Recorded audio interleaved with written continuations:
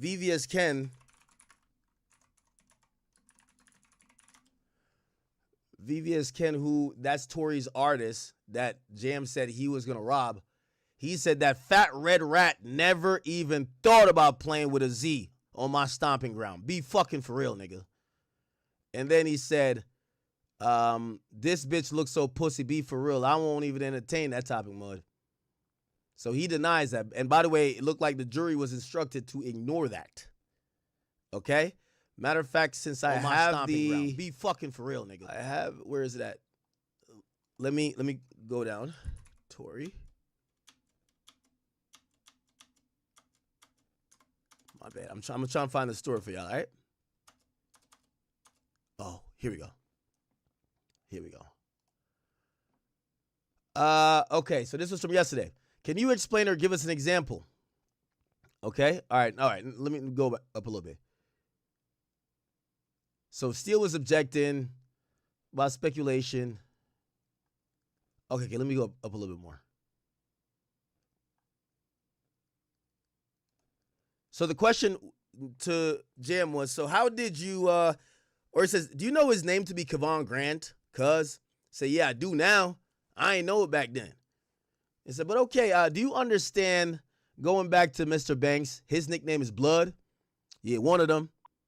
Question, one of them. What's that term, blood, within OTF to describe Banks? Yeah. Is that what you guys call him? Yeah. All right, now getting back to Cuz. Do you know his real name to be Kevon Grant? Kevon Grant? I do now. You do now? Yes.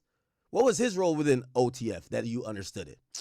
Like I said, man, I just see him handling blood money a couple of times. But other than that, it was like him always giving me guns wherever we was at. And he was always giving me hot cars. Okay, so let's unpack those two things. He gave you guns? Yeah.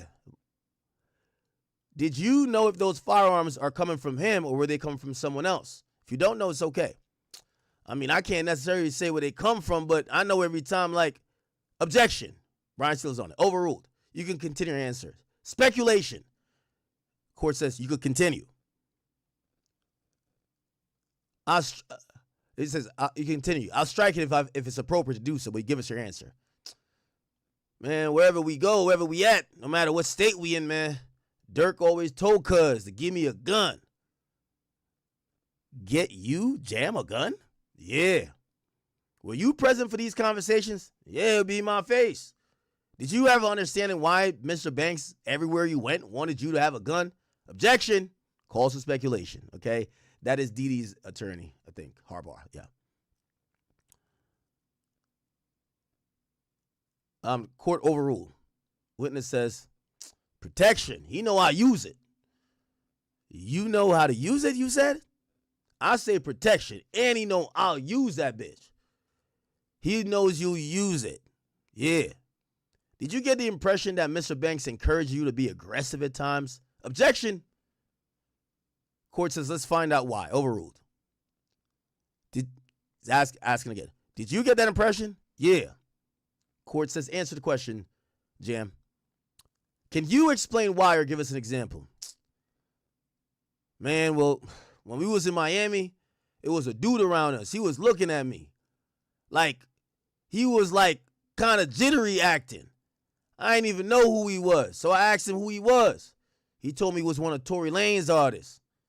And I basically told Durk afterwards, having to ask who he was, I'm like, yo, I'm going to start robbing these niggas, man. I'm going to start robbing these goofies coming around us. Like, they got all this jewelry. They ain't even got no jewelry. And Durk told me, Durk was like, man, that's what I'm talking about. That's that Jam I've been waiting on. That's that Jam you've been waiting on? What does that mean? Yeah. Let me unpack that a little bit more. You said you were at a location and, Your Honor, could we approach? Okay, sidebar. Sidebar. Okay. The court says, yes, Mr. Steele. Your Honor, I presume this testimony is about Durk Banks encouraging this gentleman to commit armed robberies. I never heard Your Honor and the court permit this to be entered. The court says it was. What specific example are you bringing up here?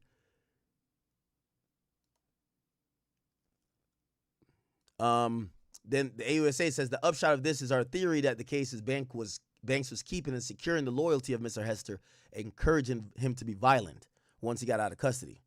The clerk says, excuse me? And the judge says, some of the jurors need to use the restroom. So, excuse me, judge, some of the jurors need to use the restroom. All right, let's start back again, 255. Cool. All right. Our theory, okay, so they're kind of arguing sidebar right here. And they said, Your Honor, we would just ask, because this came out of left field, we need clarity. And then we raised a 404B notice objection. They're continuing to smuggle it in. They have done it from the beginning of this case. They have continued from their exhibit list. This is unacceptable. Again, this adds to the basis of severance that we had sought. Now we are learning mid-trial. So if the government needs to lay it all out now before we are moving for a mistrial because it's unacceptable, it bleeds over to Mr. Wilson. Court says, all right, is there anything else here, counsel, that could possibly be misconstrued as Rule 404B? By the way, let's look at that. Rule 404B. The Federal Rule of Evidence 404B bans the use of past crimes or bad acts to prove a person's character or showed how they acted that way on a specific occasion, but allows it for other specific person. So you can't just be like, yo, you could tell this person was a robber or was encouraging this guy to do robberies, so they're trying to use that to say it's prejudicial. Okay. All right, the court says, that's not the point, blah, blah. I'm just saying it's not 404B. Okay, it's clearly that I should have been on notice. And, yeah. So if I'm going to make an intelligent, he says, I clearly did not understand that there was going to be talk about some armed robbery. So you really just have to be candid with everyone if I'm going to make an intelligent ruling. Says, yes, Mr. Steele. And so finally, Brian, this is the first time I've seen, not Brian Steele, Drew Finland speak. Be like, it's Mr. Finland. Oh, okay. Be like, yo. So, Your Honor, I just wanted to say, he said, oh, sorry, Mr. Finley. He said, no pun intended with this witness. Stole the words from me. Drew Finley cracking jokes in the court. All right. So the court is going through that. Okay, but so I think they just kind of, all right, we are going to strike that. I think that's what they said. For the record, a curative instruction. So Miss O'Connor wanted that. And Your Honor be like, you should know going to, all right, bet. So it said the court, this is the judge saying, okay, I will strike that and I'll tell them not to do it. Okay? So that's a W right there. So that Tory Lanez story got thrown out. That Tory Lanez story got thrown out, Chad.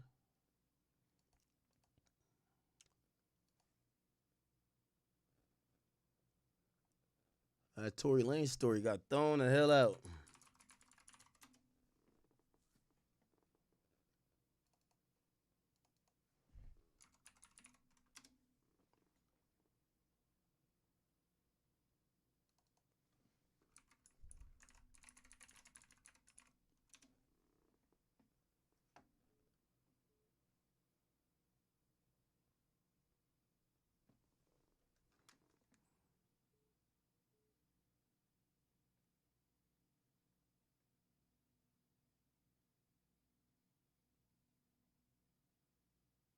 All right. I be getting called from people that I cannot put on here, Chad. Let me see.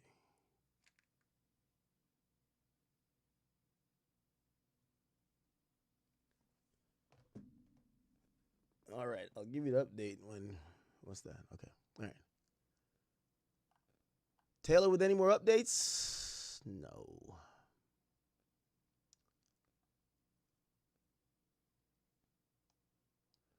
I wonder if Kanye's hanging around for the whole day or will Kanye leave out at some point?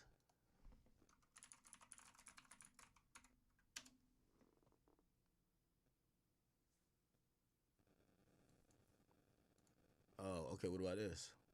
At Lil Durk trial. Right now, Brian Steele is cross-examining OTF Jam. At first, I was not down with Brian Steele bringing up OTF Jam's dysfunctional relationship with his parents, his mother, his siblings. That's a big no-no in the black community. But I see why he did it. He did it to establish that OTF Jam is a sociopath, and at times he even laughed at serious allegations, like about the time when he robbed the convenience store and splattered someone's brain on his blicky and then licked it off. He laughed about that. Very weird. Brian Steele looped it around and pointed out that OTF Jam and Little Durk's son were best friends. That OTF Jam girlfriend and baby mother is also best friends, or was also best friends, with India Royale. Then it got very interesting. Brian Steele made it a point to say, hey, you met with the federal prosecutors 31 times. You met with them 4 times in the month of May 2023, prior to your first recorded interview on May 24th, 2023. In that interview, OTF Jam specifically asked if Durk had any conversations with him about sliding for Von, and if Durk had any conversations with him about Quando Rondo and Lou Tim. He said no. So all of a sudden, he come in here and testify that Durk had a conversation about paying someone $500,000 to a mill to slide for Von in a studio in Atlanta, Georgia. That right there creates reasonable doubt to discredit OTF Jam, and right now I think Brian Steele should move to impeach him as a witness. To not know what? To not he when he was asked by the government, he never said I was offered money. He always said no. He said no to the government. He said, but there was a meeting where money was brought up. So what the government is doing is that, yeah, he might not have been offered money directly, or even be like, hey, if you come out here right now and do it, you're getting this. But based on his understanding, remember, when it comes to these conspiracies about an agreement, is it an understanding between two people? It doesn't have to be like a standard verbal agreement. It doesn't have to be a written contract. Was there some type of agreement? Now, the jury could go both ways with this. The jury could be like, well, I see an agreement here. Or, nah, I don't see the agreement. What's up? It's your boy Denot. Day 6 at Lil Durk trial. Right now, Brian Steele is cross-examining OTF Jam. At first, I was not down with Brian Steele bringing up OTF Jam's dysfunctional relationship with his parents, his mother, his siblings. That's a big no-no in the black community.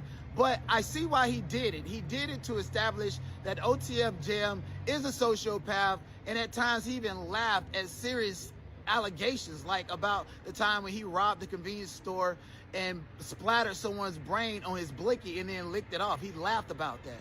I never heard the lick it off the blicky thing first. I never heard that. Very weird. Brian Steele looped it around and pointed out that OTF Jam and Little Durk's son were best friends. That OTF Jam girlfriend and baby mother is also best friends, or was also best friends, with India Royale. Then it got very interesting. Brian Steele made it a point to say, hey, you met with the federal prosecutors 31 times. You met with them 4 times in the month of May 2023, prior to your first recorded interview on May 24th, 2023. In that interview, OTF Jam specifically asked if Durk had any conversations with him about sliding for Von, and if Durk had any conversations with him about Quando Rondo and Lou Tim. He said no. All of a sudden, he come in here. There's going to be a problem here for Smirk. No, not for Smirk. I mean, for the government. So, sorry. And Denot has a point, but not really. Remember, this is conspiracy. Durk is the lead guy because they're saying he's financing it. He's calling the shots. He's the shot caller. He doesn't have to convey every single thing. Here's the thing. There is a point that Jam is told that you are here to, sorry, allergies, Jesus, to kill Quando Rondo. Here's the thing, and this is why I said there's a problem for the government. He's told by Duty Low, who is not indicted at all. It is said that when he gets to L.A., Durk won't talk to him. Didi ain't really saying nothing. Boonie Mo's calling, right? Every time he called Durk, Boonie Mo called, or he called again. He said he talked to Durk, but like really Durk wasn't on the phone. Durk never said do nothing to Von. But who actually said to him, yo, you here to kill Von, according to his own testimony, was Duty Low. Well, here's the thing. According to the conspiracy that y'all have charged for, y'all have charged all the facets of the conspiracy. Duty Low is a unindicted co-conspirator. So how does that, like, he's not even indicted. So the guy who explicitly gave the order according to Jam's testimony is not even arrested for this crime. Without that happening, how can you just say Durk made a call? You got to remember, the reason why everybody else is indicted is that they're saying, just like the Vonnie stuff with the gun, Durk had Vonnie give me a gun. So basically everything is like Durk had so-and-so do so-and-so. But here is Durk had someone who is not indicted tell me to do a crime. Nigga, Baby Duty Low wanted you to do that bullshit, nigga. You get what I'm saying? Hey, yo, it's day 6 at Lil Durk trial. You got TMZ, ABC, NBC, everybody here looking at our contents, don't want to share it. And if they do share it, they're not paying us for it. And now they're out here at the Lil Durk trial trying to take over and clout chase when they haven't even been in the court to get no notes, put in no work, no effort. I don't respect that. Nigga, fuck TMZ, fuck Harvey. You live in the Hollywood Hills where they got tunnels underground, where that shit happened to Celeste Rivers. That's why you threw Alley Hope. You and Mark the motherfucking attorney. You niggas is flawed. You niggas is fake. Stop stealing black people shit. Stop talking about black people without promoting black people. You fuck nigga. Oh, shit. Oh, shit.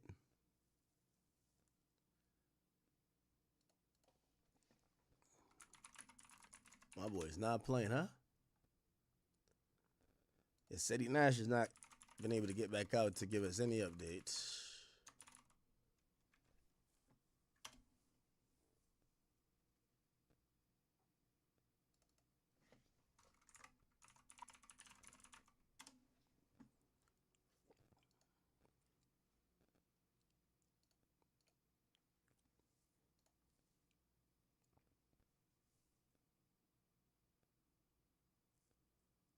Yeah, I think they were on a break. They're back in court, but we're waiting for an update from somebody.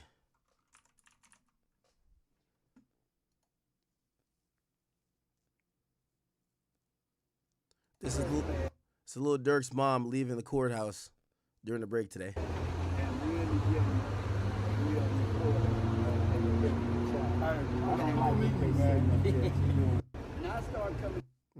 Okay.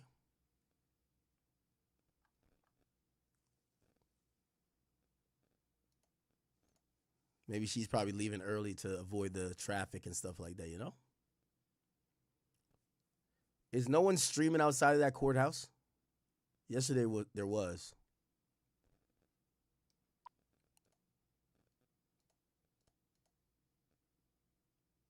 Okay, the VVS Ken thing. We see already.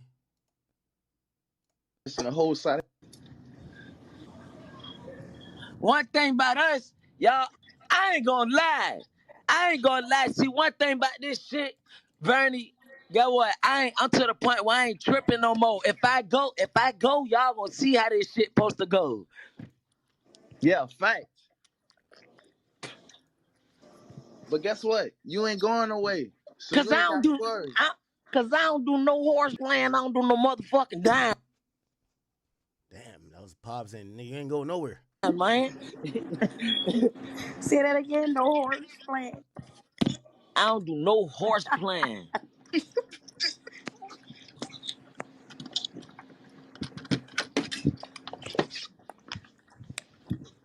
At all. Baby Joe need to learn how to work this. Man, I don't think Somebody that said baby that's Joe. my baby Joe. That is him. Baby Joe. He just don't talk. He was talking earlier. He was.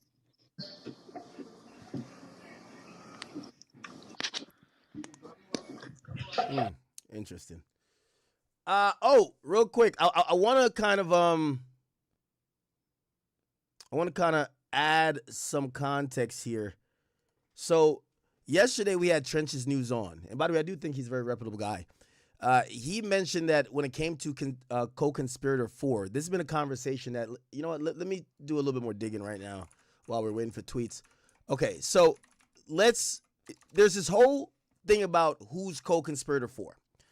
As we've heard in court so far, given the detectives and OTF Jam's testimony yesterday, Traplo Ross and shit, even Remo, they've said it's clear that co-conspirator 4 is Duty Low.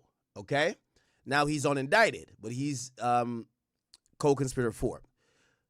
A few people believe that's not true, including Trenches News. Trenches News actually said, well, listen, that's not true. It's actually a female, or there's a female in the mix, okay?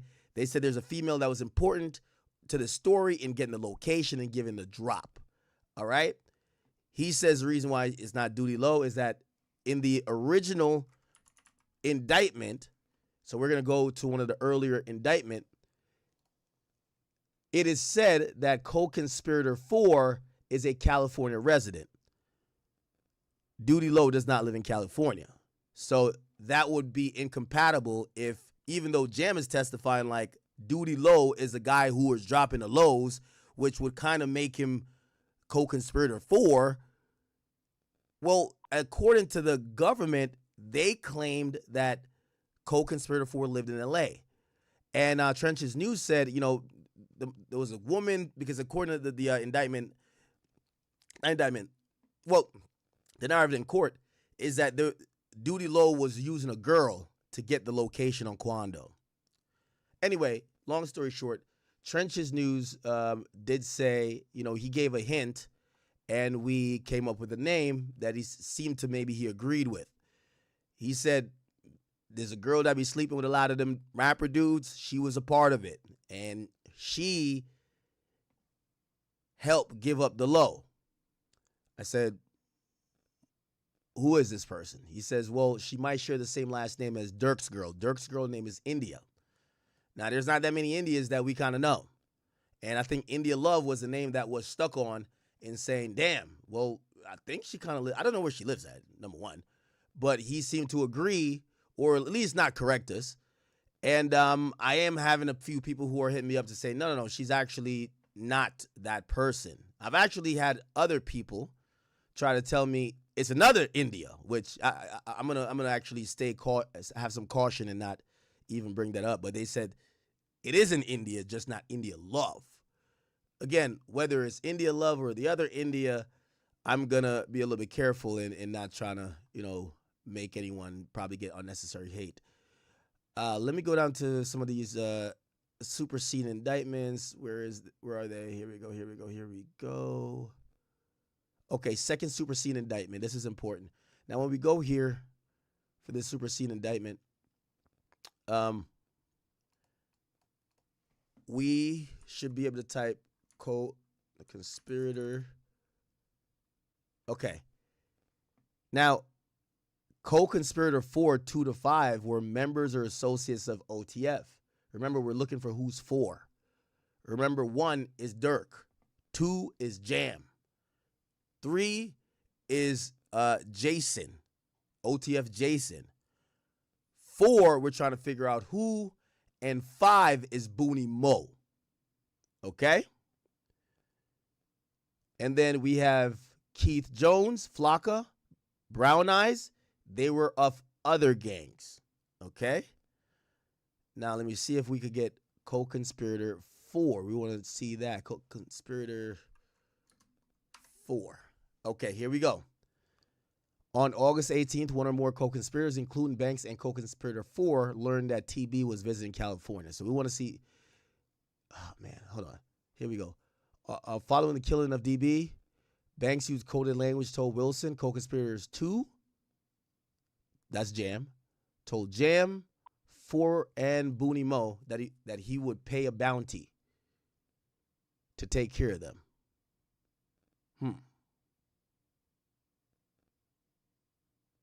I'm trying to see who co-conspirator 4 is. Banks told Jason, don't book nothing under my name. Jason but it makes sense. Jason has a company card under his name. Jason booked flights under his name. That's the thing. Under his name, but it's an OTF card.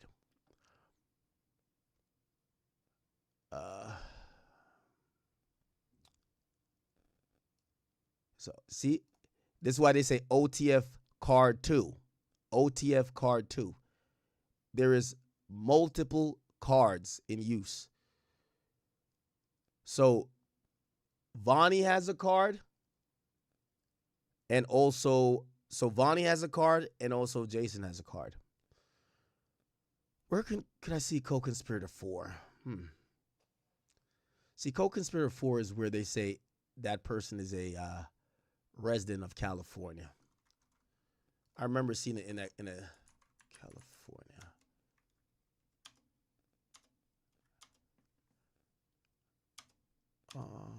Here we go.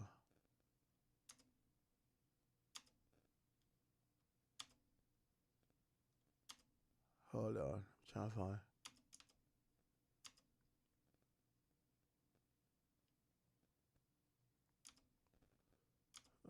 Hold on. Okay.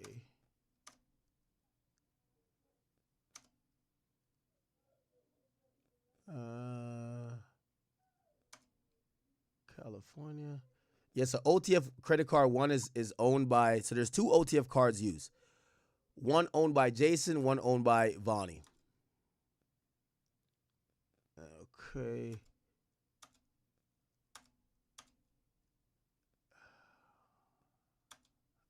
Okay, I can't find it. It said resident. Okay, so this is the second superseding indictment. Let's go down to the first then. Or the first complaint. Okay, here we go. OTF indictment. Let's go to the complaint first. Actually, no. Let's. I want the indictment. Okay. Resident. What?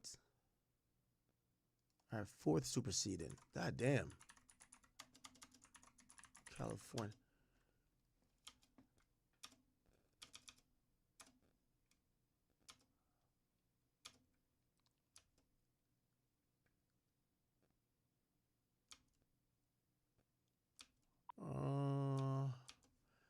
Okay, I'll just Google the document. Co-conspirator for California resident durk case. Okay, all right.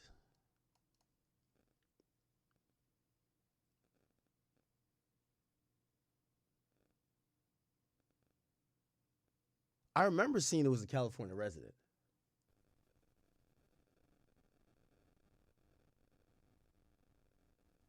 Because there's been so much talk about co-conspirator 4.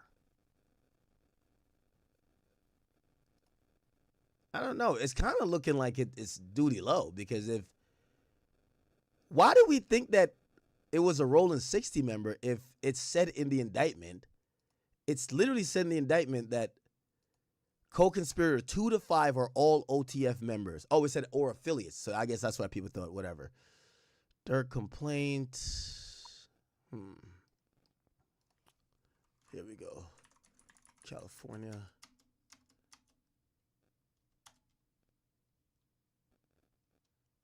Okay.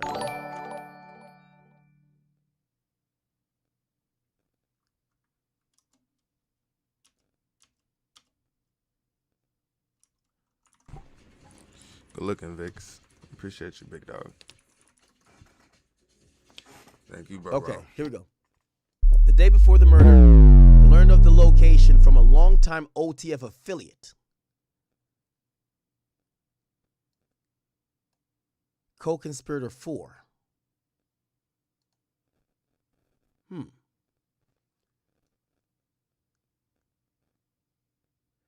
Chat, do y'all remember? Do y'all remember? I remember it was mentioned. It was definitely mentioned. Government acts for detention. His arraignment. Conspirator. Okay, that's a detention thing. I got nothing to do with nothing. Let me see. Motion to dismiss. Yeah, I don't know. Okay, regardless. Yeah, it's looking like Durk's I've been getting conflicting reports. I just want to say that. Cat. Okay? So Mrs. India Love, I'm gonna apologize for the done right now. The assumption that probably came away from that stream that may have labeled you as co-conspirator number 4. I don't know. Trenches News, someone who's reputable in covering this case, he's usually been pretty right. He seemed to agree. He said the woman had the same last or the same first name as Durk's girl, which we all know is India. And you're one of the few Indias that is kind of known to the hip hop world. I have gotten other people who have chimed in who have said, well, there's this other India that fucks a lot of rappers too. I don't know what that means. And they claim it's her. I don't even want to get into that because, number one, I don't think the government's going to mention it. And, you know, I hope you're not involved in that type of stuff. I would hope not. But, yeah, apparently there is another India. That's what they're telling me. Now, granted, maybe there's no India that has anything to do with this situation at all, right? Because I'm kind of looking at it. That's why I was going through these documents to see who the government described as co-conspirator for. I mean, they clearly said it's a member or it says longtime member or affiliate. I don't know if they were talking about a girl or some random weed man. Why describe that person as an affiliate?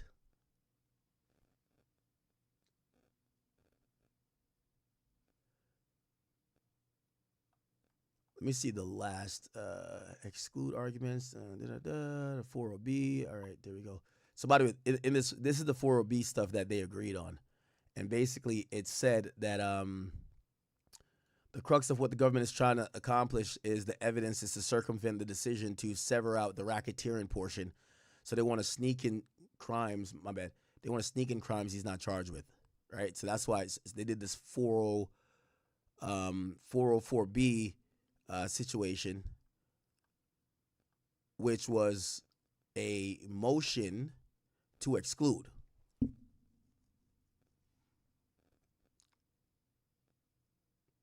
Yeah, I used to have it in my notes. Let me go to my notes. I used to have it in my notes. I remember I went over this shit before.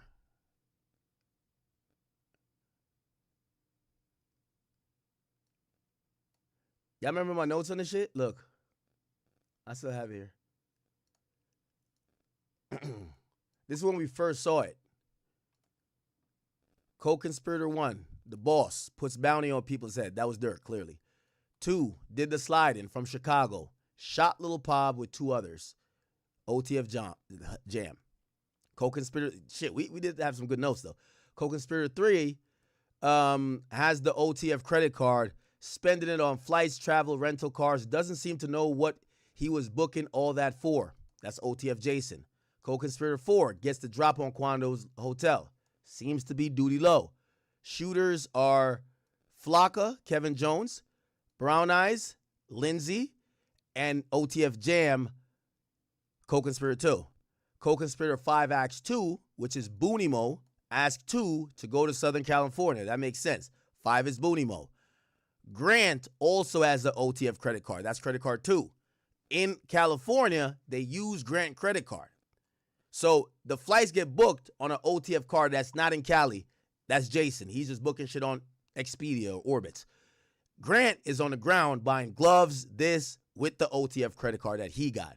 Remember, it's a company card. Their name is on the card. So this idea that when Durk says, don't book nothing in my name, well, Durk's name is not on the credit card. Is it Durk's company? And by the way, apparently it's not even an OTF card. It's something called Astronaut Sounds. Houston was the driver of the Infinity. That's Boogie. Okay? With passenger Flocka, Brown Eyes, and Jam. The BMW only had 2 passengers, Grant and Wilson. Possible cooperants. Lindsay, who didn't. Jones did. Boogie didn't. His case is severed. And co-conspirator, which we knew then. So we were 2 out of 4. Jones is a snitch, and Jam is a snitch. Top target, co-conspirator 1, Big Dog. That's Durk. The second person who's kind of cooked, the guy with the switchy. Remember. Okay? Or I think they claim. Oh, so was it Jones with the switch? That's Flocka. 18 shell casings recovered. Jam's real name, Casey J. Hester. At least we looked up Jam back then. Okay, all right. And then we got into it. This was Durk stuff. No, I mean Diddy stuff afterwards. Okay, good. Yeah, I keep my notes, chat. Okay. So look like if we got that from the first indictment, I think we got that from the first indictment, y'all. Or the complaint.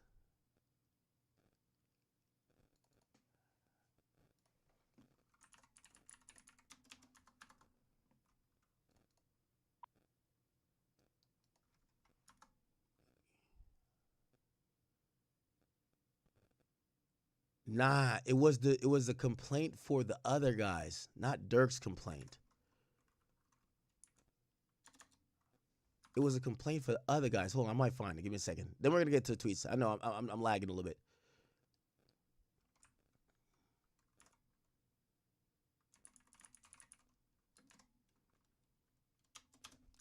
Yeah, I gotta go for the other guys stuff. Didi and others.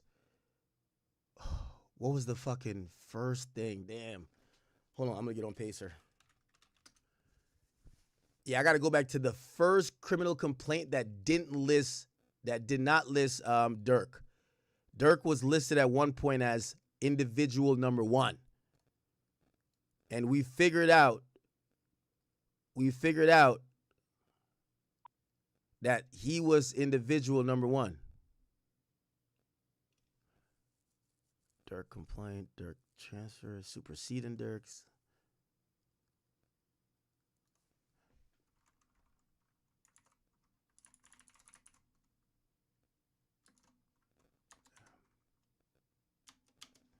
Yeah. All right. Anyway, while we search for that, let's see if there's any new tweets. Okay, Durk's mom left.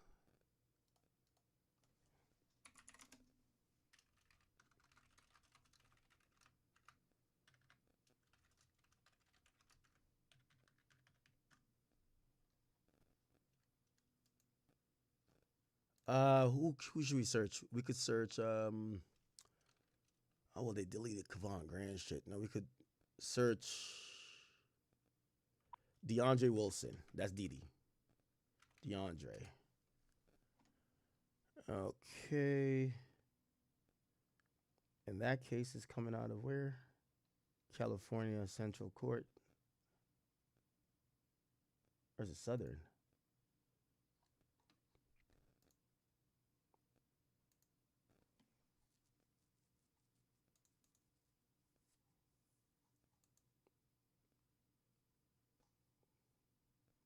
Okay, yeah, this one doesn't have Durk. I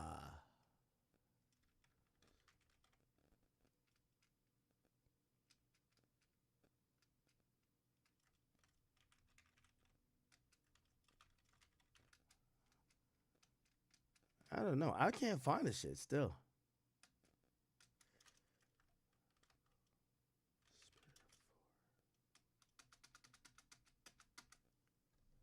Yeah, can't find it. Never mind. Fuck it. Fuck it.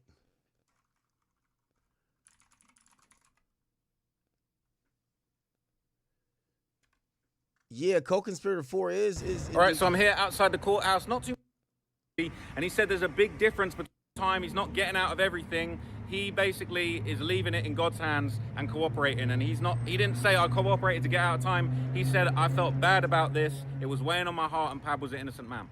So a lot of the Durk fans have been saying there's no evidence, no one was ever paid, there's nothing, but it turns out apparently Durk might have actually finessed all of the hitmen, allegedly, out of any money. So we heard yesterday that there was a conversation in a studio where Durk basically said to a bunch of alleged OTF members, like, look, anybody that kills Quando or Lil Tim, you're gonna be straight. And somebody said, are we talking like half a ticket or $1 million? And Durk just said, hey, you're gonna be straight, you ain't gonna have to worry about nothing. So basically, apparently all these hitters that got involved in this hit went and did their thing. It sounds like nobody ever got paid. OTF Jam said he never got paid anything by Durk, even though he was definitely expecting something. As far as the murder, he says he was never paid anything. But what is interesting is that he said, all right, because Brian Steele was licking his lips thinking, oh, he didn't get paid, this is going to be lit. But then the feds basically said, but you were expecting something, right? Because that conversation in the studio, people talking about meal tickets and Durk saying you ain't going to have to worry about nothing. He was like, yeah. And then they said, Jam basically said, look, I was never a rapper. I'd never dropped a verse in my life. And then within a few months of the murder, I was recording my first song, the Federal Freestyle. I got paid 10K for that, and it was on the OTF Loyal Bros album, okay? I think it was Loyal Bros 2. Obviously, I've said before that this album is like the ultimate self-snitching album. It's basically got back-to-back confessions. Booney Mo got a song on there called They Know That We Did It, all right? So that's what was going on, okay? He got his 10K, but apparently everyone was getting finessed. Apparently, two of the other shooters that were there, they were basically on Vonnie's ass talking about when we're going to get paid at the In-N-Out, and apparently Vonnie gave him the slip. He basically put him on the phone with Durk and said, basically, they was asking, yo, Vonnie, are you going to straighten out the money? They got Durk on a FaceTime, and he said, I got them. They're going to be straight. And then they left. So I don't know if Durk ever paid him anything after that. It sounds like Durk might have inferred that people was going to get $500,000 to $1 million for killing Quando, and then basically he just didn't give nobody nothing afterwards. Maybe he thought that was going to be slick, and like, oh, if I promise hitmen something and don't pay them, then are they going to be able to get me? I'm not sure that's really going to fly, but I'm sure if anybody is going to make that point well, it's going to be Brian Steele. But that was pretty interesting. I'm not gonna lie, Jam getting 10K to appear on that project definitely was interesting. I thought they were gonna play the Federal Freestyle. They didn't play it, they just showed it. They showed the cover art for Loyal Bros 2. And I ain't gonna lie, the Loyal Bros 2 cover art was looking sus too. It's just 5 hooded masked individuals, and you thinking, wait a minute, isn't that exactly what was sent to go and kill Lil Pab?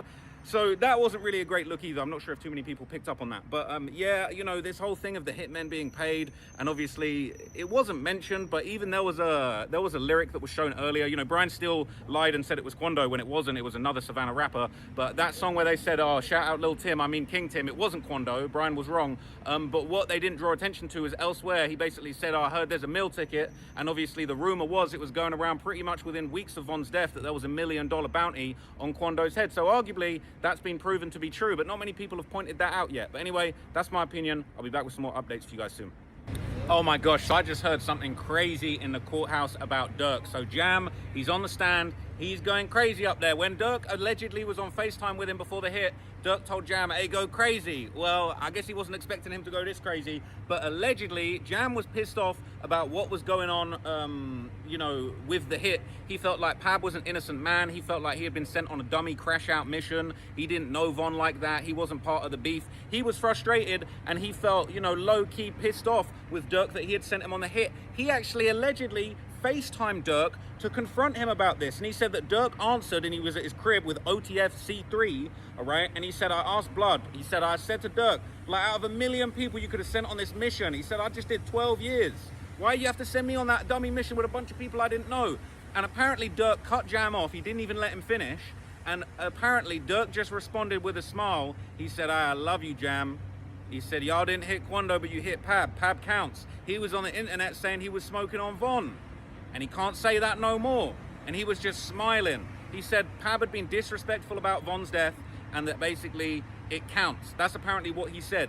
And Durk was smiling at him on FaceTime while that was going on. And what's crazy is Pab later said the reason why he told is because he felt like this whole thing was weighing on his conscience. They killed an innocent man. Pab ain't have nothing to do with nothing, but Lil Durk allegedly didn't see it that way. Now look, if you've seen the long 4-hour documentary I did probably like 2-3 years ago now, I've known about this case for a very long time. I did a documentary called Demon Slayers, all about King Von and Lil Tim and all of the things that have been going down in Savannah, Georgia before this happened. If you've seen that, you'll know that no disrespect to Lil Pab or his family, but you know, he was on a Clubhouse call with OTF members dissing them. He put up a few tweets that were kind of making fun of King Von, and he was standing on business with the Rolling 60s in Savannah, Georgia. He had his own RICO case that he was going to be facing. If Pab was still alive, he might have been facing these RICO charges to do with a car theft ring. That's no disrespect. That's not to say that he deserved it. He wasn't there when Von got killed, and this didn't sit right with Jam. Apparently, basically, Jam kind of thought, like, this isn't what I called about. He was surprised that Durk was talking so hot on that phone. He said, I called to ask why he put me in a situation with goofy dudes that I didn't know.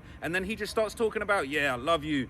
Like, you didn't hit Quando, you hit Pab, it counts. He was on the internet saying he smoked. So he was just like, what the hell? Like, I didn't understand. He said, I wasn't close enough to Flucker to be doing that with him. He sent me out there with goofies that I didn't know.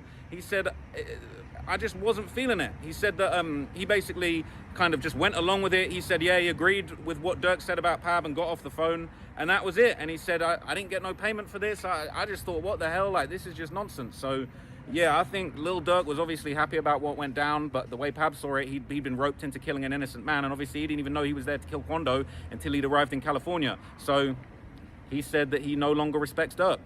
All right, so I just see Kanye for the first time. I just see Ye in the courthouse, okay? And basically, it was pretty crazy to see Ye in the flesh. He kind of walked in late. He wasn't there for the very start, but it seems like they low-key be treating the celebrities like VIPs in court, because Machine Gun Kelly was able to cut past all of the media a couple of days ago. Ye...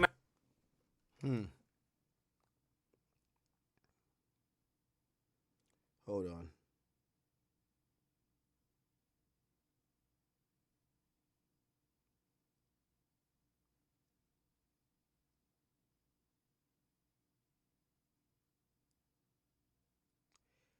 I mean, I guess like I'm trying to. Yeah, no, Remo. I got told the same thing.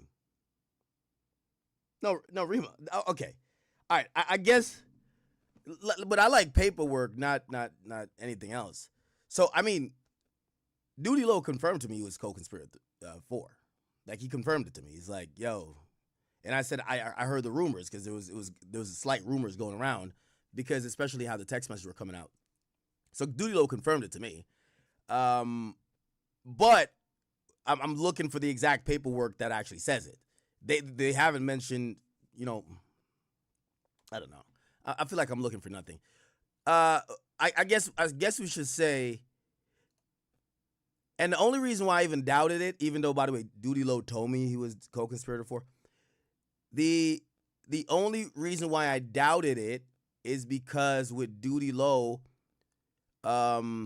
it said that the person was a longtime California resident, and I haven't known Duty Low to live in California. I thought he lived elsewhere. Anyway, whatever. Let's get over it.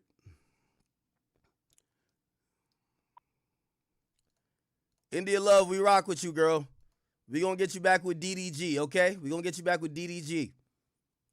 But y'all leave India Love alone, man. Even though they do say there's an India that's a backdoor, they're just saying it's not her.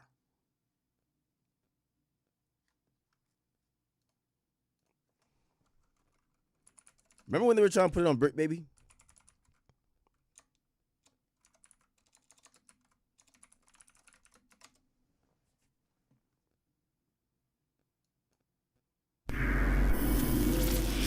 Might be some magic in the air. I'm back, baby. Yeah, you're officially a repeat guest now.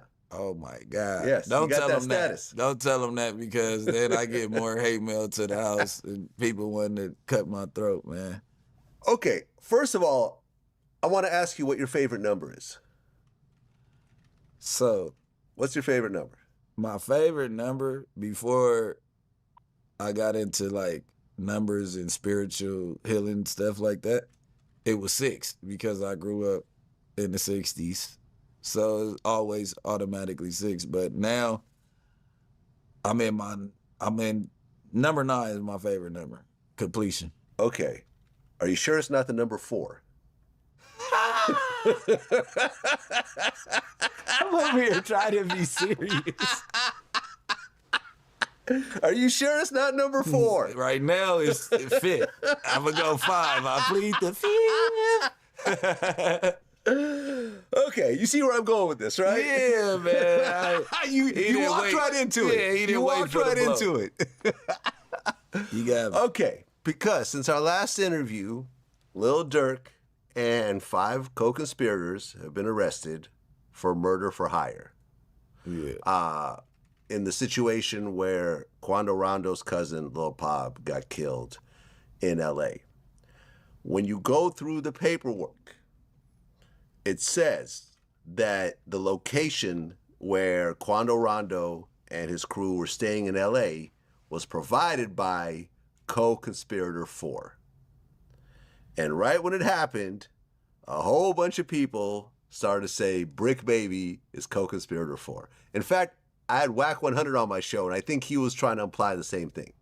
So they said that I, or co-conspirator number 4, is I'm the one that provided the location to OTF. Lil Durk, yeah. Yeah. I mean, Nah, people ran with that narrative so crazy because you got to think about it. Quando also drops his flag at some point. And people had the narrative of Quando drops his flag because he got betrayed. Man, he got betrayed by the Rolling 60s. They were saying it was a Rolling 60 member who did it. Quando Rondo drops his flag. This was him on why he dropped his flag.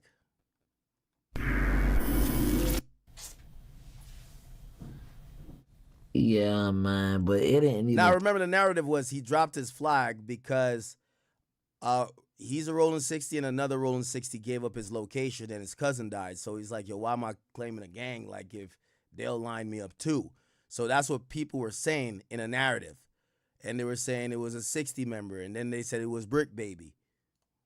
Took that situation for that happen, for me to start feeling like that, man. It always come down to realization, what you realize. I done realized certain stuff and been like, man, I don't care about us, man. We from down south. They just want to use us. They just want to come sit in our spots. They just want to come. I don't know, man. I ain't with none of that shit, my nigga. Cause you know what's crazy? Stanley Tookie Williams resigned from Crips. You know that? Yeah. He won a Pulitzer Prize.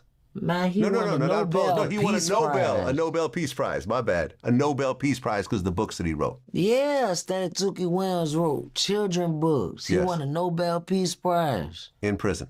Man, in prison, bro, I know. Man, bro. Stanley Tookie Williams resigned from Crips. And he was the biggest. Him and Raymond Lee Washington. Yeah, he was one of the founders. Raymond Lee Washington was the co-founder. Yeah. Them boys made Crip to protect the community from crooked cops at first. They was bodybuilders. Right, and racists and everything else like that. I just said that. I really didn't want to say that. They really was protecting the community from crooked white cops. Yeah. But I didn't want to say that. No, but that's the truth. It is what it is. Man, bro, man, bro. Yeah, man, shout out to Big U, man. That's my homie. You know, I've had him on the show. Real stand-up dude. Yeah, for sure. Bro, I'm just saying, Stanley Tookie Williams, he resigned. Why? I don't see. Ain't nobody really running around. Bro, basically what I'm saying is if he did it, it's a lot of more people could do it. Yeah. You could resign. I feel like you could resign, but it should always, it's one rule about anything you stand on. I don't care if you an alpha or... Okay.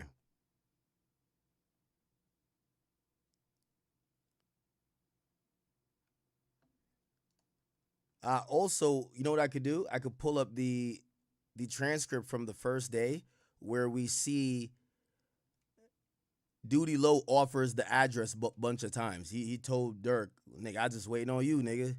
Now, granted, supposedly he did use a girl to get the address. So apparently Duty Low got a girl to get the address.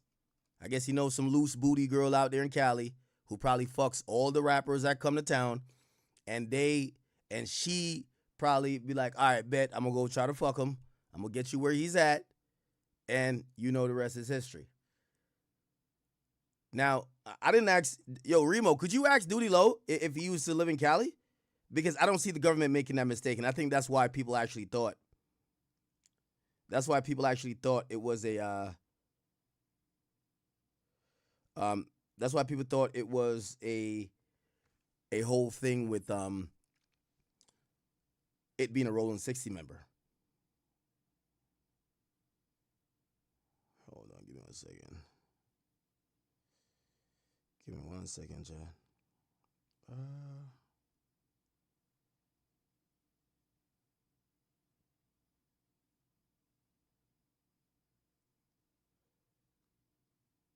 All right, let me hit Wack. Apparently, Wack has the details on this, man. You know, Wack and the exposers. Man, don't fucking call Whack, bruh. Here we go. Don't call Whack, my nigga. It's our first call today. Talk you want, airhead. We're live. on the Adam and Wax show. Are we live? That's a fact. What up, Act? Now it's good, man. I was really calling Wack to see. So we're covering the case. This idea of like co-conspirator 4. Yo, everybody ran with that. It was Duty Low 5 days ago. I told you that. A lot of people, everyone thought it was Brick Baby though. I forgot how we all did. Duty Low told me it was him 5 days ago before it came out. We all thought it was Brick Baby at first too. We all thought it was Brick Baby. Okay, why do you think that Duty Low even told you that? Because he told me that too. But here's the thing. I mean, well, he told me some more shit today that's even more disturbing. But I'm listening. But we got to think about it. So co-conspirator 4, which is Duty Low, he's the one who gets the location. He's the one who basically, Jam said on the stand. Jam said on the stand, he never knew why he went out to California. He said he couldn't get Durk on the phone. One time, Didi like showed him Durk on his phone, but he said he called Durk. Durk would not answer. And he called Durk again. Booney Mo called him. And he said Duty Low called him directly at one point and said, nigga, you're out here to kill Quando. That's crazy. Listen, so today I get a call. Yeah. Duty Low's upset with me. What'd you do, Wack? I went under Seti Nash's post and said, if they don't arrest him in 5 days, I'm going to be scratching my head. So he calls me, Wack, what's going on, bro? Why would you put that? I said, look, bro, you told me you were co-conspirator number 4. You told me your attorney told me as long as you wasn't indicted before they picked the jury, you're good. But this man got on the damn stand and said, you told him he was out here to kill Quando. Yeah, that was crazy. This is what threw me for a loop, Act. By the way, that's the Jim Jones calls, right? Just how you say Jim Jones made an order. You said when Jim Jones made an order? Well, but the difference is the fans had the Jim Jones call on wiretap. They don't have this one, right? Okay, you're right. Duty Low then says, I knew exactly what Jam was going to get up there and say. So I'm saying, so you telling me the feds questioned you and told you what Jam had already said. Because for you to tell me you knew exactly what you were going to get up there and say, either A, you really told them that shit, or B, they already questioned you and told you what he said. And if so, how the hell you beat the indictment? What was the answer? You got me in suspense.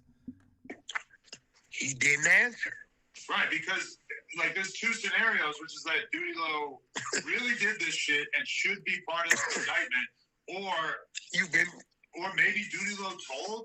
But it seems like if that was the case, that Duty Low wouldn't be outside the courthouse protesting. No, it's so interesting because even after, right? So I got the indictment up here. Even after it says co-conspirator 4 was in a text messages laughing at the news reports that Lil Pop died. So he dropped the low. He supposedly gets on the phone with Jam, says, Jam, you're here to kill Quando, and he's laughing with Durk and crew. Afterwards, it's tough. And by the way, they also say they said after the death of Davon Bennett, which is King Von, they said that in co-conspirator 1, which we now know is Durk told co-conspirator 2, 4, 5, and 6 that if they could kill Quando or Lil Tim, there is a bounty for it. That's what it says in the indictment. Now, granted, they're kind of substituting this for an alleged some meeting at an Atlanta studio where Durk says, yo, listen, 6ix9ine is laughing at me online. Yo, somebody got to do something. And if somebody do something, they're set for life. I told you, I just threw it at him. I said, bro, we got to credit 6ix9ine for the peer pressure of Lil Durk. I think Lil Durk would have just let it go if 6ix9ine wasn't pumping it the way he was pumping it. I think you're ignoring a long history of Durk being dead set on getting revenge against people that wronged him for years before that. But definitely, I think 6ix9ine was giving him a little bit of kick in the ass to get the plan going. No, I'm gonna be honest with you. 6ix9ine plays a bigger part, and I hate to give him credit because he's like a gnat. You can't get rid of him. Once he gets a little point, he will never shut up. But I gotta be honest. Let's put things in perspective, right? Okay, so Lil Pop dies. Durk says he can't enjoy New Year's Eve because his man died. Nobody's sliding. He's telling his people who are saying, "Look at these guys talking about me. They're laughing at me about this slide for Von thing." Now, that puts a lot of things in motion because every movement that contributes to the crime happening is Durk basically saying, we need action immediately. So, I don't know. I'm not giving 6ix9ine credit for this happening, but he's definitely a factor in terms of, and I guess you could just sub him out for Instagram comments or for nigga, whatever Durk feedback. was gonna get his get back That definitely regardless. made Durk move a lot different. Stop I can't playing. lie. Hey, bro, let me ask you a question. Yeah. Do you think it's going to be the words of one guy that convicts him, or do you think it's going to be everybody? I don't think Jam's testimony means shit, but just him stamping, yeah, we killed him. We was there. Yeah, all Jam proved was that he's a flunky. Jam, he got his shit off by saying, and I think he was trying to serve up some sympathy points. He said this is after he allegedly may have done stuff for Durk already since he got out. Because that's what Brian Steele's crossing him on now to say, why did you just change up after this? You seemingly were down to do other things. He testified that Vonnie was putting a gun in his hand every time they went to a new city. He testified that he was thinking about robbing niggas. So he wasn't some guy, he testified today saying, you know what? I have a child who I never got to know because I was locked up. So he said I was mad at Durk because he put my freedom in danger. So Brian Steele is kicking his ass saying, dog, you told Durk you wanted to rob people. You came out of jail not on some I want to be a father. You came out of jail saying, I'm the guy with the reputation and that they fear, whatever. So Jam says he was mad at Durk because Durk sent him on a dummy mission with a bunch of goofies. He said, first of all, he didn't know Los Angeles at all. So he didn't know he was killing somebody in Beverly Hills, how significant, how important. He had no idea. We all said that. Like, what the fuck are you doing? He said when he got on the plane, he said, first of all, Booty Mo told him to come out there. He said he gets to L.A., and he said him and Durk used to have a one-on-one relationship where they could talk to each other. Durk would call him frequently in jail. He calls Durk phone. Durk does not answer. Then Didi and Vonnie. Vonnie is the guy who was helping King Von pick out the stuff in Icebox. He's a cooperating too. Basically, they all look at him like how whack. You see, you as a street dude, look at me. Imagine you about to go on a drill, and you fly out somewhere, and I meet you at the airport, and I said, I'm gonna get you all you need. And I give you the mask, the gloves, all the stuff, and you look at me like this goofy nigga is not about to send me off to do a crime in Beverly Hills. So he got mad at that. Also, the whole drill was scuffed. He tried to call it off. He said, while he was on the way, he seen that the guys he was with, they're nervous. Like, they're all like frantic. And he says, he tries to tell Didi, let's call it off. Also, he felt he got suckered into pulling the trigger because when he gets there after they told me here to kill Quando, one day they're stalking Quando. Quando's riding scooter outside. You know about the Level Hotel? Yeah. He's riding scooters out there. And when he's riding the scooter, like they kind of see them now. So they already got the drop. They see him. Didi takes the gun and puts it against the window. They're in a car. And he said, man, I could kill these niggas right now. Now, that's important because the next day when they're actually following around the Escalade, Didi, who had the gun in his hand yesterday talking about I could kill that nigga right now, but apparently they seen some cop cars and said no. Didi gave the gun to Jam and said, hey, big bro, take this. I'm rusty. So he told him he was rusty at doing the killings. Bro. He was rusty at doing the murders. So he passed the gun off, and then he sits in the car, which, by the way, here's another thing. Jam is such a square in the sense of, like, he's just not a criminal. Of course, for the car that has the shooters in it, it's the stolen car, it's the hot car, whatever they call it. He books an exotic rental from a rental place not only did he book the exotic sprinter from San Diego, he books an exotic rental, and he follows Quando Rondo in the exotic rental, knowing they got no guns, him and Didi, and that's how they track that rental back to Durk's house. Complete rookie show, and yeah, I think James just kind of found a way to realize that he could finally cleanse his record by just taking a plea where he admits to everything he ever did. Also, Durk wasn't giving up the bread. They said Durk kind of nodded and agreed to $500,000 to $1 million. And that has to be motivated. But all right, when Jam is saying that he basically had like a come to Jesus moment, and when they killed Lil Pab, that he felt horrible and he felt so bad. Like, I was kind of under the impression that a dude like OTF Jam don't got no goddamn feelings. That when it comes to killing his own, he's happy to do it. You believe that, or all you think he's saying that because that sounds good in court? He don't give a fuck. He's lying. I have on my stream Instagram page. It's basically like an obituary. The guy who he killed in Racine, he killed a guy in Racine, Wisconsin. We have the story. It was a 41-year-old father. He gunned down. Remember, he put the gun to his head after his OG said, yo, I know you shot him, but he's seen our faces. He gonna tell. We gonna go to jail. And he shot him in the head and killed him. The guy's brains was splattered over. He had over 16 years, or actually 13 years to feel bad about that crime. You killed a man in cold blood. He had kids, wife, all that. He never, ever confessed. He never, ever did nothing to atone for those sins until he had a favorable deal from the feds. So if you only find God when you can find a way out of jail, I might have to question how sincere you are. Hey, listen, man. I'm just glad that I've long since removed myself. You were never doing shit like this. Get the fuck out of here. No, you're right. I was never doing shit like this. Kill somebody in West Hollywood in front of their hotel. At the gas station. No, listen, you missed the point. I long since removed myself. You can't remove yourself because you were never really getting down. I've never ever. You're right. You got no skits. Do I look like loose cannon? Hey, motherfucker. Hey, by the way, you're right. I ain't never did nothing. No skits. Hey, by the way, these guys were such. All I got is Skittles. Hey, by the way, these guys were such fish out of water. You know, obviously they go to California. They're trying to kill him at a dispensary. They send one of the eventual shooters. His name is Brown Eyes. He walks in there. I guess if they've never really been to Cali like that, but they're seeing the dispensary. They realize, I guess in all Cali dispensaries, there's a security guard, and they realize Quando's in the back. So they say, I'm not going to do it there. They was going to do it at a clothing store. When they go to the spot, they were like, you know what? Let's kill him in bait. And then they look. They're like, I think these guys are going to be able to lock us in here by pressing a button. So that's how they waited at the gas station. They thought about it like a bunch of times.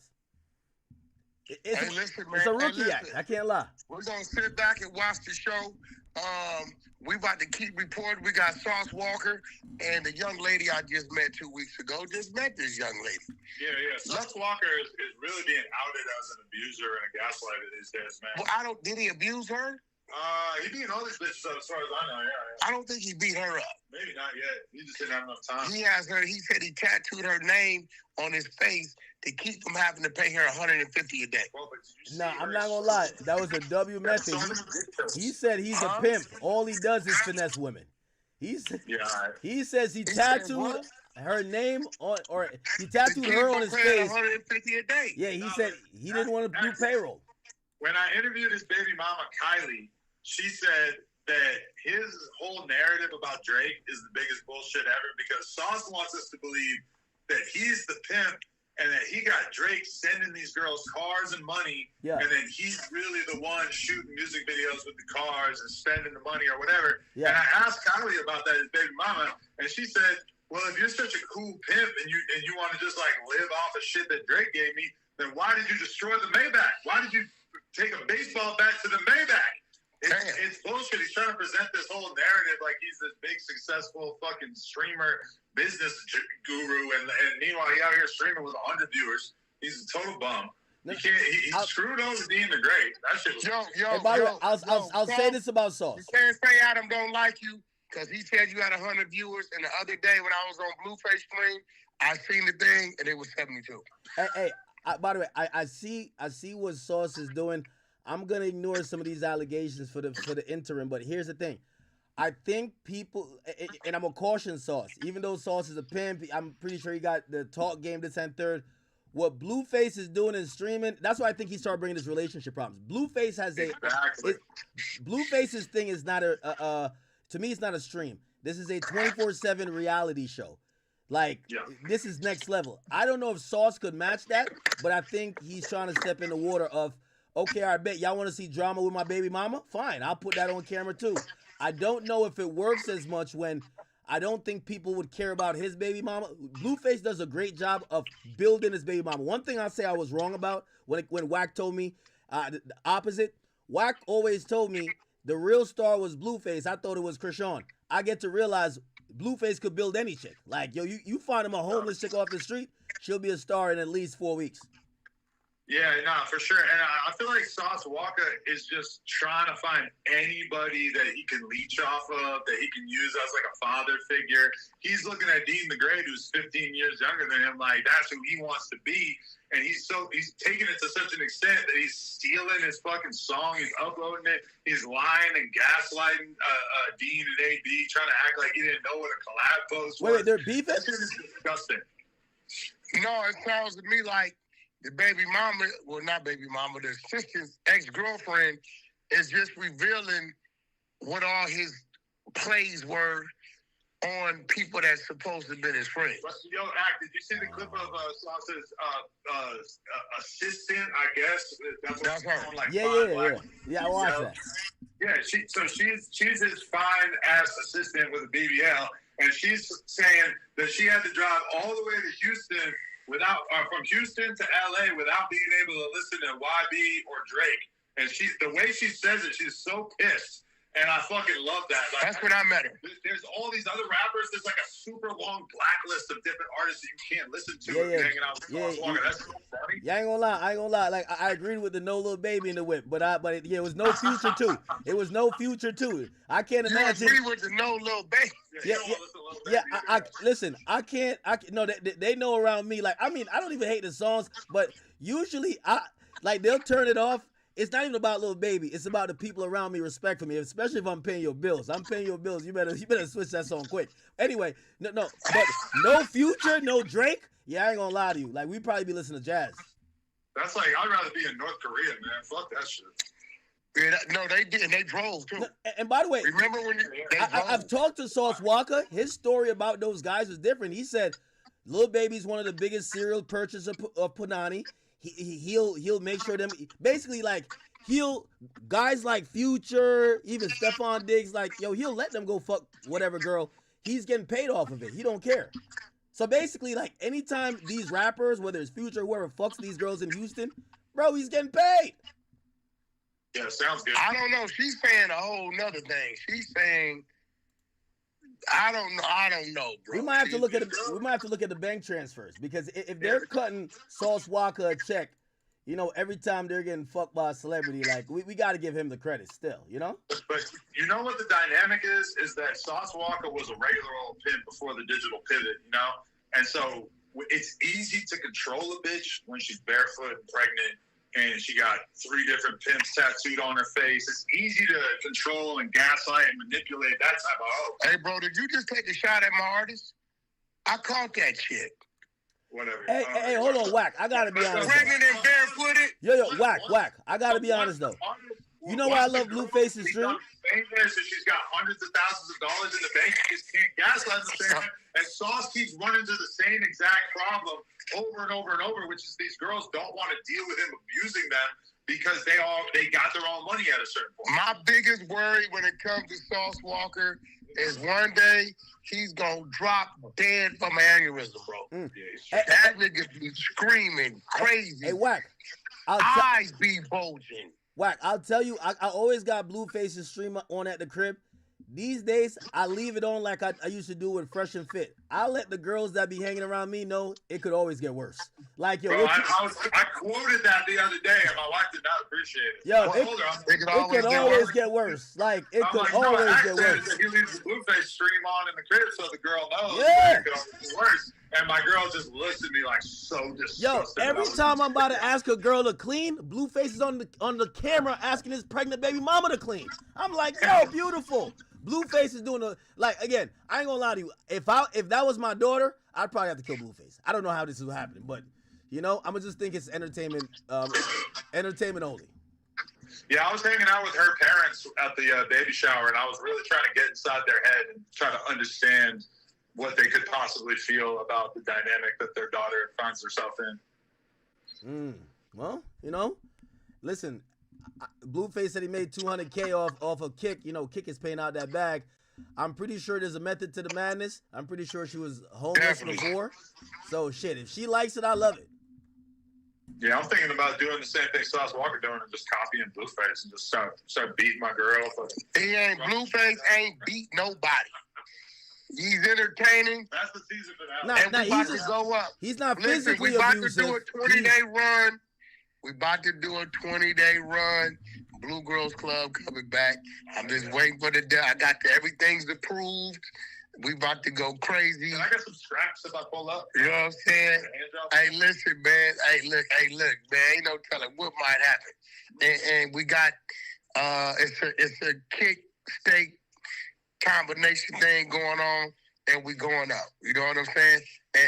And on top of that, once we finish that, then we coming back with the Ray J. You know what I'm saying? I'm putting this. It's called Rahab. Are we ever gonna get an update on Ray J's health? I'm putting him in Rahab. Is that like a rehab? There it go. But Lush can go there too. Yeah, you can pull up. Nice. But hey, Ack, we about to finish this stream. I'm gonna hit you when I come out. I got this dude just pulled up. He don't wear deodorant. We got to see what's going on. We're not even done. We got All right. Yes, I think it's Duty Low.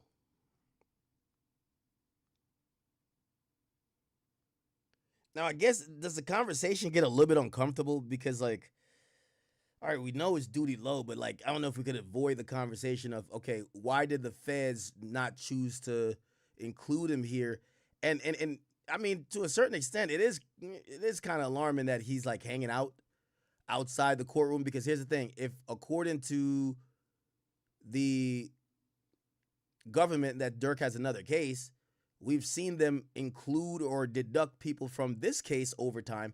Who knows that? I know this one already started, so they won't do it, but we don't have a date for the next one. They could just include his ass in that one. All right? Because that is a more broad, overarching thing that's it's a vicar or vicar or whatever. All right. Do we have any updates?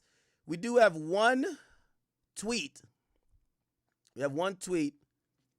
It says, Steele asked Jam about his ranking of black disciples as a black disciple minister. Jam says, I'm not saying everybody in this courtroom is violent. Steele said, are you violent? He says, I'm not the only minister. Dee Dee's a minister too. I'm not too sure what that's supposed to insinuate. Do we got any updates from the guys? Here we go.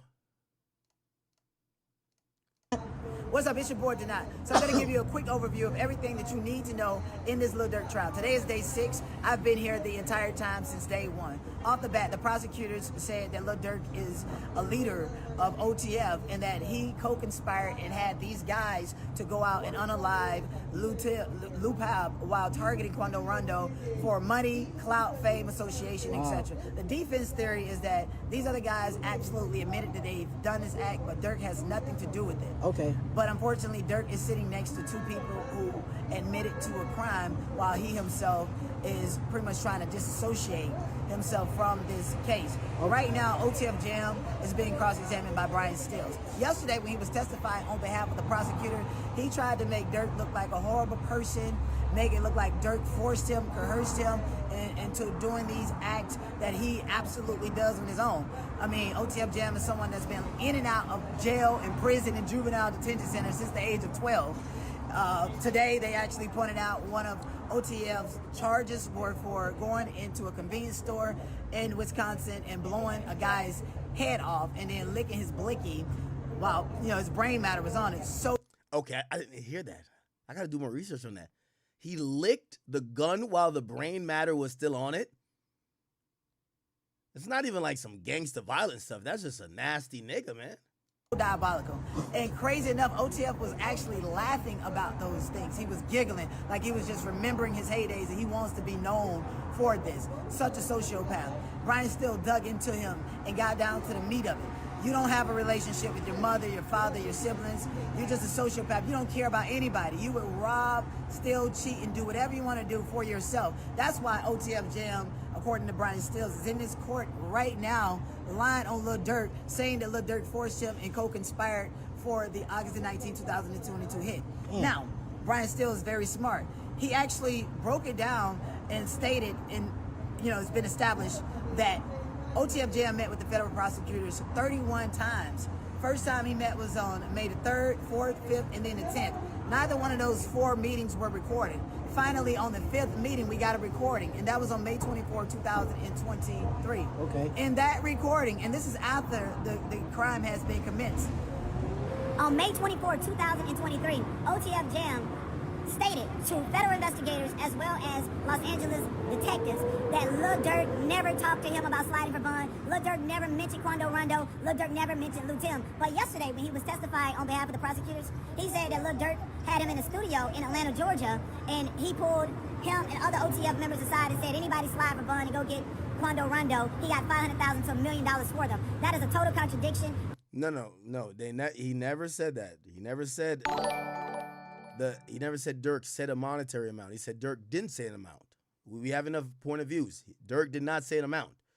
Durk says anyone who slides is going to be good. And then people start insinuating or suggesting what that would mean. And then he doubled down by saying, just trust, niggas going to be good. And right now, my legal guess is that Brian Stills is moving to impeach him. And if that doesn't work, that raises an appellable issue for credibility of the witness. What's up? It's your boy Denat. So I'm going to give you... All right. Then we have this. What you call your home? What? Okay, that's India Royale. Okay.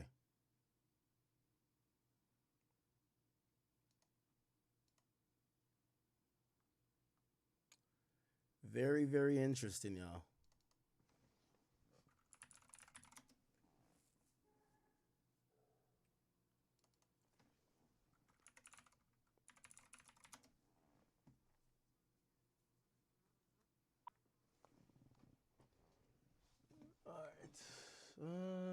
Yeah, Trap's only plug for us. What about Seti Nash? Does he have video up? Yeah, nobody's actually doing that, huh?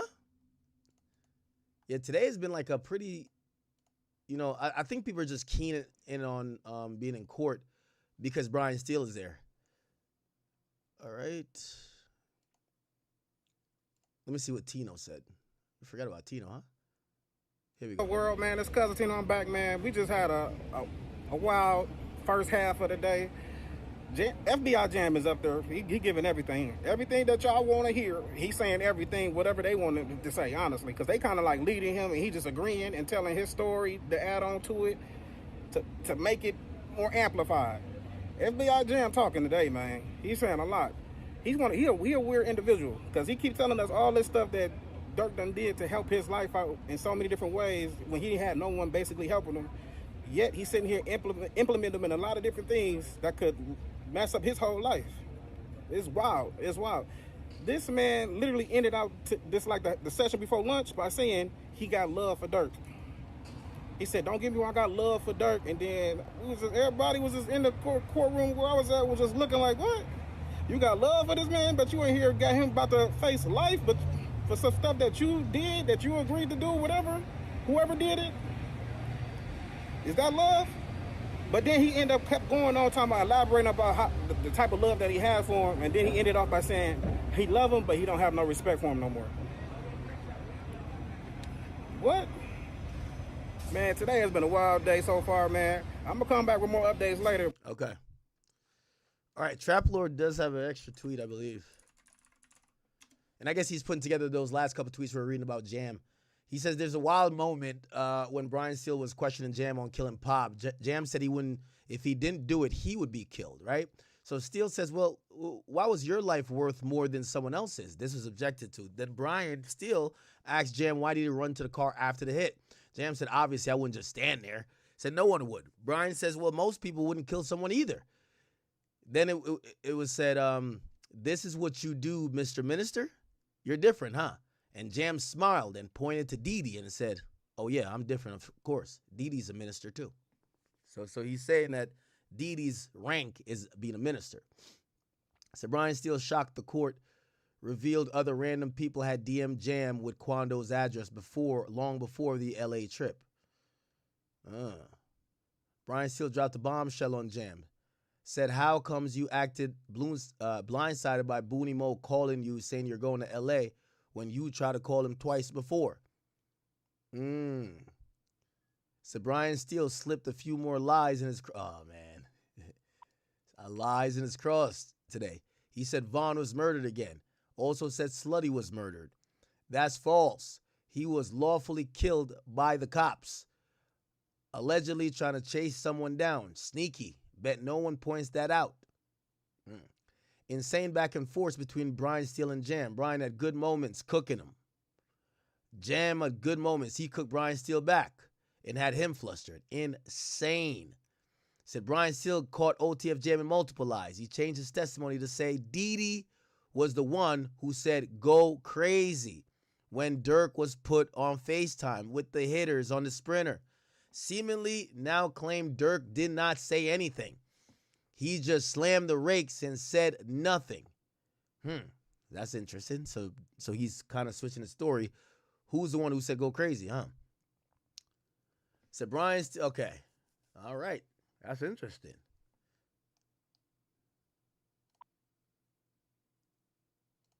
So that's some update, right? Here we go.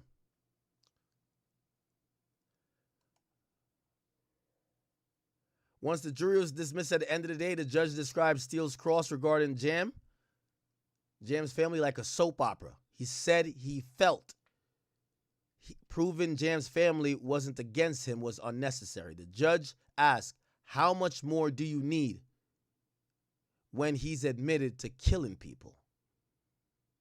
So the judge, again, Brian Steele has his style that he kind of goes right up to the sun in terms of pissing the judge off and actually maybe even stepping over the line with the rules. But he's going to do the most for his client.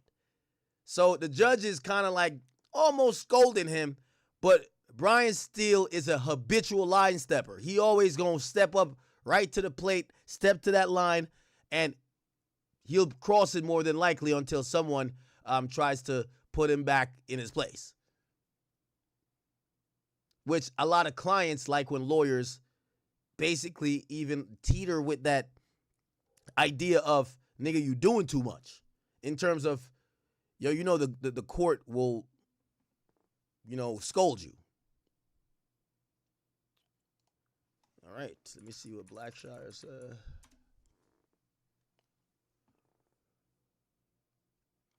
Okay. Steele says your twin sister name is Jelly, right? You said Jam stand for just another murder. Jam says, nigga, I never heard of that. Yeah, so Jam is over there laughing at Brian Steele a lot. Interesting.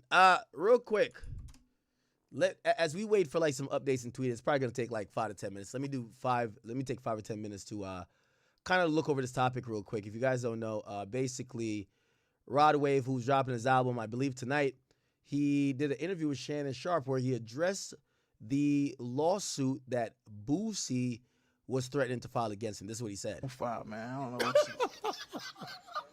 Boosie on fire, man. I had the Boosie fade, man. That shit crazy, man. You had the Boosie fade? Man, I had the Boosie fade, man. You got to put the picture right here next to me. We gonna find it. We gonna put it up there. I'm gonna give it to you. I had the Boosie fade, man. That shit crazy. I just was showing love, you know what I'm saying? And he didn't take it as that.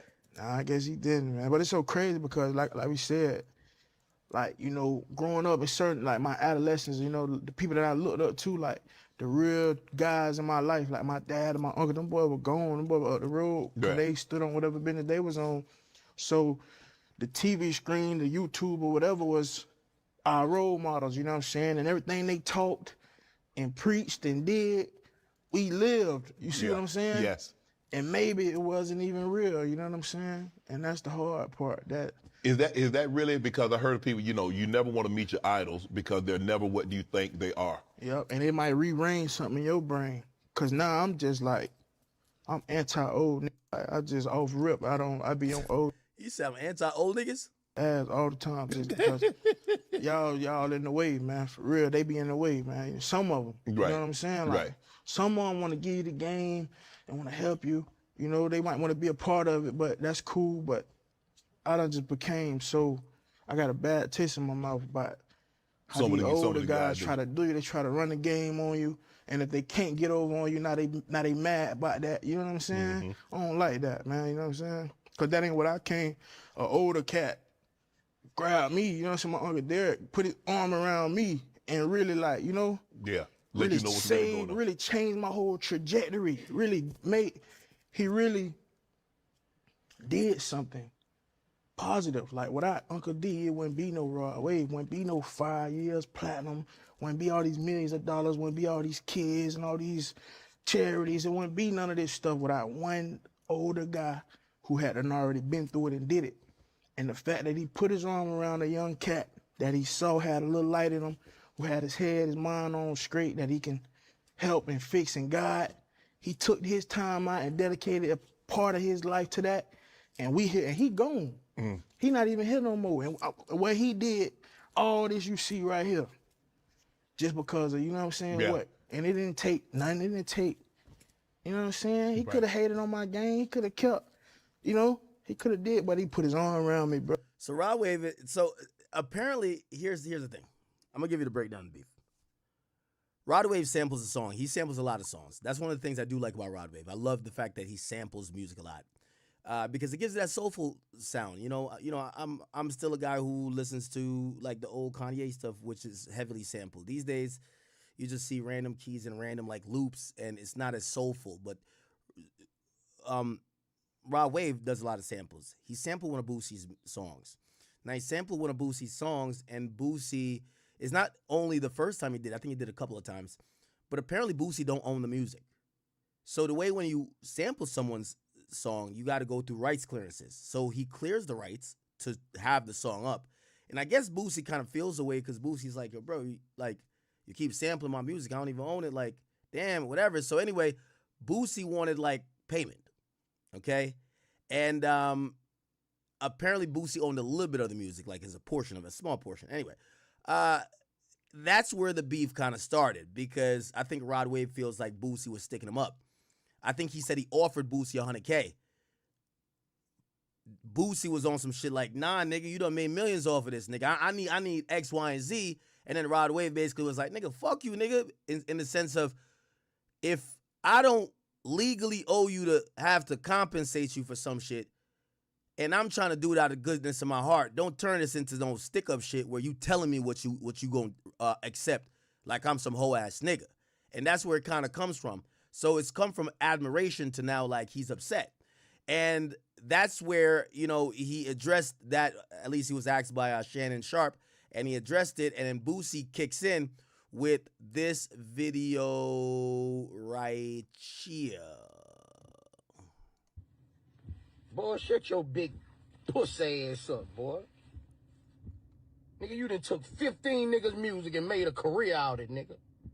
Boy, you a straight bitch. Nigga, let's talk about it. Nigga, you done took 20 niggas' music and made a motherfucking career out of it, nigga. Boy, you's a big old bitch. Talking about your heart ain't never been broke. But every song, nigga, you talking about your heart broke. Nigga, you a cap rapper, nigga. You got the whole world saying for nothing. Shut your bitch ass up, nigga. Clown ass nigga. Talking about you looked up to niggas. What the fuck you looking up to niggas and you ain't never done nothing like these niggas? Boy, you a bitch. Nigga, You done took everybody's shit, nigga. You a Muppet baby, nigga. Big pussy ass nigga. Boy, shut your... Damn. All right. So he says that, and Rod Wave responds. Rod Wave responds like this. Hey, Boosie, man, you need to cut that shit out, man. You talking about letting it go. I ain't letting shit go. No, nigga, you a fucking hoe. And you broke my heart, threatening a nigga with a lawsuit. Acting like a bitch, acting like one of these hoes or something. You threaten a nigga with a lawsuit. You threaten to take a nigga to court like a fucking police. Like, you, what the fuck? I knew from the jump. I had sampled so many of Trill found the record label property. I sampled so much and interpolated so much of their music. I already had a relationship with your label. I knew from the jump you didn't own the music. So when I reached out and I offered you $100,000, fam, you said that wasn't enough. You got me fucked up. I ain't going for nothing. Ain't nobody finna be pressing me or starting me. You got me fucked up. Fuck you, nigga. I ain't giving you nothing, nigga. And fuck you, nigga. And you threaten nigga to go to court. You a bitch, nigga. You a hoe, nigga. You ain't no gangster. You ain't nothing, nigga. You try to take a nigga to court. Hey, boo. Now, there was another post in between that I actually missed, but this was Boosie. This is what Boosie was saying. Here was Boosie was saying. Check it out. Nigga, ChatGPT say you done took 31 nigga songs, nigga. Nigga, you owe everybody, not including me. You owe everybody, nigga. You a serial stealer, nigga. Yeah, let's talk about it, nigga. Oh, you offer me 100. Yeah, you offer me, and we agreed. We agreed, say you was gonna give me 150, nigga. We agreed, nigga. You say for all the shit you done took, you was gonna look out for me, nigga. Nigga, we was talking friendly. Now it's time for you to drop an album tonight. Now you won't bring up Boosie on the couch? Nigga, you ain't slick, nigga. This shit been dead. Why you ain't been saying something? The night before you drop, you won't say something, nigga. You took 31 niggas shit. Nigga, you a serial stealer, nigga. The fuck out of here. Nah, it's been a bad month for my man Boosie, man. They scammed him for 600. He wanted 200K from Rod Wave. Rod Wave's like, nigga, I'm only giving you 100. He said, nah, nigga, I need 200. Rod Wave said, nah, you ain't getting nothing. So damn it, Boosie's out of 700K now. Talking about take you to court. You lucky the whole industry ain't taking you to court, nigga. Now you won't talk about that ain't gang. Is you a gangster? Are you a businessman? Don't try to switch it to no gangster shit. You don't try to flip it on no gangster shit, nigga. You a rapper, nigga. Oh, sad ass nigga. Hey, nigga, you got children hanging theyself, nigga. While you at home eating pork chops, nigga. Fuck on, nigga. Okay. So I think y'all get the gist of it. Then Rod Wave, never mind. It kind of goes off the rails because now they start talking about fighting or doing some other stuff that's just not music. Here we go. Your son, bring him to the show. I'm finna block you. I'm finna block you right now.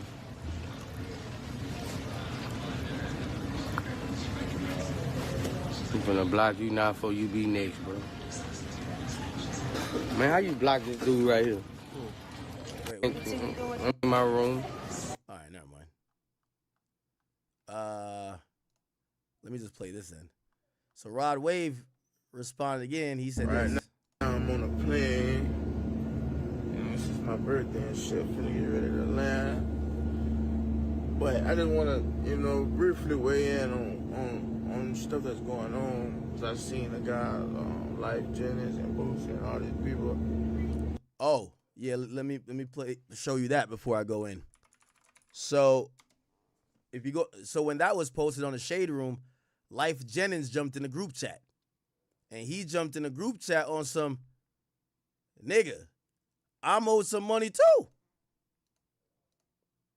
So all these niggas is trying to, Look, Life Jennings says, still ain't paid me yet. I feel you. Okay? So now Rod Wave is addressing all of that. They're all, again, unfortunately, and I can just tell you what I think about this already. Yo, with all due respect, I know y'all OGs, but yo, y'all should try to collaborate with a nigga like Rod Wave. Y'all come from an era where y'all don't own y'all music, man. And when it comes to sampling and shit like that, y'all own viewpoints on either publishing or whatever the case is. Y'all don't own the masters and nothing like that.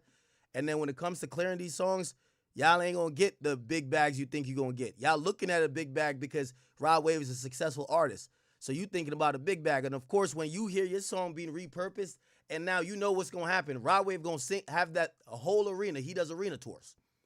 He gonna have the whole arena singing a song that's interpolated from your song. And you know what you gonna do? You gonna remember that them ASCAP BMI checks that you getting from that song is pennies on the dollar. In reality, you know what older artists don't take accountability for is that when y'all came in the music business, y'all don't own nothing. Other people own y'all music. These days, I'm seeing artists now kind of be more on their game. But the older artists, yes, you know, I get it. And I'm pretty sure that's how Rod Wave is thinking. That's why it's like, yo, Boosie, I'm about to give you some money, man. I'm going to make millions off of your song. By the way, it's not only Rod Wave making millions off the song. Bro, the people who own your music, Boosie, they're making millions off your song. The same kind of energy you got in campaigning against Rod Wave to bless you or break you off this, nigga, you got to have for the company who own your music. They own your shit. When it comes to sampling, nigga, they're eating lovely. You, the artist, and of course the artist should be always respected and always loved, but we got to start having a conversation about older artists in this game. Their business wasn't right. You know, they used to love laughing at Lil Pump. Lil Pump is still rich as fuck in Miami. Still making a lot of money. Rollin damn near produced his first couple joints. Got his business at least in a better place. That's another thing when J. Cole was talking about all that 1985 shit. You can't diss like young artists who might not be as musical talent, but they're coming in this new wave. They came in through social media. It's a whole different ecosystem. A lot of these old artists don't own their music. Their shit is fucked up. And everybody, like, we have a lot of respect for them, but this is why, like, you know, nobody want to keep it 100 with him. Boosie should never got to be asking Rod Wave, yo, break me off something, bruh. You using my song, bruh. It's like Delonte West, nigga. You should never be a crackhead at the motherfucking 7-Eleven. Should never happen. There's a lot of mistakes from artists that came in the past, and you know all these other people, they don't speak on it.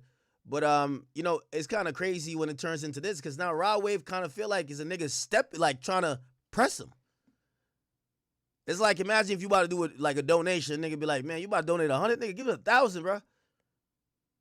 And let's say even if you were about to like, you know, I was about to give you 5, but I'm good, bro. Like, nigga not gonna press me for no money. That's kind of what Rod Wave is on. I don't know the situation with Life Jennings. He's only spoke about Boosie. He said Boosie don't own the music. I mean, what do you want me to say? Talking about whatever they talking about. And this is very important. It's got a lot to do and to play in on what we got going on right now with Mainstay Sports, Mainstay Financial Services, Mainstay Touring. A lot of these guys is 40 and 50 and 60 years old, and they still didn't fucking learn how shit work, right? Yeah, and that's another thing. Y'all can't fuck with Rod Wave. Rod Wave turned down deals from Live Nation. He said he wanted to build a touring company on his own. You know how much touring companies make off a nigga tour? Say Rod Wave do a tour, you make $50 million, $60 million, right? Man, touring company get 20, 30% of that bitch, man. For what? Because they made a call to book a venue? They're not setting up your show. They're not rehearsing with you. They're not doing nothing.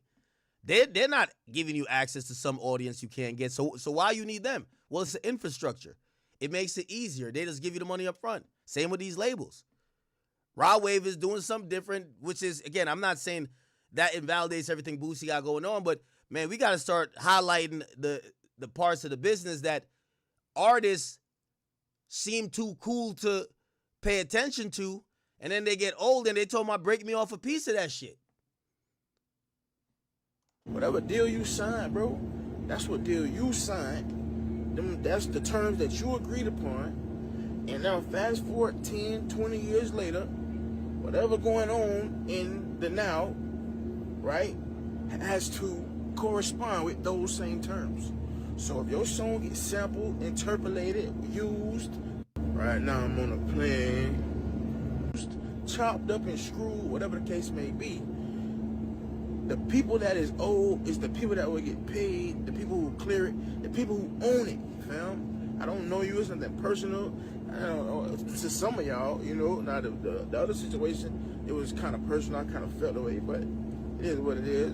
But for the rest of the people talking about this, then the third, fam, the people who own the shit, people who own whatever, is gonna get paid, man. And whatever you sign, that's your fault. But this is why y'all have to learn business, man. This is why y'all gotta learn, all the young cats out there.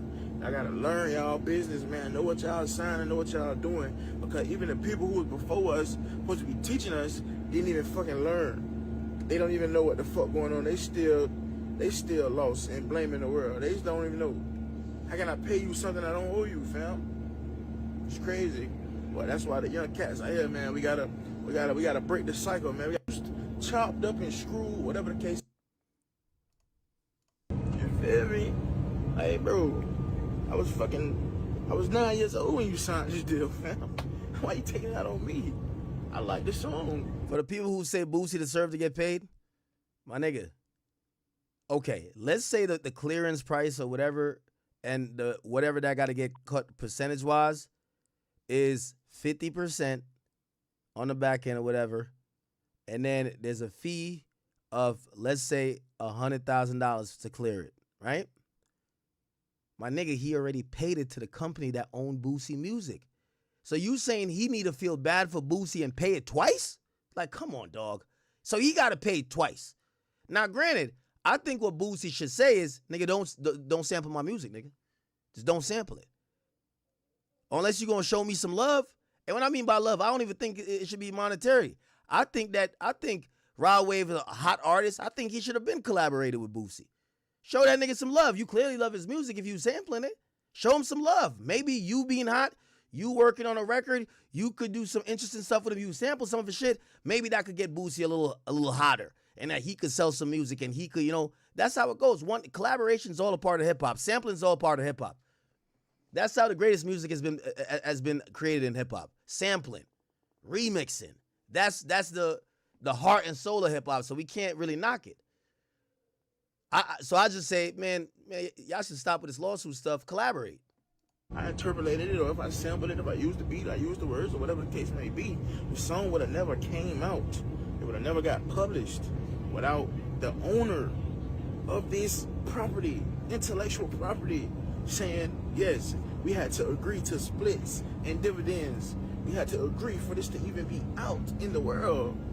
It wouldn't even be out in the world, fam. But this is why we gotta learn, bro. We can't just be sitting back, man. Niggas be like, I just be preaching.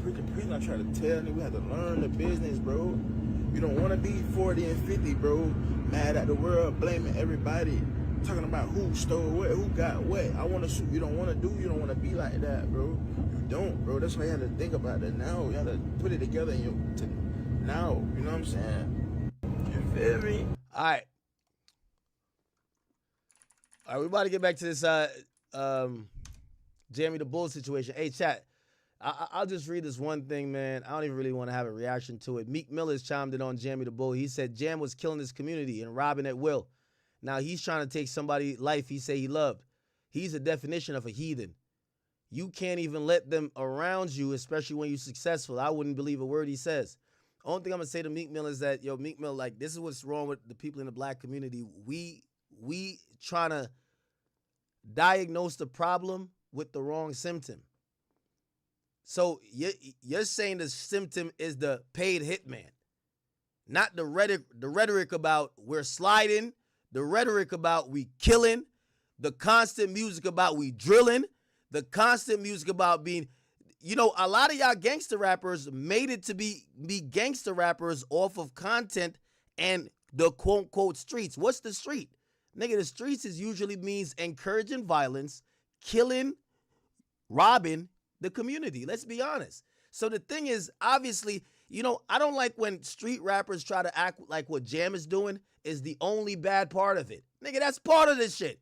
Snitching is part of the streets. Listen, you Negroes ain't got nothing going on.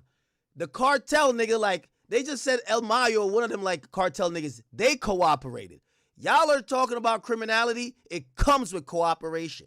So let's not, like, be like, oh, my God, people are telling. The thing that should happen is to say, man, we need to stop talking about the streets.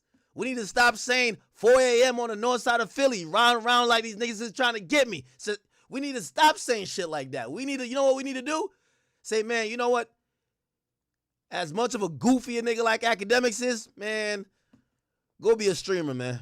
Go be a nigga like Neon, man. Go be a Trap Lord Ross, man. Go be anything other than the niggas who gonna have to deploy shooters in the streets. This is normal. If you're in the streets, this should be episode 6. We ain't get to the finale yet. At the end of the day, if you watch this trial and you can't tell that, obviously we're all shocked that this guy supposedly is whatever and he's telling, but if you only shocked by that and you're not shocked by this other shit, how much they trying to kill niggas? Like, to keep it real, again, we got musicians and we got killers. If you're not shocked by all of this, you're only shocked by cooperation, that means that you are, you're giving out the image to say, rapping about, because you got to remember how to start, right? Clean up on Alo. We be riding through your block and they don't know we have. Shorty ass got popped, but we ain't claim it, but I could show his ass. That's how it goes. This is how it started. Like, this didn't start with Jam. We didn't know who Jam was. When we was listening to them songs and hearing niggas getting shot at, we did not know about Jam.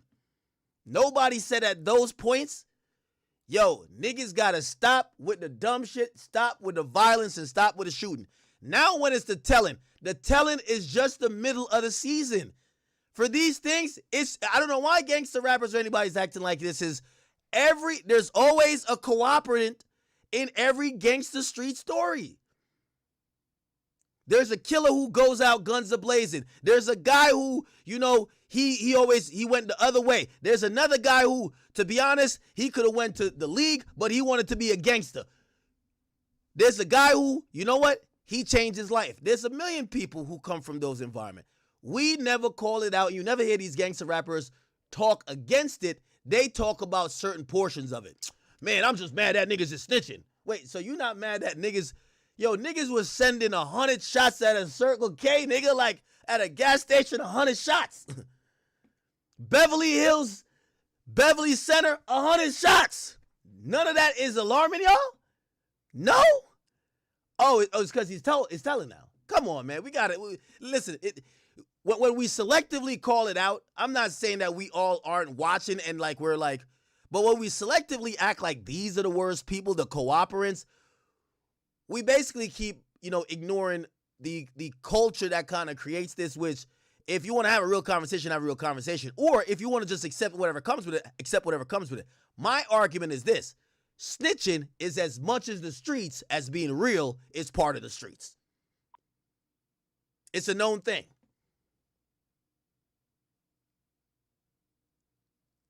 It's like watching Scooby-Doo. You know the villain going to pull off a mask at the end of the show. You know it, and you still watch the show every single time. It is what it is. It's either you stop playing the game. It's like gambling. Nigga, you know you're going to win a bunch, but you know at one point, man, that shit going to have you like looking through your wallet and it's lint. We know how it's going to end, but yet we still play the game. And when I say that, I mean in a sense of cyclical things that have the same result. This is the streets. OTF Jam, YSL Woody, Tekashi 6ix9ine, and to Meek Mill's point, what I would argue his point with is that I don't think none of y'all could say nothing to Jam respectfully because none of y'all ain't kill nobody to get in a position that he's in. So it's really tough, and that's one thing I do think 6ix9ine has a point on. The non-killers who never been up under the light, probably facing 5 lifetimes, can't judge Sammy the Bull. The only thing you can say is, well, I wouldn't kill 20 people. Yeah, of course you wouldn't kill 20 people. So you don't know what the nigga. So again, this one I think is normal. The telling is normal. We're still gonna be shocked by it, but from I've been covering all this type of shit, man, telling go hand in hand with this shit. Anyway.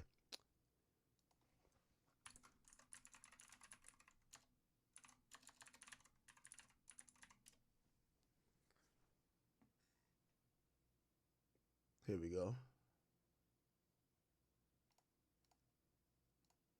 Okay, so one of the alleged lies that apparently was told by OTF Jam that was getting called out by Brian Steele apparently related to his family and the fact that he claimed that he was given help. Now, I told you guys earlier that OTF Jam said something where he was kind of probably trying to elicit a little bit of sympathy, where he basically said that he became the man of the house at 12, same age that he started doing shootings, and that he basically, you know, was putting food on the table. He was robbing people. He said that he was an armed robber, he said he was an armed robber, not a strong arm robber. And at some points, things got so real for him and his family, he had to literally stick people up with guns for food, okay? Well, Brian Steele and them kind of clapped back.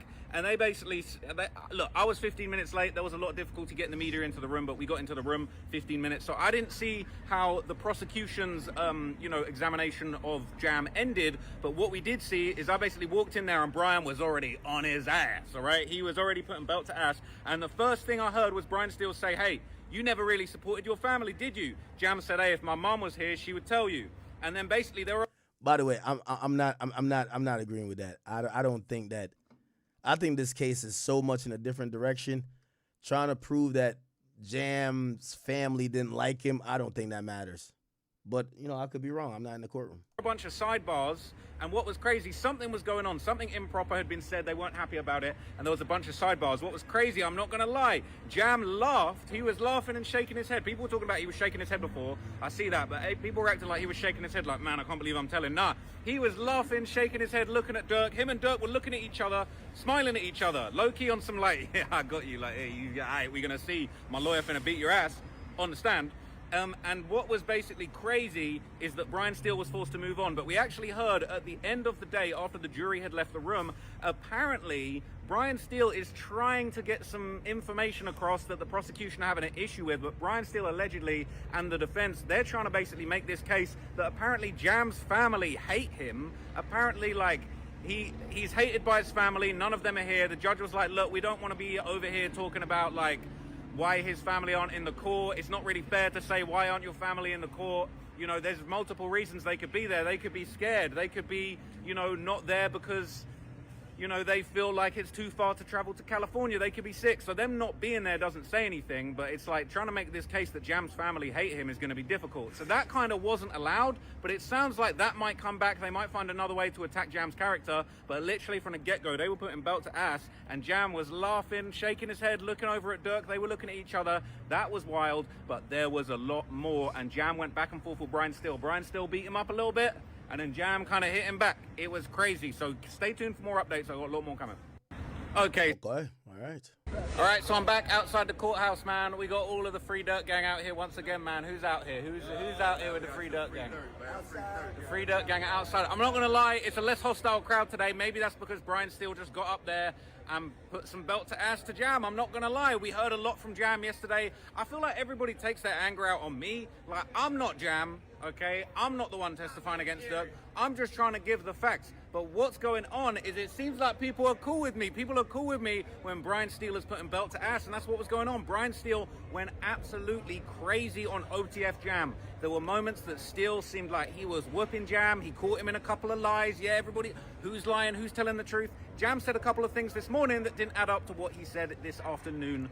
Yeah, I do think that's important. When he switches up, oh, yeah, Durk didn't tell me go crazy. Now, that Duty Low question is going to keep coming up. He said Duty Low is the one who told him, yo, you're here to kill Quando. Duty Low is not set to be a witness. How, if I'm Brian Steele, how do we defend that? He said that. How do we defend it? And also, if I'm the prosecutor, you didn't charge the dude. That's the dude who allegedly sends the hit. Yo, go kill him. Brian Steele was questioning him. So I ain't gonna lie, we see him why Brian Steele making those millions. He went pretty hard on Jam. He caught him in some contradictions, and I'm not gonna lie, Brian got pretty personal on Jam at certain points. He said a few comments to basically like call him out, saying like, this is what you do, you're a cold-blooded killer. They even said to him, there was one moment where the judge kind of like, you know, was basically saying, you get into the philosophy now, because Jam was basically saying, look, if I didn't kill Pab, if I didn't participate in this, I didn't know what I was even meant to be doing until I was flown out there. And if I said, no, where I'm from, if you stop someone getting killed, that's what gets you killed. And so Brian Steele was hitting him with these philosophical questions, being like, oh yeah, well then what makes you think that your life was worth more than somebody else's? This is just what you do, you're a cold-blooded killer.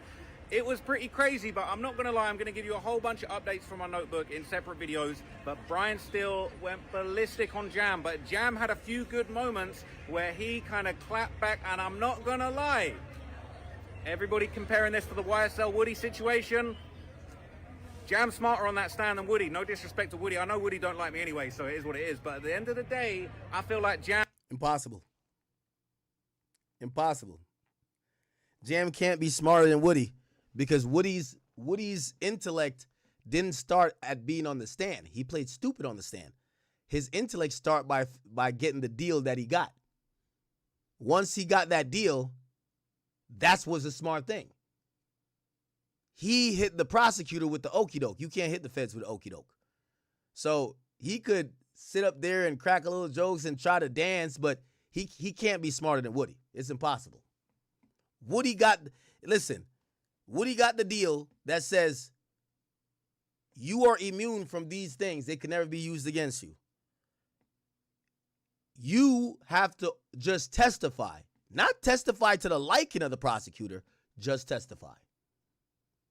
He played hardball with them. He negotiated. You know what? I'll just take the jail time. Lock me up. They needed him. They gave him the deal.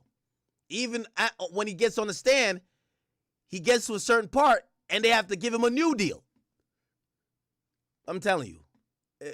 Woody played it right, but what he did on the stand was only emboldened by what he did by getting the deals before. A lot smarter, he a lot slicker. He low-key was disrespecting Brian Steele at certain points, and Brian Steele was disrespecting him back. There were a few things that sounded kind of improper. I was a little bit confused by some of the things that were being allowed to slide, but at the same time, you see why Brian Steele worth them millions, okay? He was looking sharp up there. There was a lot going on. Yesterday, it was like he was throwing a bunch of tantrums, objecting to everything. The government didn't really object too many times. They let Brian Steele have his way. They seemed pretty confident in what Jam was saying. Jam seemed pretty confident in what he was saying, but there were a few times that he got tongue-tied. So I'm going to break down all the little specific little skirmishes that happened between Brian and Jam in a bunch of separate videos. So I'm going to get to that straight after this. But you know what I'm saying? Shout out to the Free Durk crew. Okay. So Brian Steele went down a pretty predictable path of trying to attack OTF Jam today. It didn't quite go his way, but he definitely did make a good point. One of the most obvious things that we knew we was going to hear regarding Jam was obviously his cooperation. Now, he's copped out to 3 murders, and, you know, obviously he's expecting something in exchange for cooperating and, you know, trying to help put Durk away. Now, Brian Steele said, you're testifying under an agreement, right? You hope to be released. And then Jam was basically like, not released, I'm looking for something. And then Brian Steele's like, do you want to be incarcerated? He said, look, you do the crime, you do the time. I just don't want the rest of my life, though. He basically said, I want to be free at some point, and he would refuse to say that he was expecting a specific amount of time. He basically just said, look, I want numbers, I don't want my whole life. And Brian Steele was hitting him back. He said, hey, well, I heard that you told one of your loved ones that you only expect to serve 18 months. And Jam was like, someone I love? What? Who are you talking about? He said, you told your wife on a jail call you was only expecting to be in there for 18 months and you're going to be in home for one of your kids' birthdays. And he basically said, I don't remember saying that. I don't know what you're talking about. And it was interesting because it's like, I thought Brian Steele was about to introduce some evidence to that, but then he didn't. He kind of moved on. But then he continued on talking. I'm not going to lie. I think he was striking fear into the hearts of the jury. The idea that this guy who allegedly, well, not even allegedly, he's admitted to catching 3 bodies, might just be back out here on the streets. But it was basically made clear that he wasn't planning, he wasn't expecting to be out soon. You know, Brian Steele was saying, what, you thought you could manipulate your way to get out of custody? You've been in and out of custody your whole life. You understand the criminal system. You're street smart. He said, I'm street smart, but I never said I understood the criminal system. So another thing that Brian Steele said, he said to Jam, he said, look, now you're on the witness stand. You're hoping you'll get back on the street. Apparently Jam said, yeah, I guess. And they said, well, you're the reason why Durk's in court. And after that, he basically said, well, no, I just told the truth. Brian Steele said the truth's going to be decided by the public or the jury, and then he said you're begging and hoping for a guilty verdict on Durk so that you can get out. Jam clapped back. He said, no, I'm not. I'm just here admitting my side and being honest. Brian Steele said, you want to go home? Jam said, look, I just want a number. I want to go home at some point. Brian Steele said, you want to go home immediately. You realize what you did. You were on this crazy mission to do murder and you're trying to get out of it. So look, to be honest, I feel like it was kind of very interesting. I feel like maybe Brian still thought that it was going to land harder, this whole thing of like, you're just cooperating to get out of this. But look, Jam was prepared. Jam was coming a lot more prepared than YSL Woody when it came to this questioning. Jam seemed to basically be arguing, look, I'm not expecting to get any specific amount of time. And there was even mentioned afterwards, I think there was one point where Jam I think the government prepped him pretty good. actually said, look. Even though he's so fucked up by saying Durk didn't say it is now Didi. Like, judge could give me life if he wants to. Like, I don't know. I've not got any agreement. And so it's going to be very interesting to see what he ends up getting. Apparently, he might still get some time off, even if Durk doesn't get convicted. So that was Brian Steele's angle. I don't think it necessarily landed perfectly, but like it was interesting. So Brian Steele went down a pretty predictable path of trying to attack OTF Jam today. It did. Okay. So Brian.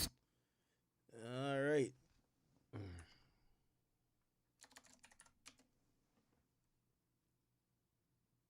All right, we got a new video.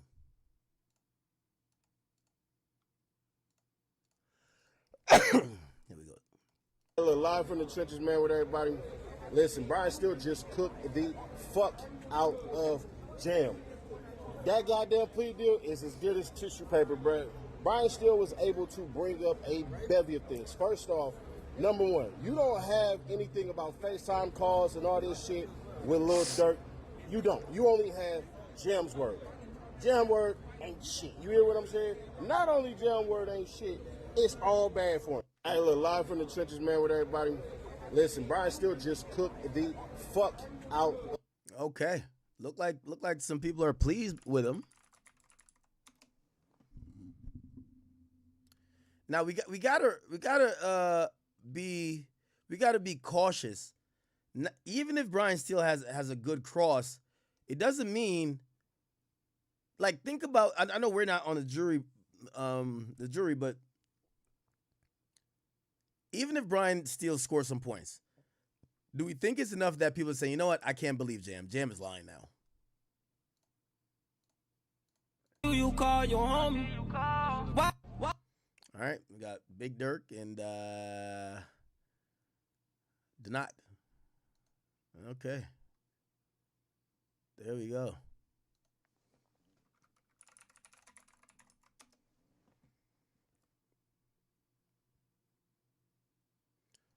Steele said to Jam, "You fled like a coward." Prosecution object. Jam said, "Yeah, I fled like you said." Steele said, "That's what you are, a coward. Only time you get respect is when you put a gun to someone. You go to action to find, to kill, and hunt." Jam says, "You right. You say right into action, right? They would have been killed. They would have been got killed right at the hotel. You were preparing. Yeah. Yeah, looked like Brian Steele went hard then. Sounded like he went pretty hard. Basically just saying, nigga, you know you're a piece of shit, right? Here we go. Full update coming down shortly, but here's a few inconsistencies Brian pointed out. Jam testified he received a phone call to fly out to Los Angeles from Booney Mo out the blue. However, Steele pulled out Jam's phone records and had Jam look over them while being on the stand. Jam called Booney Mo twice, both of which went unanswered. Booney Mo then called Jam back. That's the alleged phone call where he tells Jam to fly out to LA. Jam says that wasn't what was out of the blue. He stated he meant the conversation was out of the blue. Okay? Jam also previously testified he could hear Durk's voice in a separate phone while speaking with Booney Mo on this call. Steele asked if his wife was ever interviewed to corroborate this. Steele stated she was not asked. She was not, and asked Jam why. Jam replied, "It's not his job. That's the police job."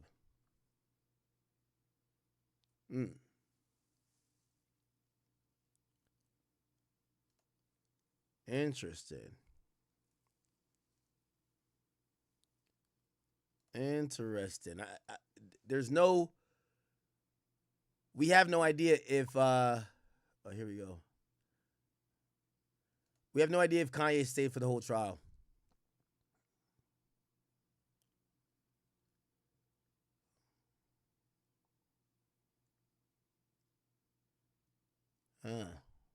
Interesting.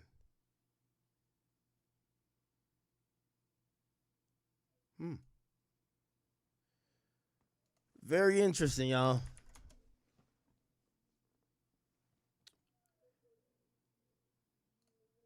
Yo, so how do y'all feel about that?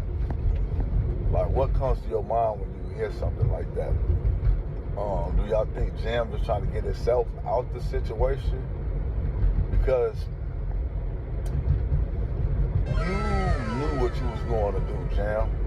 Everybody knew what was going on already. So it's like, niggas is trying to point the finger at Durk, but you gotta take accountability for killing. You can't say no grown man put you in nothing because you chose to go do it. Can't nobody force me to go do nothing I don't want to do. And it's just that simple, man. I think I call bull crap on that game. That just don't sit well with me. That sounds like some I don't know, something the state probably made up. This man talking about some Lil Pab murder was look Durk, selfish bullshit, and he was mad he even put him in it. You just said you the hitman or you getting paid to do all this, so how's you mad to kill when this is what you do? I don't understand that, man, for real. That just sounds so crazy to me. This is how you know people start playing crazy, understand, and start doing this and start doing that. But I don't know, that's what Trap Lil Ross just put out. I'm not in the courtroom, so y'all can go do y'all homework on it if y'all don't believe me or whatever. But, you know, cameras and stuff is not. All right. Yeah, we got to give it a little bit. The court is over for today. Me? Go to Nene Marie 3. So the update today is I don't think Brian Steele is even arrested yet. So Brian Steele is going to take his cross of Jam into tomorrow. There's going to be a follow-up of the two lawyers afterwards, and I think he's going to take it into the lunchtime area or afterwards. And then I would imagine Vonnie would take the stand, but not too sure. They might bring on maybe another expert or someone else that could probably like preempt Vonnie to help set up what he's going to say. We talking about OTF Jam, man, and we talking. Now, actually, I wanted to hear what he had to say about Duty Low. Y'all here to kill Quando. You hear me? And Flocka. It's outside the building, smoking vapes, listening to all the music that they playing on Durk, Federal Nightmares. Don't get no lawyer if your homie told outside the Federal building, man. And he looking like he aging, man. Duty Low looked like he was like when Durk was out. Yo, this nigga hate Duty Low, bro. Duty Low looked like he was about a good 30 ball, 30, 35, you know. Now Duty Low, you look at him in them pictures, bro, he look like he 55 now. You know, that's some worry and stress. He outside the court building, and your name is involved. First of all, I never seen no gang members, no real gang members, go to no damn Federal building or go to a police station if they ain't being charged. Hey, look, they sending hypes up there. They sending hypes up there to bond people out or females. They ain't going up there, bro, the thugs. Like, this new era is crazy, bro. The thugs, the gang members, whatever they want to call themselves, they partying outside the courthouse. They ain't protesting. They ain't saying free Durky innocent. You know what I'm talking about? They ain't doing none of that. They are listening to the music that they charging this man with, and they outside, and they think the people ain't watching. But just by Duty Low name being involved that deep and like nothing, like, man, it's getting scary for Lil Durk, man. I don't think Lil Durk coming home, most definitely, bro. You know, and with plus what Jam on the stand saying. Because you got to think about it. When you on the stand, you admitting, like, when I was 12 years old, I had to commit my first robbery because my mama was a crackhead. My dad was a crackhead and a drunk. And they disappeared out the house. I had my siblings, so I had to do what I had to do for my siblings, man. That's heartfelt. You admit to crimes and murders and things like that. You admitting, you showing that, you know, you had to do what you had to do in the street. For a 12-year-old have to go out there and rob somebody, that means somebody fell in jam now, man, because the Fed said that Dooley Lowe, Mr. David Salisbury, he was the one who got the location from the weed man. So by him getting the location from the weed man, and you ain't in jail and you outside the courthouse, it's just weird to me. Dooley Lowe Mike can explain it or something like that. He might can explain why he outside the courthouse. Now, the feds, they do what they want. The feds, they can bump into you. You can tell them you don't want to be in no paperwork. You give them all the information. They grab somebody else and they flip and you out the way. He could have did that. I don't know, man. So that would be called a proffer. But it is weird that you will be in a paperwork, and once they said your name, you back out here with Kanye West kicking the bobos. Your man upstairs fighting for his life. You the one gave up the location. He know that. You know that. Jam them know that. Jam on the stand, and your ass outside parlaying like you ain't got nothing to do with it, bro. You ain't in Italy, Spain, Rome. You supposed to be out of town right now, Mr. Clean.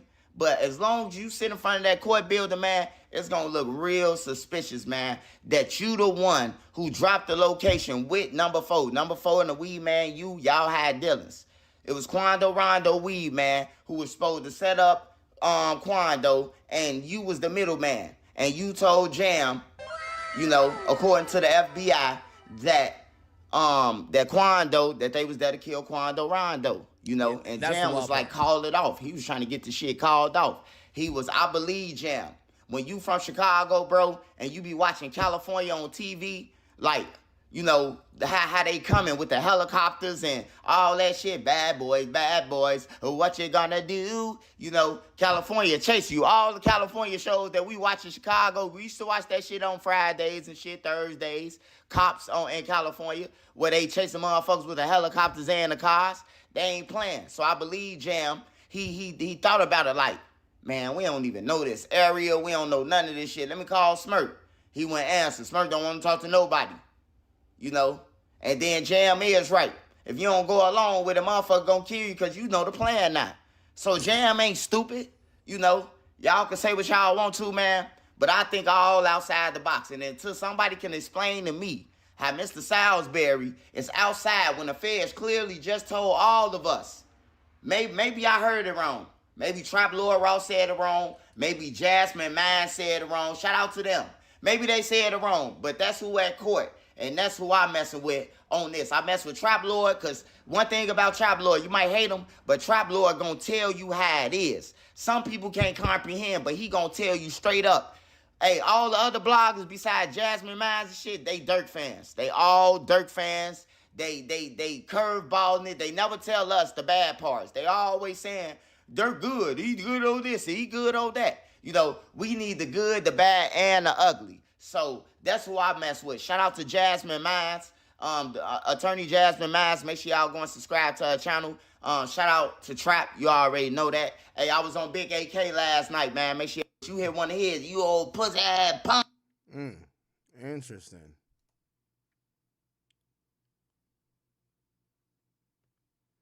Yeah, so Steel was getting in this guy's ass. I can't even lie.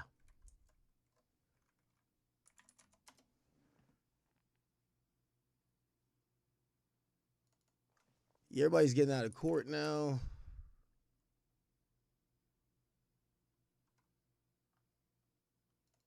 All right. Lawyer for Workers is not even at the court today. It's kind of an interesting day because it was the second day. It's the second day that Jam was on the stand. But look like once you've seen him on the stand the first day, you're like, all right, man, this shit is real. That's when the real trial started. Seeing Jam on the stand or Jam taking the stand.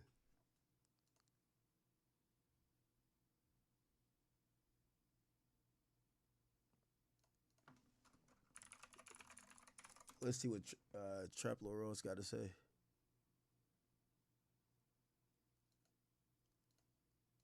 A crazy moment in court when Brian Steele was cross-examining OTF Jam, and Brian Steele was definitely putting in some work. He was really doing his best to trash Jam's character, and he got off some very interesting points. He obviously got him to, retell the situation where he had allegedly done like hundreds of armed robberies, over 100 armed robberies. And he basically very dramatically retold the story of OTF Jam's first alleged body when he was 17. He basically said, and it was very interesting, he was talking about, you do armed robbery, you take advantage of situations for your benefit. Jam said, you got to explain what you mean a bit better. It's so funny because then Brian Steele said, well, look, you might want to take my watch. And then Jam said, I never stole a watch in my life. You just made up a story. What are you talking about? So OTF Jam was a lot more feisty on the stand than other people that we've seen. But Brian Steele basically told the story very dramatically. Obviously, he's very good at telling stories and building a narrative. He said at 17, you went to a store, you locked the door, you trapped your victim with you and your armed friend. Jam clapped back. He said, nah, it was only me that was armed. He said you had your gun loaded. You didn't know if the person in there had a family. You knew nothing. You just wanted to get what you wanted. And he said that when that clerk didn't want to be under your control, what did you do? Jam said, I killed him. And Brian Steele said, not just that, you blew his brains out. That was very, very dramatic, but obviously I see what he's trying to explain. Now, Brian Steele said, when you blew his brains out, Jam said, yeah, I blew his brains out. When Brian Steele went on, he said, did the brains get all over you and the gun? And Jam went, well, no, that's not what happened. So Brian Steele painting this picture, and Jam kind of like, bro, that's not how it went down. There wasn't no brains on me and the gun. Like, that's crazy. But then Brian Steele said, that's what you do. After he said you blow people's brains out, that's what you do. Jam said, well, that's just your opinion. And he said, you let him lay and linger. And Jam was like, what are you trying to say? I didn't do CPR? But Brian Steele, he basically said, you slaughtered a human, you took his property, and he drove back to Chicago and bragged. And Jam said, I didn't brag about it. Brian said, you thought about it? Jam said, I actually did. They said, what did you do about it? And he said, I thought about it and I called a gang meeting. They said, you ever meet with the victim's family? He said, nah. Brian Steele said, you just went on with your life. It didn't bother you? And he said, no, it did bother me. That's why I called a gang meeting. But then that was dramatically followed by him saying, you killed other people. Jam said, who? He said, Lil Dean. Jam said, you know I didn't murder him, right? And then suddenly there was a sidebar. That kind of kicked off a whole fury in the courtroom. There was then a private conversation. After that, it was made clear, basically they went back and forth. And Jam said, this was a kidnap resulting in death. I pled guilty, but I didn't pull the gun. I didn't kill him. I didn't even see him get shot. And later on, Brian Steele asked him about the Lil Pab incident and basically said, you flew out there, you didn't know, but when you were told in Hooters that you were going to kill Quando, you went along with it. Brian Steele said, murder is in your heart. It was crazy. And Jam laughed and he just went, no, it's not. And Brian said, you don't care who you hurt. He said, yes, I do. So Jam's saying that he got a heart, even though he got 3 bodies. And, he's still out here.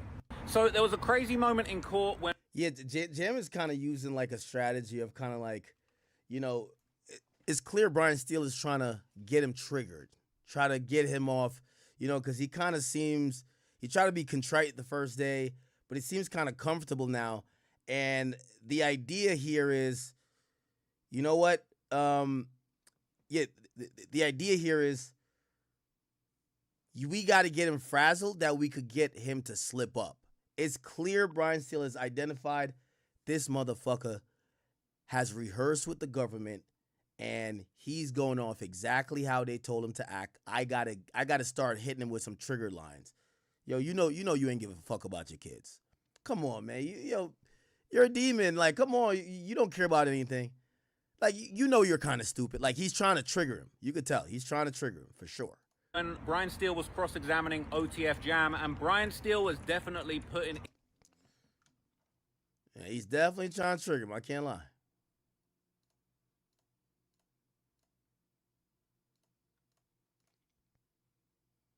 Okay. Who else is out there, chat? Yeah, I feel like Jam is kind of like playing around, right? Like I think he's he's kind of like joking around and shit like that. And he's also using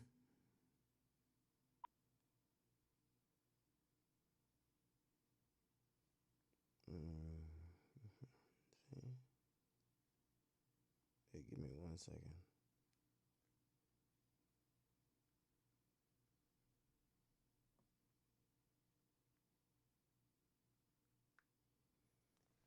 All right. Huh. So Brian Steele is definitely, indeed, he's playing a little game. It's a little bit of tug and go. Playing tug of war. Let me see.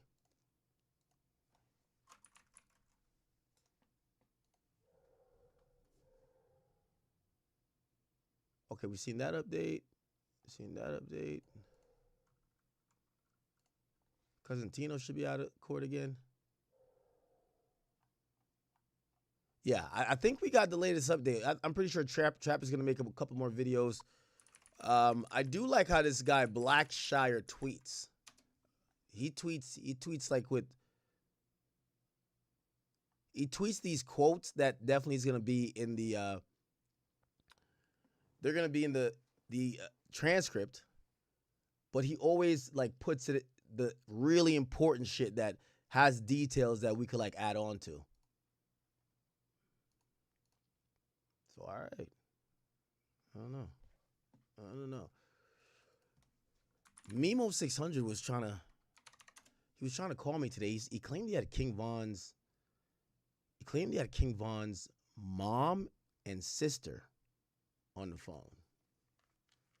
Yo, Mimo.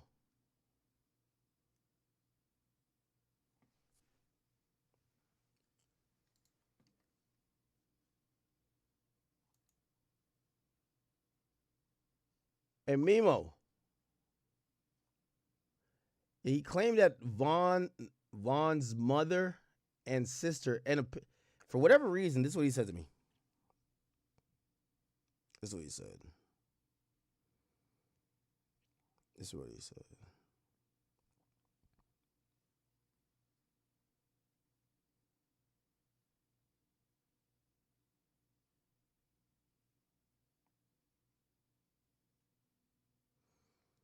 He says, send me, okay. I got some Von mama and sisters here.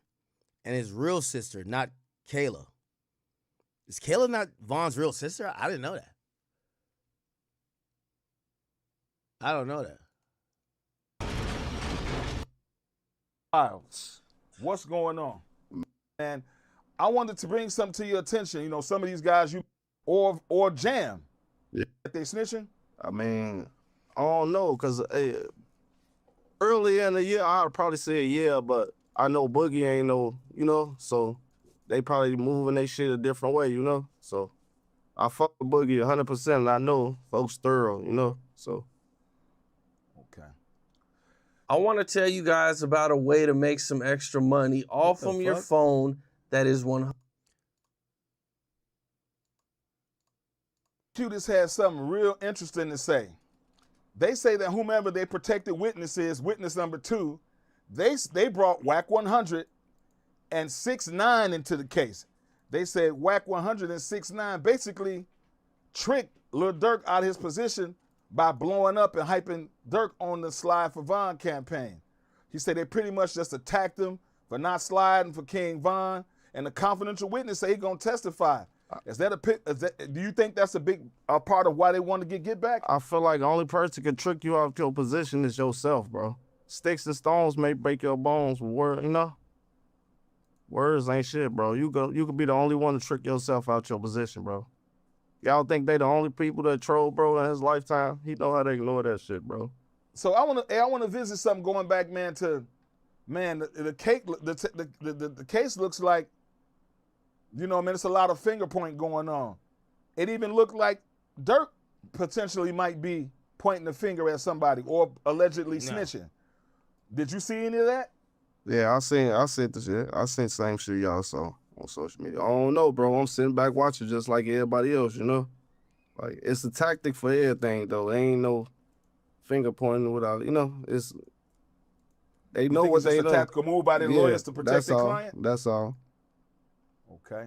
Man, but in the street world, and you know how this go, Mimo, if you supposed to be a stand-up guy, man, they say made man don't make any statements.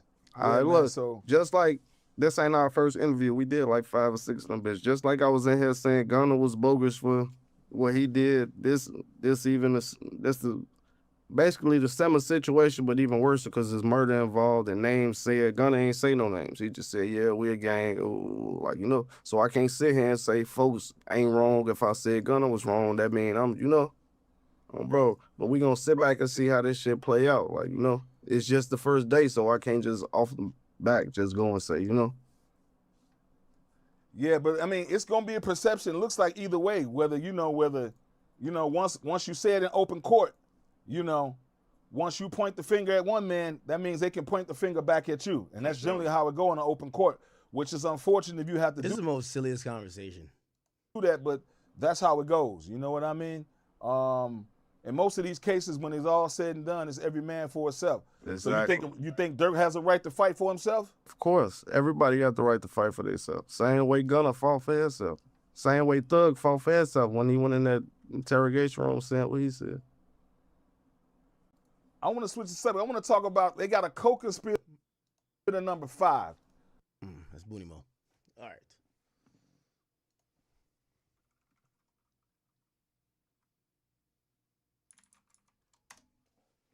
Jam is doing the people's bidding, y'all. I can't lie.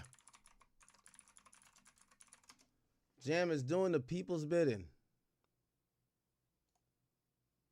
I ain't gonna lie, yo. We gotta shout out to Trap, man. Trap, the only nigga who content-wise keep us going. There were some pretty insane claims about disrespect that Jam had apparently showed to Durk when he was being cross-examined by Brian Steele. Now look, I don't know how true this was, and Jam denied everything. But Brian Steele made a very interesting point, right? And you could tell he was onto some shit, because Brian Steele basically brought up a woman's name. I won't say her name, all right, because it's not really important. But he basically said, you came back out of jail, you said you had no money, Durk sorted you out some clothes, and you put your parole to an address. It was a woman's address.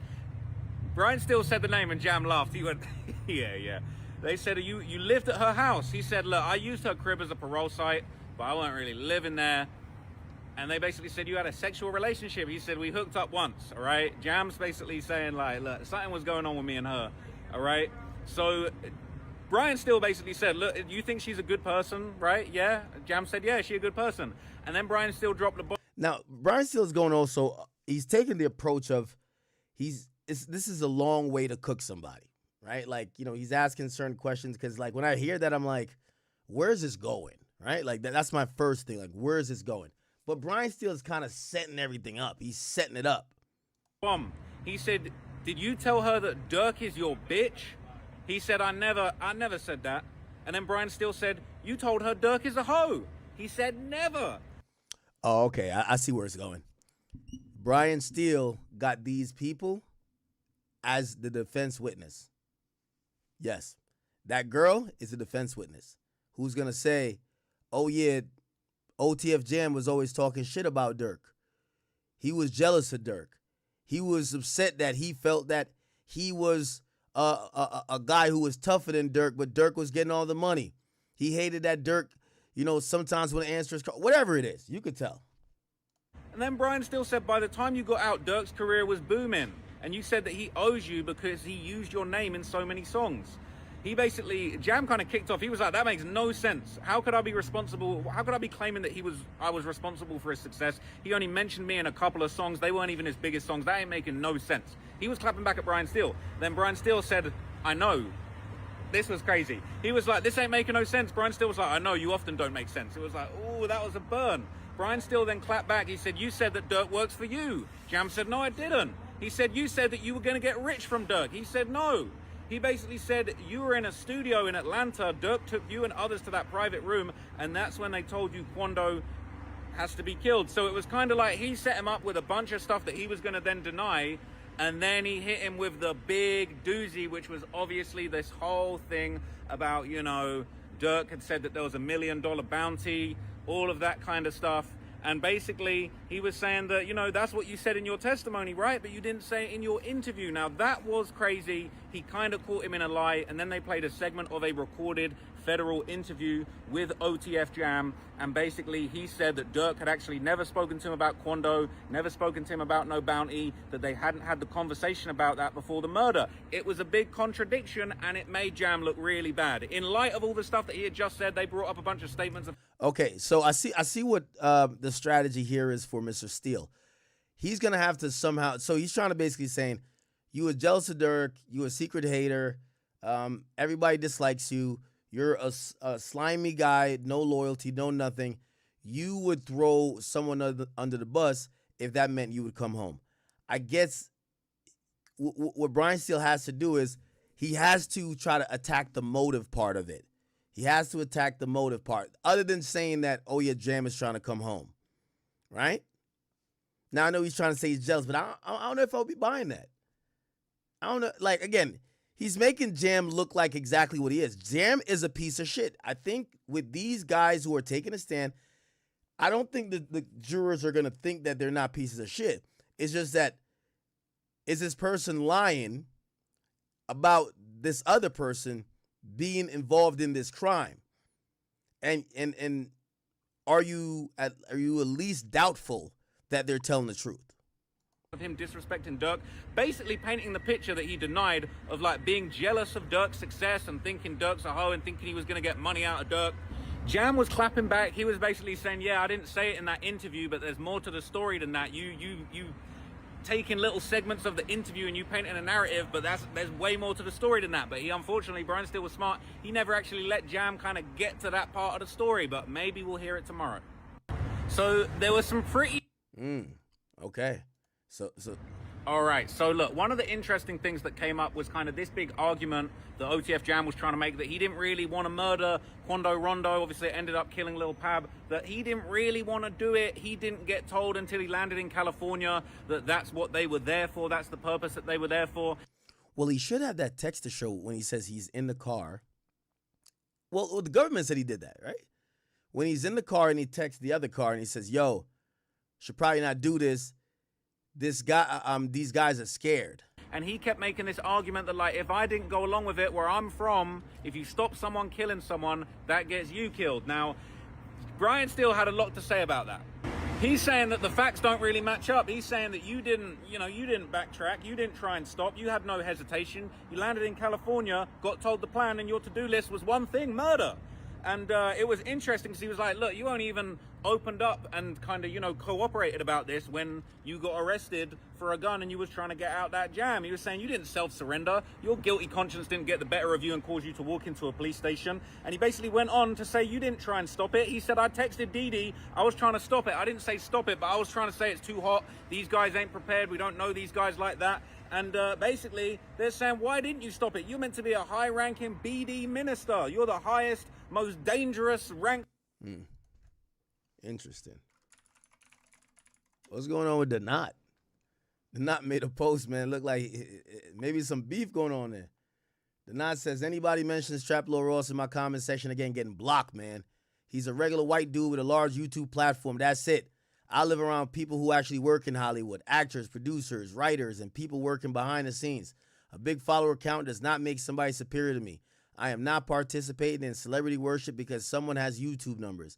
Social media already has enough people with zero social skills acting like internet popularity is real-world hierarchy. I refuse to let some dude from across the pond make it seem like he's above me. Absolutely not. Stop bringing that man to my page. He's no longer exists over here. And all black creators covering Lil Durk trial need to get on code and pay him dust. Wait, how they beefing with Trap Lord? Chat, what's going on?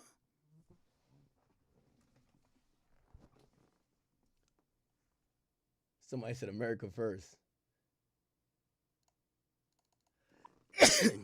I don't know what the beef is.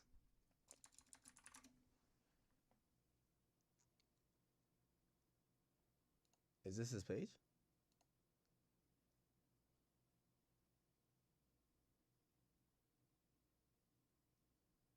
Oh.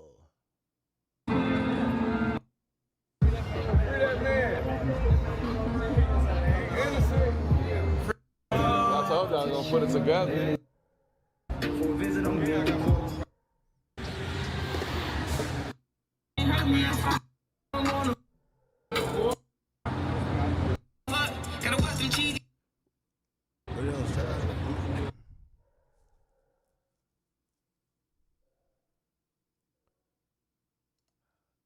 Got Brian Stills. $1,000 Nah, I just say out there. we got bigger stuff to work on now. You know what I'm saying? We got. Hey, all my money coming. Don't tell me they're looking at Trap like Trap. You getting too much clout out here, nigga. That nigga Trap Lil Ross getting too much clout, bruv. I don't think it's because he's white, though. Like, I actually do not think it's because he's white. Trap has just covered this stuff, like, more than everybody else. Bro, Trap is dropping clips right now. Was Booney Mo. That's not what I heard in the courtroom, but hey, who knows? I could be getting in a black truck at San Diego airport.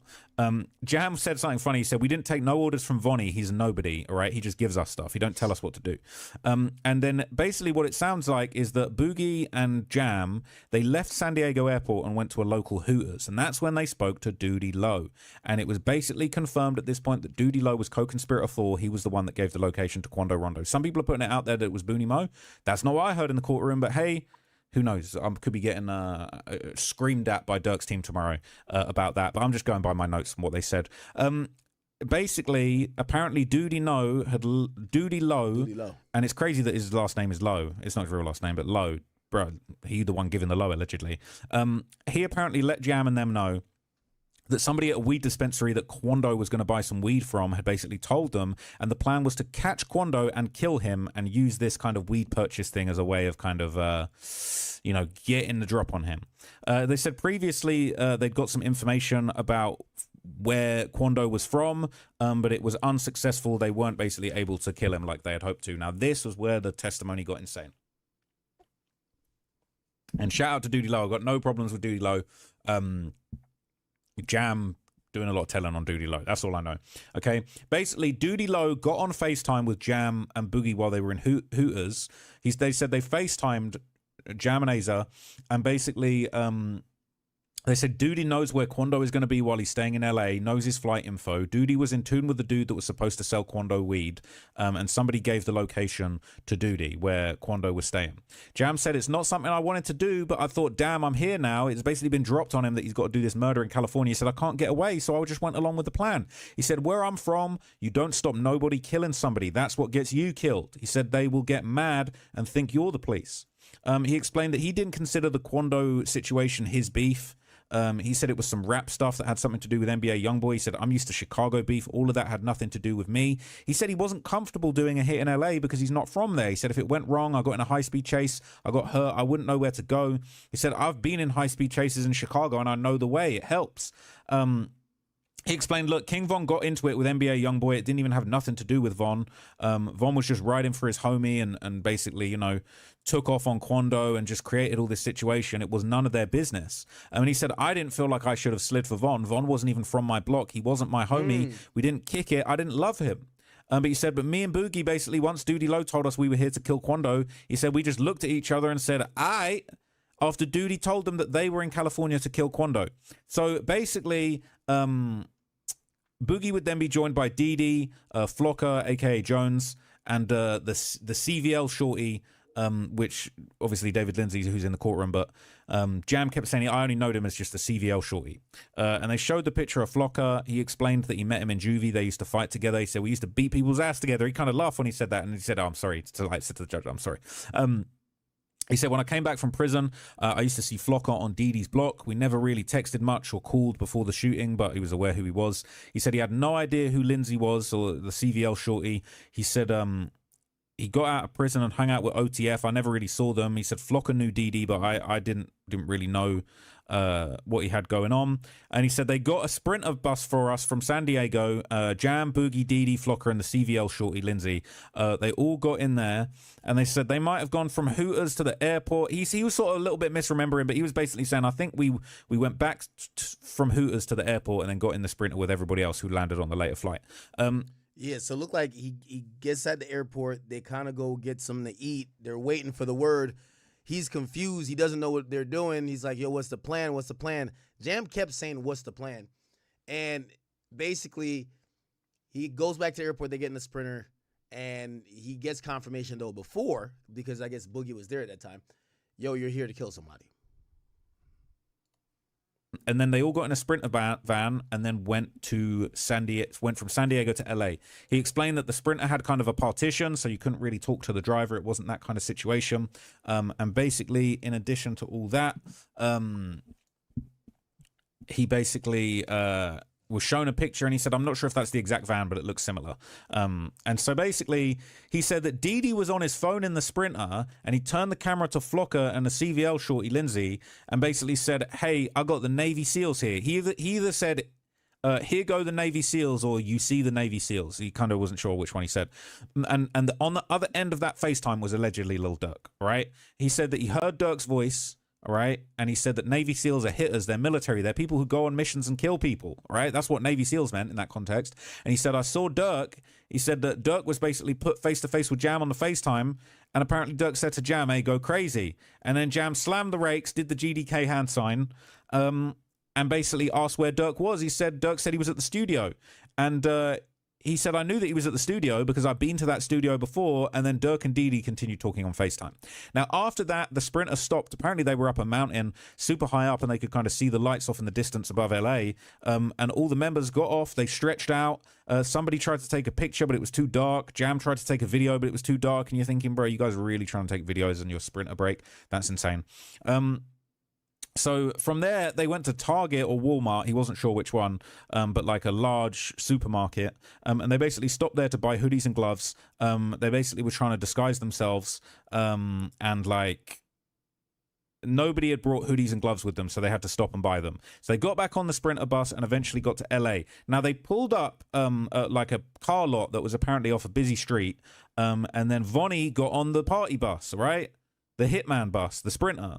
He said, what's up? And then he stepped off to talk to Didi. And then he came back and apparently Vonnie said, I got some bad news. I only got 3 guns. All right. And I don't want to get anything wrong here. So look, I'm just going to tell you what I wrote in my notes. If it was slightly off, I apologize, but I'm thinking it's close enough. He basically said that this was the first time that he had seen Vonnie in this trip. And everyone said, what's up? Jam shook Vonnie's hand. And then Vonnie came back with Didi. He said the bad news, only got 3 guns. And then Jam says he remembers he gave out some guns, right? He had 2 Glocks with extendos, and he said that they were hanging out one of their pockets of their hoodie. He couldn't remember who. But they had extended clips. He said he gave a Glock to David Lindsay, and Flocker, Asa, got given... is that right? Hang on a sec. My bad. Flocker being Keith Jones. They basically gave another Glock to Flocker. That was the Glock with the switch on it. And then Didi was holding a Beretta in his hand. And apparently he said, I'm rusty. It's been a while. And then handed the Beretta to Jam. So it was basically these guns being handed out determined who was a shooter from that moment on. And it was never questioned. Jam made it clear that a switch is what makes a Glock fully automatic. They're saying that Flocker, a.k.a. Keith Jones, had... the switch. Yeah, Flocker was the one with the switch. That was confirmed. And then they basically said someone was delivering a 4-door car. It was white with tinted windows. This was the slider for the murder, the Infinity. And he said that the person that dropped it off, he didn't know who they were, but they wiped off the door handle with their sleeve, got paid, and then left. Jam, Flocker, Boogie, and the CVL Shorty basically all got into their cars, got into that Infinity, and then Vonnie and Didi got in the BMW and everybody left. And where did they go? Did they go to their own hotel? No, they didn't. Allegedly, they went to the hotel that they knew Quando was staying in. They immediately went to Quando. Damn, these niggas flew out without luggage. They don't even go to, we niggas, so we don't need to freshen up, but immediately drive right to where Quando's staying. Damn. They showed up to Quando Hotel like they might try to check in and check that nigga out. Quando's hotel, and they basically saying that the shooters in the Infinity followed Vonnie in the BMW to a side block. Jam said he got out the car with Flocker and Didi to basically look around the hotel, see the ins and outs. They parked kind of away from it. He couldn't say exactly where. But then he said they swapped over. Jam then got in the car with Didi and Vonnie in the BMW, and the rest of them got in the Infinity. And they basically were scoping the scene out. So during this time, allegedly, according to Jam, Doody Low called them on FaceTime and basically says, that the weed guy has Quando's location and has texted Quando saying that he's close, and he's told Quando Rondo he's like only a few minutes away. And Duty basically, allegedly, the quote was, Duty said, I talked to the weed guy who's got Quando's low. He told me to tell Quando he's almost there to deliver. Jam basically said this was all a trick to get Quando downstairs. Duty said that the dude wasn't really coming with any weed. It was a trick. And that's where we're going to get them, where we're going to kill them. That was crazy. I'm not going to lie. That was crazy. So they got up the video outside the hotel and they showed the cars. They got Jam to identify the slider, the BMW, both parked outside. He said, I remember this because we were on opposite sides of the street. I remember it well. I was in the BMW with Didi and Cuz. And then basically Jam went on to say that we sat for a minute looking through glass. We were kind of looking through to the lobby. Then we went back to a side block. We were going to tell the other car to basically pull up and get busy when Quando came out. They knew that Quando was wearing a camo shiesty mask. Somebody had a camo Bape hoodie on. They said Quando looked like he was smoking a cigarette outside, and at one point they saw the light bounce off his diamond grill. And he basically said they were about to slide and kill Quando Rondo at the hotel, but then cops were riding past. He said damn near every minute a police car drove past. LAPD was everywhere. He said they decided it was too hot to do the murder at that point. All right. And he basically said Quando was wearing a poo shiesty ski mask. Right. He explained what that was. Brian Steele objected to loads of stuff along the way, and the judge just kept on overruling. Bro, let him talk. So apparently Didi was in the back and he took the Beretta from Jam, and apparently he wound down the window, held the gun up, pointed it right at Quando, and he said, I could get him right now. It would be easy. That was crazy, but he didn't do it. All right. So I think Didi was woofing. He wanted them niggas to know that I'm like that. That is just insane. That was like a movie. These guys are thinking this is a real life movie. So after that, they called off that hit. They said that the police were making it too hot and risky. Jam explained that hot is, when the police are onto an area, they said a person can be hot, a block can be hot, a situation can be hot. The situation was hot. They went back to the hotel. Both of the cars went together. And they were outside Quando's hotel. They'd been communicating on their phones. Sounded like there was FaceTime, but he said he didn't know that the two cars might have been communicating on regular calls, possibly FaceTime. And they said that Vonnie was taking them to the hotel. It was the same hotel that everybody that goes to Disneyland stays at. After that, Vonnie did all of the checking in when they got to that hotel. Jam told Vonnie that he needed some weed, and Vonnie left to get some, and he came back with it. They were staying in a first... Okay, so Vonnie's like doing assistant shit. Yo, go get me some weed, little nigga. Go get me that weed, nigga. Level room that had a sliding door that went straight out to the parking lot. So Jam basically went out and smoked a little something with Flocker. He talked on the phone, then he went to sleep, and they planned on catching Quando the next day. So we went away, all right? We came back after a little break, and that was kind of the end of the testimony for the day. But what was interesting is that final part. Durk's lawyers made a motion for a mistrial. The judge was like, that... Tory Lane's comment isn't enough for a mistrial. We're striking it from the record. But, he basically gave a bunch of points as to why that was not sufficient for a mistrial. And we know that Brian Steele loves to ask for a mistrial. He did that a lot in the Young Thug trial. And then Didi's lawyer basically said an absolute load of nonsense. He said, this is death by 1,000 cuts. At a certain point, it becomes too much. Yeah, no shit. The evidence is overwhelming. He said we didn't have there were certain bits of evidence that we didn't have, exhibits that we didn't have.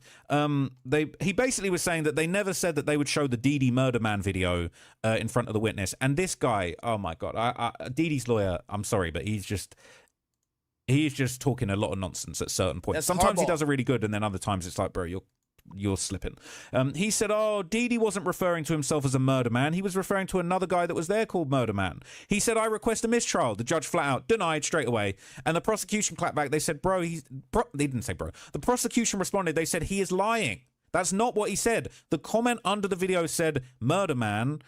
And then Vonnie said, they saying I'm a murder man for sure that. And saying we didn't give a transcript because there was a lot of slang and things. We didn't want to try and tilt things. We just wanted to let the jury make their mind up of what they heard. And the judge said, look, I accept what the government says. We're not having this nonsense, all right? And I was thinking, bro, we all heard Didi plain as day say that, yeah, they say I'm a murder man. Yeah, true that.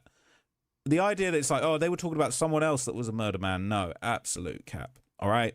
Absolute cap. So it sounded like there were actually going to be some conversations that would be going on behind the scenes related to co-conspirator 6, who I believe was THF Bezu. And I think it sounds like they're worried about Jam or other witnesses telling the court things that Bezu said because Bezu is no longer alive.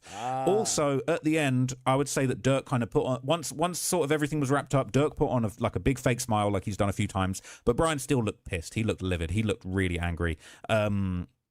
So look, no disrespect. I do think that they had a bad day in court. Jam's testimony was overwhelming. We haven't even got to the full breakdown of exactly how the murder went down. I'm sure that's going to come tomorrow.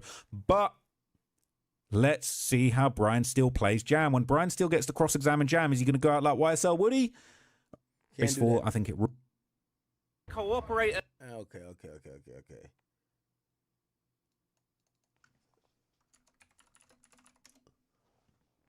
Good shit, my man.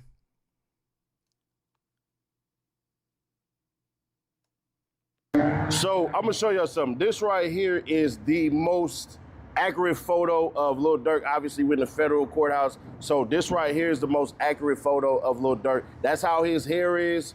He looked cool. You know what I'm saying? He done lost a little bit of weight. Obviously, he ain't on drugs and all that in that jailhouse. So it seemed like he doing all right. Yo, Chad, let me grab some. I'm about to grab some to drink.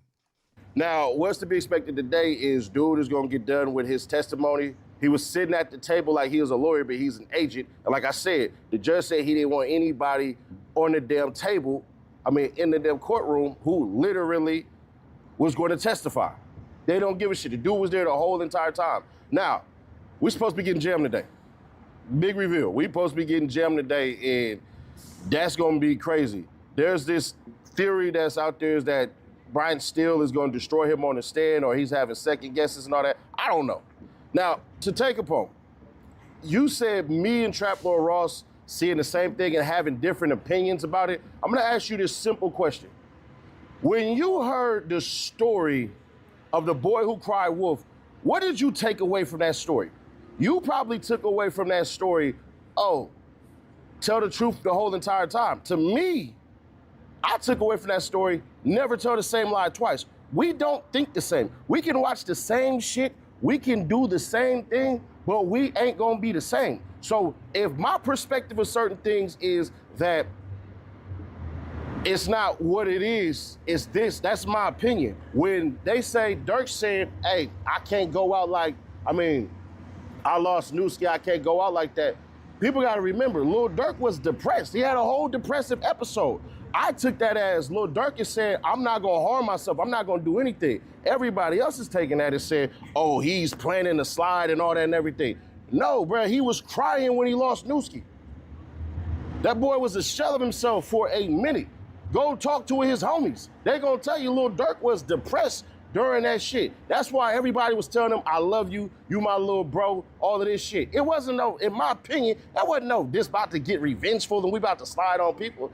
Y'all take it your way, I'm gonna take it my way. And this ain't no diss towards Tay, but bruh, you saying it that way, y'all can do that. Man, bruh, we don't see the same thing the same way. We might watch a basketball game and I might say this player the reason they lost the game. You might say this other person is. It's just difference of opinion. So, man, leave that for you, but understand, I'm gonna give you a different perspective on how I see it. That's all. And the way I see it, and y'all see Drew and everybody, them lawyers, they watch Seti Nash. They said, we rock with the hood lawyer. Just telling you. So, Money Duke and goddamn Lil Durk get into it about them not sliding for Vaughn. And Money Duke basically like, man, y'all ain't sliding for Vaughn. Y'all ain't did shit for Vaughn. All of this shit. And then Money Duke basically was talking hella shit. And he got on group chat, texting everybody, talking hella shit. So, popping up on my shit right now. Shout out. So anyways, goddamn Money Duke and them, they get on group chat with DD and what's cuz name? With DD and Jam and Durk, and they all talking shit. And Jam like, nigga, we gonna go to war with the audience. Fuck them. Nigga, hey, bro, y'all ain't slide for Vaughn. The Money Duke like, nigga, y'all didn't slide for Vaughn. Y'all didn't do shit for Vaughn, bro. So, nigga, fuck y'all. And so it just go off like that, bro. So you mean to tell me O-Block and Lamron was basically gonna go to war for not sliding for Vaughn, bro? Crazy shit. Keeps tuning in. I'm about to update the shit out y'all. To go viral, bro. This shit about to go viral. So you got Jam, who basically told the whole entire thing. They basically got away with it, bro. They literally basically got away with it. Jam got pulled over, had a gun on him, and basically wrote a note. The note literally reads, I know about murders. I don't want to talk on camera. I know a lot. Then we ended before lunch with the damn lawyer saying, do you still got love for Lil Durk? He gonna say, yeah, I love Lil Durk, but you know what Lil Durk did was selfish. What Lil Durk did was basically put me in a situation with people I don't know, you know, with cats I don't even know. When we went and slid for Vine, I didn't even know Vine. If it had been like Booney Mo, then it wouldn't have been no problem and all that. And then he said he had no reason to do this. And he said he still got love for Durk.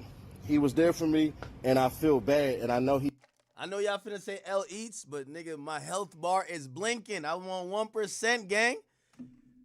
I know y'all done ate good. I've been streaming for 9 hours. They ain't even eat, nigga. All right, I got the leftover pizza from yesterday. I ain't even gonna cap.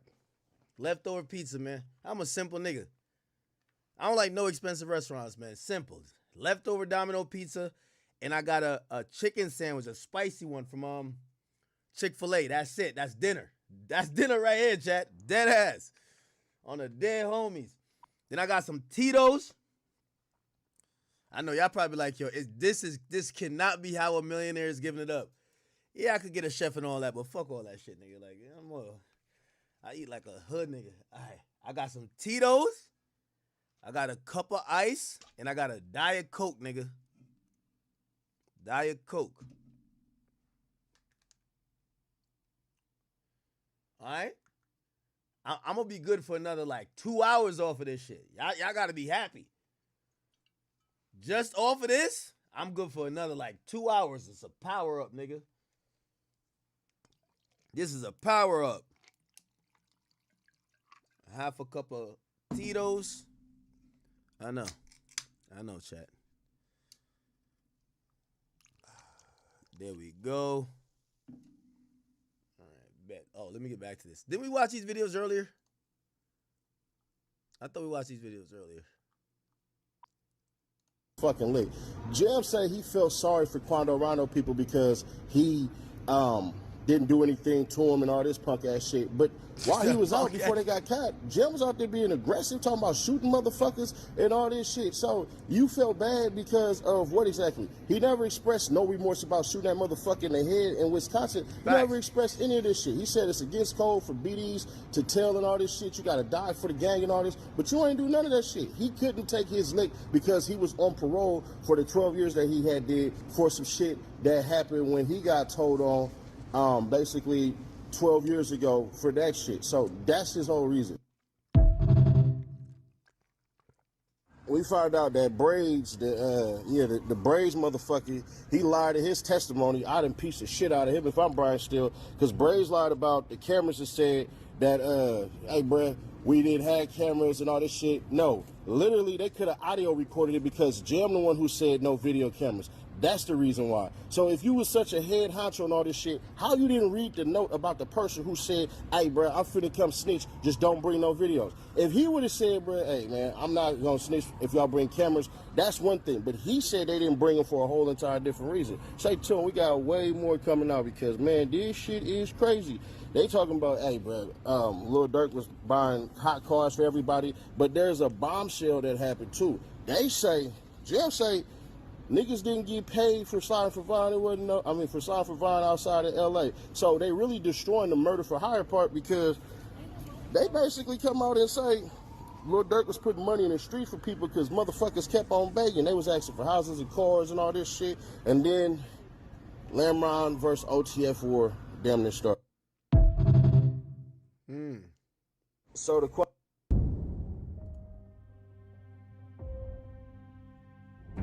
Now, at first, Doody Low wasn't originally from Lamron, O-Block, or 600. Instead, he came from an area called Kankakee, Illinois, but through Chief Wook's network, he eventually became tied into the family structure that helped make OTF a national rap label around 2013. We got the same best friend, Chief Wook. Man, in 2013, Wook could come to Kankakee, and then it just happened like that. Back and forth to Chicago and Kankakee. Online, many people believe that their connection went deeper than music, with some claiming that Doody Low might have actually been a drug plug for Lil Durk. But regardless, he grew very close to Durk, who would once joke that Doody Low only had 4 ops because Kankakee was so small. It's 4 ops out there, man. Come on. Ain't no more. Population 300 people. Years later, Doody appeared to reach shot caller status within OTF, allegedly ordering 600's Big 60 to beat up 051 Kiddo in county jail and later posting proof of it. Go. Go. You know, Mr. Baker happen. I'm killing anything coming to take a key. Staying away from them. All the house. Good OTF. What's going on, stupid? Folks put on the medical wing. Anything come through that. I'm done. Is that went from getting that Nelly to getting that ass beat. But by 2025, Durk would be jailed on federal murder for hire charges, and fans would claim that unfortunately for Doody Low, the Durk stimulus package had fully dried up. Because of that, when robbery rumors and arrests started hitting people around OTF, they felt like signs that the structure around the label had fully fallen apart. By 2025, OTF's Doody Low and OTF Boona stories had shifted into something much darker, part of a story that traced back to a 2023 comedy skit where Doody Low appeared with a man named Oscar Cruz, also known as Oz or OZ, in which he played a weed dealer that was being robbed. 235. 235? 235. No, I know 235. Hello? Hey, Doody Low, he talking about 235. What's up, man? How you doing? Yeah, he talking about 235. 200 or what? He ain't got no motherfucking bubble run. $200. When Cruz was violently killed in a church parking lot 2 years later, this harmless skit eerily mirrored real life. But before Oscar appeared in a homicide report, another violent incident in Atlanta seemed to start a chain. I can't tell if Doody Low is like a killer or just a cool ass nigga, bro. I've seen enough of like 600 Breeze. I don't know if 600 Breeze doesn't kill nobody, but I know he stood on business. Like he was always willing to take it there. Like niggas like Bloodhound. By the way, you seen Bloodhound beefing with Breezy? Anyway, niggas like Bloodhound and Vaughn, they're actual killers, bro. Doody Low, I can't tell what he is. I can't tell if Doody Low's. I know he's not no goofy, but I don't know if he a killer. I don't know if he's just a cool ass nigga. I don't know if like he missed a stand on Bennett, bro. I don't know, nigga. Reaction, because in the middle of May 2025, like put like this, I don't know if like, all right, Durk really wants somebody dead. Durk gonna be like, all right, yo, Doody Low, go do that.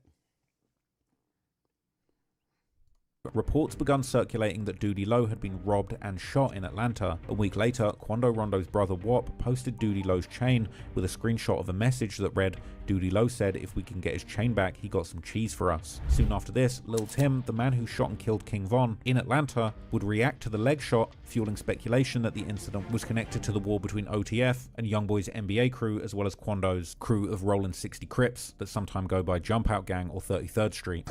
Introduce you to that life. 5-5. 5-5. 5-5. Now, Doody Low would later push back against these theories in an interview on the Danza Project, saying that Quando's people never took jewelry from him and that it was actually someone else. The goofies that posted my right? Right. They don't have my they had a video of it. Wait. Doody Low got robbed? Y'all remember when Youngboy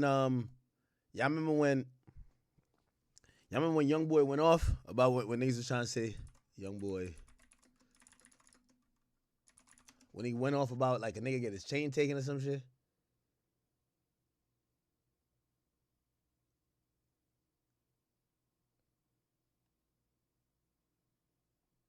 They were saying that Youngboy got his... Hey, you snatch my chain, I'm gonna beat the fuck out you. Like, I ain't gonna lie, you take Youngboy chain, man, I don't even know if I could listen to the music it's saying, bro. Like, I'm like, Youngboy's a nigga. There's certain rappers that, like, I ain't gonna lie, their chain can get snatched. Like, literally. Their chain can get snatched. All right, so somebody took Doody. I don't know if Doody Low is like the biggest killer. So I'm like, all right, they took a chain. But I imagine, is it an OTF chain? If it's an OTF chain, I'm expecting Durk to send 100 shots. Am I right or wrong?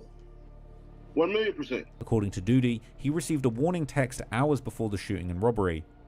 I got a text 2 hours before, like, man, somebody trying to What? Something ain't right. Yeah, I'm like, and I promise you, that was weird. The whole situation was like, it was weird, bro. In fact, in that interview, he said that he had been shooting a music video in Atlanta before going to a trap house in somebody else's hood. Nah, I was shooting a music video around the corner. Word. And then I popped in somebody's hood. Word. And their hood just was on that? I was in a trap house, bro. I was tweaking. Oh, word. Yeah. When Duty apparently reached for his gun while he was there, he would be shot in the leg, and according to Duty, the shooter's gun jammed during what would have been an execution. That motherfucker said, get on the ground and lay down face down. What? No, Sirski, we gotta go. It's on. Hell no, I ain't get down. After the first shot? I didn't get down. So, Yeah. like, you know, adrenaline be rushing and that. Yeah. So it's like, damn, motherfucker, like, you know what I'm saying? I'm like, damn, that's God. But before I go to sleep now, when I blink my eyes, I see the gun jam, man. I see that. Feel me? Afterwards, Duty said people close to him believed the friend with him might have set him up, but he refused to accept that. Like, people was trying to put it in my head, like, yeah, your homie right there with you, he set you. I know he would never put me in no like that, you know what I'm saying? But then, in a very creepy turn of events, the very same day that interview was uploaded, July 22nd, 2025, Oscar Cruz would be found dead. Now, Oscar was a 28-year-old father whose body was discovered in the parking lot of Cannon United Methodist Church in the suburbs of Atlanta. New details now about the man killed in a Snellville church parking lot. The victim has been identified as Oscar Alexis Cruz. Gwinnett County Police say someone came across the 28-year-old's body yesterday at Cannon United Methodist Church right on Webb Gin House Road. Authorities have not said if they have any suspects, but police did tell us that they believe this was an isolated incident. According to investigators, Oscar met the suspects at a Waffle House before they took him to his Lawrenceville home around 1 a.m. Inside the house, Cruz's wife was forced out of the shower at gunpoint while the suspects bound his hands, searched the home, stole $3,000 and valuables, and allegedly told her to kiss him goodbye. A detective said the suspects delivered a terrifying message to the wife of Oscar Cruz. They told her this would be the last time that she saw her husband and to kiss him goodbye. Police say Cooper and 3 suspects met Cruz at a Waffle House on July 22nd at around 1 in the morning, where he got into their car. Investigators say the suspects became violent when they took Cruz to his home on Gin Blossom Circle, where the 28-year-old's wife was showering. His hands were bound with duct tape, and there was a male pointing a gun at his head. And she was made to get out of the shower and come downstairs. Authorities say 2 armed men stole $3,000 and possibly drugs from the home. After that, they drove Cruz to Cannon United Methodist Church, where he was shot 17 times and left there. Police said that Cruz was either trying to sell drugs to the men or collect payment for drugs he had already fronted. Oscar Cruz was going to either sell drugs to the individual or get paid back for some drugs he fronted them prior. By September, the first suspect had been charged. 2 months later, the case grew again when OTF Boona was publicly reported as another suspect, even though he had already been behind bars since August. New tonight, there is a second arrest in the death of a man found shot in Gwinnett County in a church parking lot there. Michael Golden, he was arrested this week and charged with malice murder in the death of Oscar Alexis Cruz. That same month, Duty Low released the song It's Up, and one lyric stood out. On the song, Duty would rap, Goofy had shot me in the leg, then his cousin died. To listeners, that line sounded like it might be pointing towards the same chain of events. As the news spread, people searched for a motive. One online comment claimed Oz was trying to collect money that Boona owed him for drugs, asked around for help, and through Duty Low, word eventually got back to Boona. According to that comment, Boona acted like he was going to pay Oz, met him at the Waffle House, tied his hands, took him home, robbed him, and then later killed him. That same commenter claimed that despite Oz flexing 12 bags of drugs on live, OTF Boona and his 3-man crew only left with a £250 worth around $1,200 and $3,000 in cash. As of June 2026, Boona is behind bars awaiting trial. So it looks like it's official. Duty Low has been confirmed as co-conspirator number 4, and the person who confirmed it was OTF Jam himself. Now, we'd been wondering who was it that gave the location of Quando Rondo in LA to the alleged hitmen, to Durk, to the team and all of that kind of stuff. Well, what is crazy is that we found out that there was apparently like a crazy conversation after basically like all the hitmen arrived in San Diego. Apparently none of them knew what was going on, but they had an inkling something crazy was going on. And I'm not gonna lie, Durk really put himself in it with some of this stuff. So apparently, okay, all of the hitmen were kind of rounded up for some kind of secret mission. They didn't know what was going on. They all quickly got booked to these flights to San Diego. And apparently when Jam Jam and another one of the hitters basically arrived. They went to a Hooters in San Diego. They got on a FaceTime with Duty Low, who told them that they got the location for Quando Rondo. They got the low from basically like a weed dealer that was going to go and take them some weed, and that they were basically going to trick him into coming outside to pick up weed, and they were going to kill him outside of his hotel. Well, it's confirmed that that was Duty Low. Now, not only did we were hearing about Duty Low being in group chats, and I thought, oh, maybe they're going to show some series of messages with Duty Low and other stuff that he had said, but it was Jam that took the stand and said that it was Duty Low that basically told them after they'd arrived in California that they were there on a mission to kill Quando Rondo. And Jam said something really interesting. He said, look, he felt like it was too hot to kill somebody in Los Angeles. He was thinking, there's too many police. I don't know the city. I don't know how to get away if I get in a high-speed chase, if I get hurt. I don't know where I'm going. This is a bad idea. But he said it was too late. I was already there, and I just went with it. So OTF Jam told the courtroom, he basically said, look, where I'm from, you don't stop nobody killing somebody. That's what gets you killed. They said that they'll think you're police. They'll think that they'll get mad at you if you say that you want to stop a killing happening. But he wasn't really happy about it because he said he couldn't consider himself in the Quando beef. He said he wasn't that close with King Von. They spoke a couple of times. And what was crazy is Jam said that way back in the day before he knew Von, he was trying to rizz up King Von's sister. But he said he didn't feel like he should have had to be one of those people that slid for Von because that wasn't his homie. He said, look, he wasn't my man's. We didn't kick it. I didn't love him. I didn't feel like that was my mission. And he's saying they were in Hooters on FaceTime with Duty Low, and basically Jam and Boogie looked at each other after they were told to go and kill Quando, and they basically just looked at each other and said, yeah, But what was even more crazy is obviously now we know Duty Low was co-conspirator number 4 that was given the drop. They were apparently waiting outside Quando Rondo's hotel, and Duty Low told them that basically the guy that they thought they were getting weed from was telling Quando Rondo that he was just a few minutes away from the hotel. This is gonna, I might have to say this in a different video because we're running out of time. But basically, they had eyes on Quando Rondo outside the hotel. They were about to kill him, but the police rode by. Apparently, Didi upped his gun, pointed it at Quando, and said, I could kill him right now. It would be so easy. They never tried to do a drive-by on Lil Tim or anything like that in Savannah, but obviously these messages were going back and forth, and it's not a great look. But look, I'll let you know more when I have more context.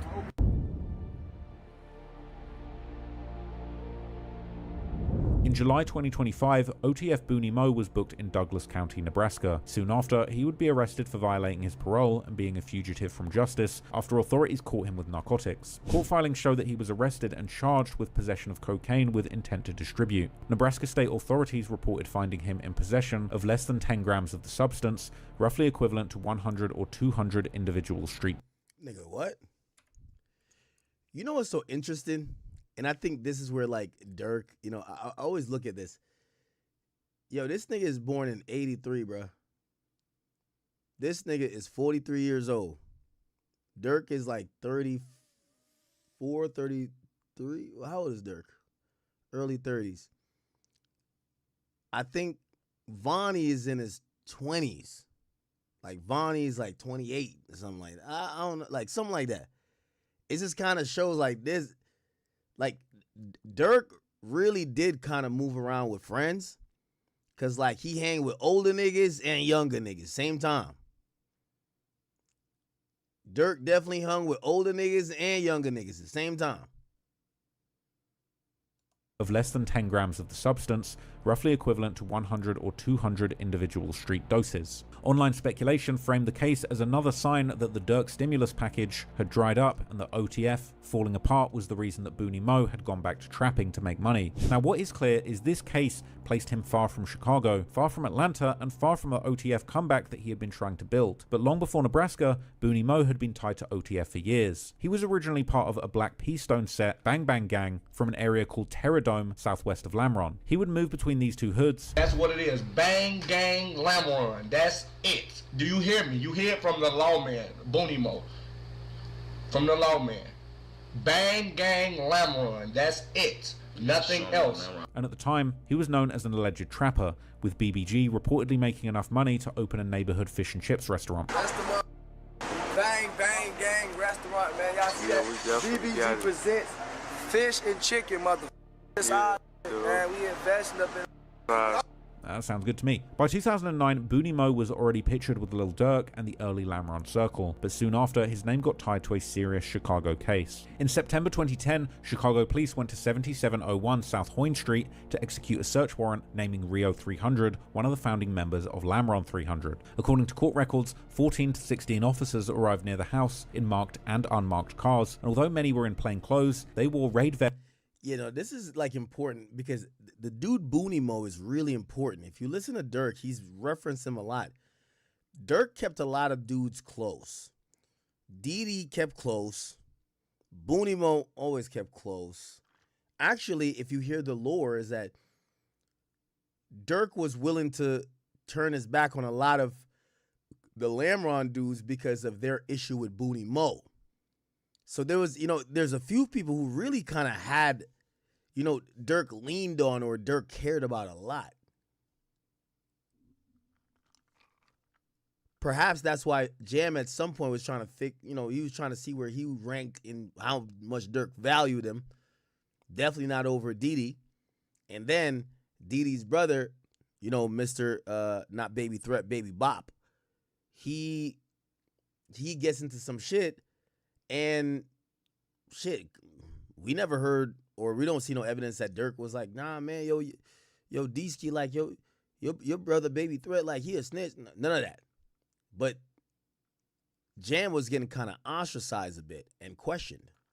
Vests marked Chicago Police Department, and inside they found Booney Mo, Rio, Booney Mo's grandparents, Paris, and Leslie, who court records described as Booney Mo's girlfriend. But according to state's evidence, officers breached the fence with a battering ram and moved towards the rear door while at least 3 officers yelled Chicago Police search warrant. Inside, the group had been watching TV and smoking marijuana, and Paris said that he had brought a gun into the room earlier that night at Booney Mo's direction. At that point, they heard banging near the back gate, and Leslie looked out and ran with Booney Mo to his grandparents' bedroom. According to statements later given to police and the grand jury, Booney Mo told Rio to find out who was at the door. According to these statements, Rio allegedly grabbed the gun, looked outside, and told Booney Mo it was the police. In Paris and Leslie's pre-trial statements, Booney Mo allegedly ordered Rio to buck that, meaning shoot at them. As officers hit the door, the state claimed Rio pulled the trigger once, the gun didn't fire, and then he aimed again, pulling the trigger a second time, and the glass security door exploded outward, injuring 3 police. After the shooting, officers surrounded the house and eventually made contact with the people inside. Afterwards, witnesses said that Booney Mo asked Leslie to take the gun to the basement,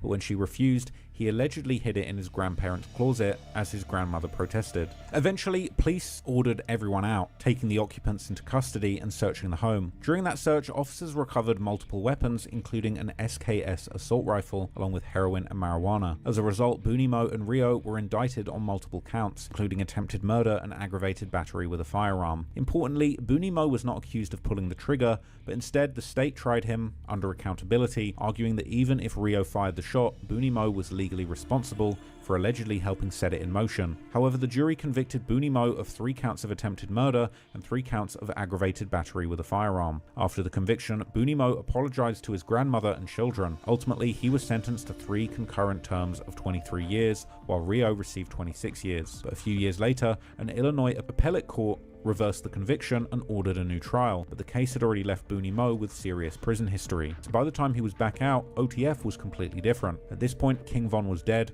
Lil Durk was bigger than ever, OTF was a national brand, and several older names were coming home after years behind bars. For Booney Mo and the others, the return came with a chance to pursue music, but then Lil Durk got arrested, and as Durk's federal case developed, Booney Mo's name kept on appearing in a far more dangerous context. According to federal filings, prosecutors wanted to introduce evidence of an alleged plan involving Durk, Booney Mo, and a cooperating witness identified as PW1. After King Von's death, prosecutors claimed that Durk grew frustrated with O-Block members because they had not retaliated. In that alleged message sequence, Durk wrote, "I'm finna pipe it up." According to the same reports, Booney Mo responded, "Blood, it's green," followed by a car emoji, a green light emoji, and a message saying, "Getting together now, no phones." After that, prosecutors reportedly claimed that PW1 and Booney Mo purchased a vehicle using money provided by Durk. The alleged purpose was to travel to O-Block and kill any O-Block members they could find, and PW1 expected to be paid for every member he killed. But according to the filings, the plan was later called off because police were in the area. Now, prosecutors were reportedly pointing to him as one of the people that Durk trusted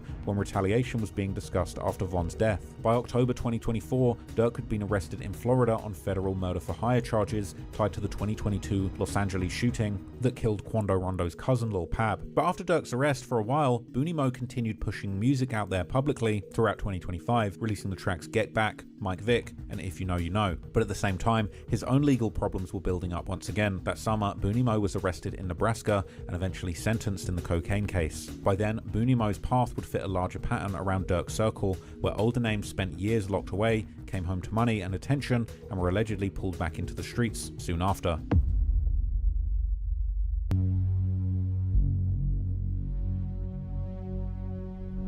For Lil Durk, King Von's death was...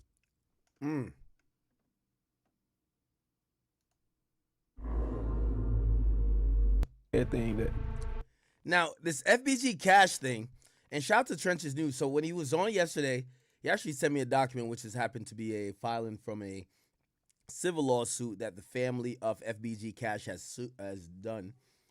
I think it's FBG. No, it's not FBG Cash. Wait, which civil file is it?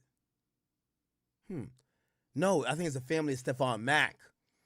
And they claim that through their discovery, they figured out that the investigators believe that OTF, not saying who, but they say OTF is responsible for FBG Cash's murder. If you don't know FBG Cash, guy who was locked up for most of his career, he comes out, he starts disrespecting Von because Von's dead. He kind of like, is popping a lot of shit, goes viral for that. He actually goes viral initially because he slept with Chief Keef's mom. And when he came back out this new time, disrespecting Von, he shows up, takes a picture by the mural. He later says to Adam 22 on No Jumper, yo, they told me to go take a picture by the mural. So I did that. And when he did that, he ended up dead. Okay? And this is after Durk was starting to rap, yo, you go by that mural, you gonna end up dead, and the nigga ended up dead. So, yeah. Gangster disciples in his city. After his murder, one of his close friends would step up to fill the void that he left. This was the rapper FBG Cash, real name Tristan Hamilton. Born on October the 5th, 1990, Cash was several years older than most of his peers in the early drill scene, including his little brother, FBG Young, who was... Okay, so this is also very interesting, and that's why I brought up like the age difference with like the Booney Mo stuff, right? What happens in Chicago, these guys go in and out of jail, and every time they come out, like, the world has changed. There's new iPhones, new trends, but also, like, a lot of their friends have either died or, like, shit has just moved on. So you get, like, this weird dynamic with Chicago where age groups is kind of like, it's fluid a bit. It's fluid a bit because unless you with your original guys and nobody got killed or nobody went to jail, you see a lot of people re-entering society and they're either a little bit older, but they still got the same mindset. Niggas get out and like they get locked up at 19, they get out when they 30. They kind of still want to hang with the niggas who are in their early 20s, right? So they're a little bit older. Like it's a little bit fucked up because everybody's going to jail, everybody's dying. It's kind of weird. Born in 1996. Cash was born into a family of GDs, and with his father being in the streets too, Cash would be exposed to that lifestyle early, jumping off the porch in his grade school years. Yeah, my pop was always in the streets. The kids, we was already in the street, exposed to the street. You know what I'm saying? It was just a time we had to come home, but we saw everything that who ain't from the streets and ain't jumped off the porch ain't saw. We saw all that young age so far as like coming out doing shit on my own through grade school years, you know what I'm saying? Anytime I got a chance to pop out and go somewhere without my people attendance, you know what I'm saying? I was in the streets, so. Cash and Young's family would eventually move to around the 63rd and St. Lawrence area when Cash was in 9th grade, and there they would join the local gang set, STL EBT, and begin to spend time with other guys from the set like Duck and Dutchie. The four would eventually form the rap group Flyboy Gang, aka FBG, together with rappers like Lil J, Billionaire Black, Duck's brother Brick, and Wooski, who was always more in the streets than in the booth, but would still rep the name at times in his music. However, before that, in 2009, when Cash was only 18 years old, he would get arrested for an armed robbery and get sentenced to 6 years, which meant that Cash would end up being locked up during the critical years when the war between the GDs and BDs would begin to escalate in the Woodlawn area. While Young and Dutchy and Duck would first begin to rap under the FBG moniker, and the drill movement as a whole would begin to form, with artists from the Woodlawn and Washington Park neighborhoods playing a key role in the genre's birth. With good time though, Cash would ultimately end up only doing 31 months, and in 2011 he would be released on house arrest. Cash would seemingly spend his time on social media, where he was making his affiliations known. His first tweet being how he's repping Dale Mob, a name that STL-EBT would call themselves after the murder of Dale Fisher in December 2011, and of course repping their rap group FBG that he was now part of, as well as shouting out their affiliates like the MOB Set and the Brick Squad, or dissing their ops like Fredo Santana aka Mr. Scary Sight and E-Day from 600. Cash was clearly studying the new drill scene, and seeing it blow up right in front of him, he too would decide to get into rapping and make a name for himself. Being now part of the FBG crew, who were already making noise within the scene, Cash was in a great position to make it rapping, but he also had an ace up his sleeve to go viral. See, when Cash had been 16, he'd been messing around with an older woman, but this wasn't just any woman. This was Chief Keef's mother, Lolo, who used to live in the Parkway Gardens, better known as O-Block. Now, with Keef being possibly the hottest new artist in the world at that point, and being the #1 enemy of Cash's STL-EBT set due to often dissing them and their dead member Tuka in his music, Cash decided to clap back and use his old fling with Keef's mother to create publicity for himself in the drill scene, as he would many years later explain to a very confused Adam 22 who had seemingly missed this part of the early drill history. How'd you go about getting into the music? Yeah, Cash is gonna say, yeah, I fucked Chief Keef's mom, and Adam is in such disbelief, he's gonna think he's trolling him. Like, I felt like, so like, it was already ahead of me in the race. That wasn't even a race for us, but they was already off, you know what I'm saying? So I'm like, I ain't want to just be the one to just drop a song and then it do poor, you know what I'm saying? So I was trying to do something to grab the attention. I started, made me and I ain't even make a Twitter yet. I was on Instagram, and it wasn't even popping like that. It wasn't no live, but like, it was some that happened with me and Chief Keef's mama, and that just put me over the top, like, as far as like people want to know who I am. Back then in 2012? Like, yeah, like that's when it came to. What like, happened with his mom? Like, I used to with her, like, yeah. Yeah. I ain't gonna count, you know what I'm saying? It's been said before, like, I ain't even have to bring it up. That's my people, you know what I'm saying? She cool people, but like, me and her relationship, like, not a relationship, but relations, like, what started me rapping. Really? Yeah. I kind of feel weird. Like, I feel like you might be trolling me, and I don't want to have a serious conversation about it if you're just trolling me, but, you know. In the summer of 2012, Cash would film himself calling Chief Keef's mother without her knowledge and trick her into admitting their relationship, with the video then getting posted online, where it would soon find itself going viral on worldstar.com, the biggest... Yeah, ironically, I wonder what Chief Keef thought when this nigga died.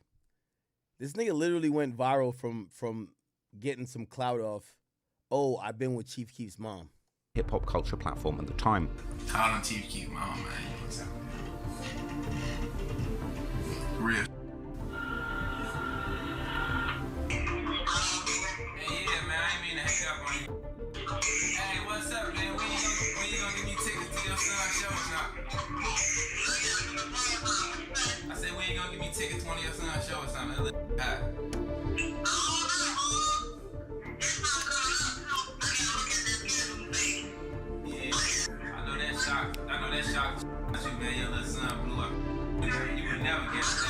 Now, I ain't gonna lie, this is the difference between Durk and, respectfully, Keef and Durk. This nigga tried to go viral by acting like he fucked, or I guess he did. Oh, he fucked Chief Keef's mom. Nigga, he showed up by a mural for one of Durk's dead homies. Vaughn, nigga, he was wiped off the map, nigga. Like, yo, that nigga Durk was not playing. Like this, yo, I'm gonna be honest with you. Him taking a picture by the mural is 1,000,000 times less worse than him confirming to the whole internet he been fucking your moms. But you see, Chief Keef let all this shit go. Chief Keef had to go through some real healing. Nigga, he took a picture by a mural. That nigga was gone in 60 seconds. That nigga Durk had him out of here. Well, allegedly.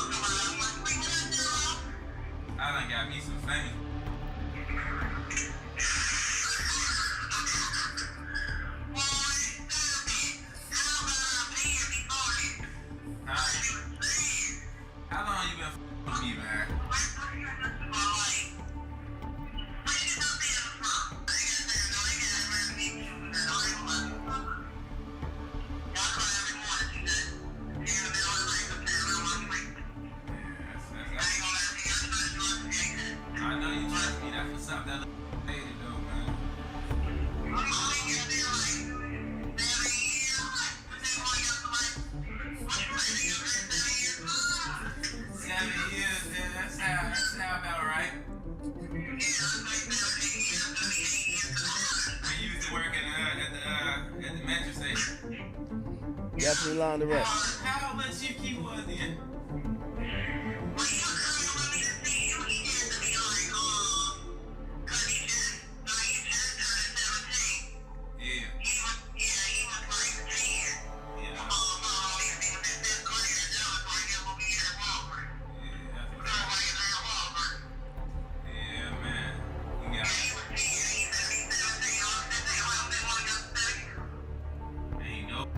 Duplicate, y'all the real thing nowadays, man. I got the real thing. Hey. Boy, when you finish doing all that, man,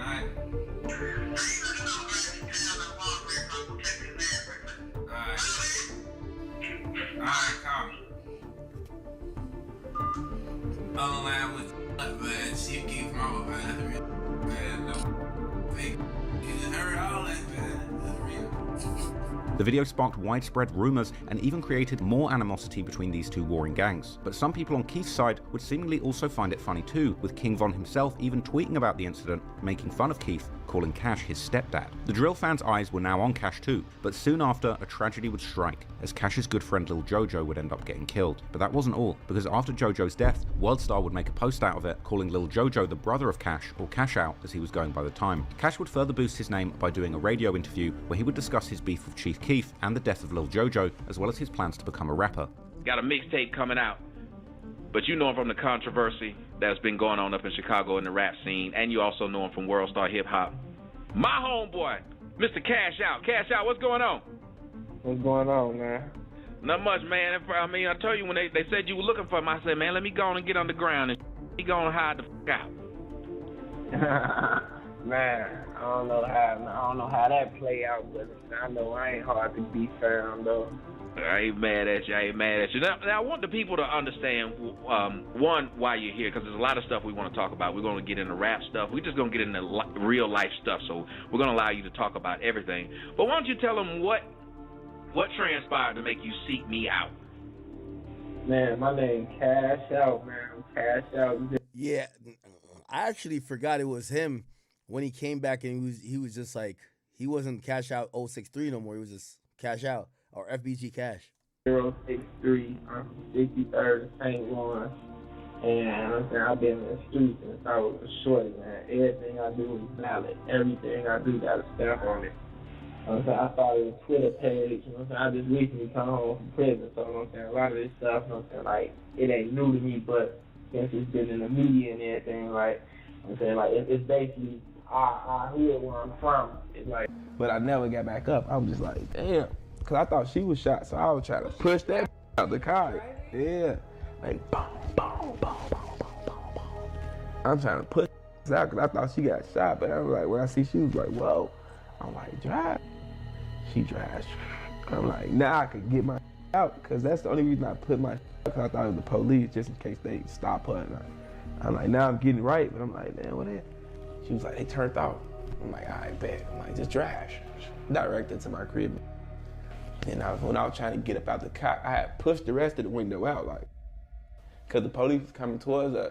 This is not normal. Like, by the way, this is dramatic and crazy. Like, yeah, but I done been so many people been shot around me. It's not confirmed who the girl who Cash was with that night, but only a few weeks later, he would find himself in the exact same situation. But unfortunately this time, he wouldn't be as lucky. In what was titled as the last video of Cash alive, he was seen having fun in a recording studio, wearing a black hoodie with a green print. And then, in the early morning of the 10th of June 2022, Cash had allegedly been at a nightclub where he had gotten into an altercation with some unknown people. Then, around 5:30 AM, Cash and the woman named Tasha West would be driving in the Auburn Gresham neighborhood, located immediately south of Inglewood. Cash was driving his Ford Edge SUV on the 1600 block of West 81st Street, while the woman was reportedly sleeping in the car at this time. Their destination possibly being Cash's home on the 8100 block of South. Yo, this is the thing with Chicago too, man. Man, I love Chicago, man, but unfortunately, like, financial situations is the reason why we lost a lot of people. Man, when you tell me that JoJo was shot off a bike, you told me this nigga was caught at a bus stop. Man, in Chicago, if you got real issues, man, nigga, you gotta have the money to buy a car, nigga, move around, nigga. You got, like, you trying to fuck a bitch, nigga, like, no disrespect to Cash, but you trying to fuck a bitch, you just lounging in your car on random blocks, nigga, get a hotel, nigga, downtown. If you with a bitch, nigga, either she's sucking your dick or you, even if you just macking with her, nigga, you just gonna sit in your car in a random block. I don't know, whatever reason, I guess you can't go home, or maybe you don't trust her at your home. Nigga, you just sitting out like randomly, nigga, just book a hotel. You feel what I'm saying? Like, I hate to say it, but like, bro, he was in his car super late. Apparently, they might have had a tracker on it. South Marshfield Avenue, which was only about a minute drive away. However, when arriving at an intersection, a black Cadillac would pull up on the car, and two unknown suspects would begin shooting at them. At this point, Cash would attempt to run from the shooters after bailing out the car, but he would eventually collapse on a grass verge next to the sidewalk beside a tree, while the shooters would then flee the scene in the Cadillac. Police and ambulances would arrive at the scene with gruesome pictures of Cash's body on the ground and being loaded into an ambulance, later going viral, with Cash notably being left laying next to that tree. Cash and the woman would be transported to the Advocate Christ Medical Center, where Cash would unfortunately be pronounced dead. Units to 6 of Citywide, we have a shot spotter at 8059 South Marshfield, 8059 South Marshfield, 22 rounds, nothing further, zone 8 station clear. Well-known Chicago area rapper was killed in a drive-by shooting early this morning in the Auburn Gresham neighborhood. 31-year-old Tristan Hamilton was shot multiple times. According to the Sun-Times, he raps under the name FBG Cash. A 29-year-old woman with him was also shot, taken to the hospital in serious condition. It is believed Hamilton fired back at the shooter. Police don't have anyone in custody, at least not yet. 2 years ago, another rapper close to Hamilton, known as FBG Duck, was also shot and killed. The police incident report would later reveal that a total of 23 shell casings were found at the scene, with 14 from a rifle and 9 from a .40 caliber pistol, while the medical examiner's report would reveal that Cash had been struck in the head, neck, back, chest, and legs. Reports also indicated that the shooting went down in 2 phases, with 18 initial rounds being fired, followed by a pause, then another 5 rounds, perhaps suggesting that the shooters wanted to ensure that Cash didn't survive and stood over him shooting to finish him off, with this detail seemingly being referenced by witnesses to the crime, as well as later lyrics that refer to the murder. Rumors would later even circulate, suggesting that Cash's killers might have even tracked him using an Apple AirTag. But following Cash's death, Chiracologists on Reddit would soon begin to react, like posting theories about his ops, such as 600 Breezy possibly dissing Cash by posting a picture of himself smoking on his Instagram story, while another commenter would say how Mimo600 had also posted a similar picture. A day or two after Cash's murder, his cousin and fellow rapper BG Lil Pat would make several posts dedicated to him, including a video of himself driving around together with the caption implying that he was going to slide for a month straight to get revenge. However, Pat would also make an alleged post and delete story where he could be seen walking in O-Block, which would immediately start theories that O-Block had been responsible for Cash's murder. About a week after Cash's death, Digital Real YouTube channel would post a vlog from O-Block where one of their members can be seen heavily dissing him, which would further boost the theories that O-Block was behind the hit. On gang only. Dummy, zip him up. Dead on the right. Straight to the wall. Ain't make the hospital. Straight to the wall. The world wants supposed to have everybody twice singing everything but the women and everything but these legends. We walking on this cash out, but we ain't crashed out. Oh, gang only. Meanwhile, Buck Munner, who is part of a set called TSG, who are the younger generation of O-Block, would make a post on his Facebook 2 days after Cash's murder, where he can be seen flexing a stack of money in front of the King Von mural in a very similar photo to the one Cash had taken at the mural just before his death, together with a caption. Somebody said this, this is really the Warren Chirac finale. Counsel at large, what up, boy? I mean, like, you know why there's so many people tuned in? You know, and I've seen a couple of goofies, you know. I didn't want to get these niggas like that, like even the whatever, but when it come to Durk, you know, again, nigga, we just been covering Durk for a long time, nigga. Like, again, I want to show you a DM with me and Durk. I shouldn't even, not that I really care to do it. Oh, I think it was a text message. I don't know if I got it on this phone.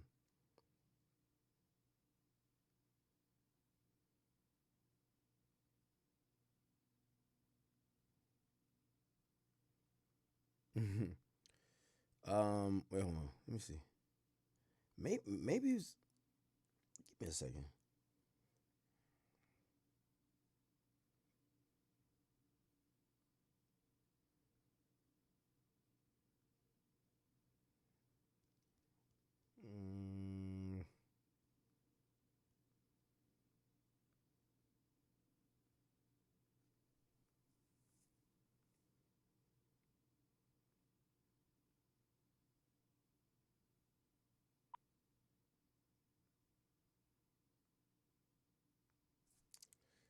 Yeah, nah. It was on text. But me and Durk always, I ain't gonna lie to you. One thing I see about Durk, like, and you got to realize I covered the war in Chirac, so like, me and his manager got into it way back. Like his manager OTF Chino, who did pass away, his manager was like, "Damn, yo, you showcased this, but you ain't showcased the backpack giveaway and shit like that." Oh, thank you for the donation. It says War Chirac finale. Michael Phelps. Ah, man, yo, and that's why I kind of root for Durk, bro. I root for him. You know, this is another thing. I'm a little scatterbrained. I'm sorry, Chad. Yo, y'all Durk fans got to realize this too. This is a finale of sorts for Durk. This is one of the finales of the war in Chirac. You're right. Y'all are right. But it's a finale where it's like, what end of the story do we want to see? The end of the story, do we want to be like, yeah, man, this happened, this happened, this happened, this happened, but then he went to jail for life? Do we want to hear this happened, this happened, this happened, this happened, then he got killed? Or do you want one of those ending of the story where, like, the main protagonist, one of the niggas who, like, you really fuck with, like, he just kind of walks off into the, you know, into the distance type shit, and he's still doing him? I think everybody who fuck with Durk, bro, listen, we not fucking stupid, my nigga. Everybody who fuck with Durk, if you love Durk for real, and you gonna wear one of these, man, pray to God, nigga. Hopefully, you get past this shit. You get what I'm saying? Pray he get past this shit, nigga. But honestly, if he get past this shit, we gonna have to look at him just like how we looked at Wayne when Wayne started catching them seizures. Nigga, Wayne was making some of the best music, but he was high as hell, nigga. He started having health problems. Niggas realized, nigga, if Wayne gonna give you that same shit, that nigga gonna die, nigga. And I seen fans, like, accept that responsibility and be like, you know what? We love this nigga. Like, we want him to survive. Like, we good off the leaned out music that Wayne was making. Like, we love him. He a legend. It's the same thing with Durk. At the end of the day, if you support Durk, which I do and I hope y'all do, nigga, you know, you hope for the best and you want him to make it out of the situation. But if he do make it out of the situation, nigga, that shit is a dub. All them songs we done like, them shits is a dub. Nigga, he can't do that again. It's over. Nigga, you make it out of the situation, it's over. Okay? So that's why I say y'all got to pick what ending y'all want to this. Like, the ending is like, y'all just don't want my guy to be rotting in a cell. Let me tell you this. I love Vibes Cartel. It's my favorite artist all time. Y'all know. I just interviewed him not too long ago, bro. He said he won't. I love when he makes gangster music. Bro, he said he was locked up serving life imprisonment for murder, my nigga. He said he was in his cell. Before he went to jail, he was on, you know, he would always question God, this and third. Nigga, when he went to cell, nigga, he said when he went to jail for life, he got on his knees and prayed to God. He got convicted, nigga, 35 to life. Hard labor. In Jamaican prison, nigga, like, when he made it out via an appellate court in the UK, because the UK still has some jurisdiction of Jamaica. He said he promised God if God took him through that, he would never not speak his name in glory. Nigga, he's been out for a couple years now. He's selling out shit still. Like, he performed old songs. He don't make no music about gangster shit no more. It's over. Vibes Cartel, again, my favorite artist. He don't make that type of shit that I used to love. I gotta listen to old songs. He don't make that shit no more. That nigga is praising God. Cause he's seen what that led him to. That led him to life in prison, nigga. He should not be here. He don't make gangster music no more. So I say this to the Durk fans, like, of course we want him to beat the case. But I do hope y'all realize if Durk get out, what we talking about, the shit that y'all bumping outside the court, federal nightmares, he'll never make music like that again. It's over. This era is over. Only Allah, nigga, I'm not into the Muslim shit. Only Allah, God, Jesus could save this nigga and you know, grant him some serenity and take him out of this. If you think that Durk gonna get out of this and still rap about sliding, you dumb as hell. It's the reason why y'all can't get the same Gucci Man. Nigga, a lot of times these niggas talk all the toughness. That's why when Meek Mill saying this bullshit, Meek Mill was in jail for like some wheelie, bro. We got to stop with Meek Mill. Like, we love Meek Mill, but like, Meek Mill really was never really facing no real shit, bro. Like, we got to stop it, bro. All of these niggas that we all loved, unless they died, you see, we don't know what Von would have became. Nigga, Von died too quick, nigga. We don't know what Von would have looked like when they superseded that shit to the feds and they came to him and said, nigga, we got you on 10 murders, nigga. 8 in Chicago, 2 in Atlanta. What's up? What you finna do? Nigga, we don't know that version. Von died to us, and this all y'all street niggas, if y'all want to die like the hero, y'all gotta die like Von. Because otherwise, we gonna see the true meaning of life. Ain't nobody's living a gangster life for their whole life. The true meaning of life, niggas is gonna cop it. The biggest killers did it. I'm telling you, I just told you about Bob Scott. I'm telling you, if Durk beat this case, that nigga's gonna be the biggest. He got 9 kids. You know how much time he sacrificed being around his kids to be around some niggas who done told on him? Niggas who done died? Niggas who ain't rolled for him? You think he gonna do that again? You don't think Durk is in his cell doing whatever prayer like these Muslims doing, probably saying, I know I wasted my opportunity. I know you gave me all the blessings. You give me that shit back again, I will not do this shit. So I hope all the fans, like when you rock this Free Durk t-shirt, just know that music that, you know, came from that emanated from that energy that he was rocking with, because I think if you're watching the trial, you could clearly tell Durk was not on some capping shit, right? So we kind of like, damn, Durk is crazy. But my nigga, if you get another chance at life, nigga, all that music we like is a dub. You see, the thing with Pooh Shiesty, nigga, Pooh Shiesty ain't faced life yet. The moment Pooh Shiesty realized it's over,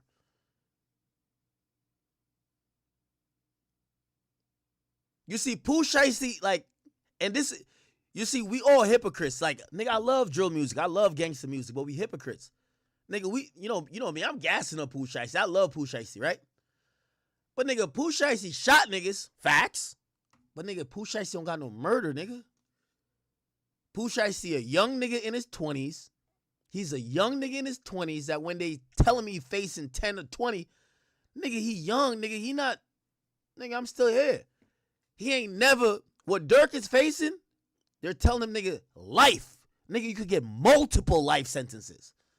Change your whole perspective. So even with Pooh Shiesty now, you about to fight this case? Nigga, if he come out and they even give him, say he got to serve 10 years. He already been in there for a bit. He got to serve, say get out in 8 years. Nigga, he going to be more gangster than we've ever seen. Now, if the only way to break a nigga like Pooh Shiesty is to realize, is to make him realize that, nigga, your face, you ain't no, like, you're done. Nigga, you think Pooh Shiesty right now think he done?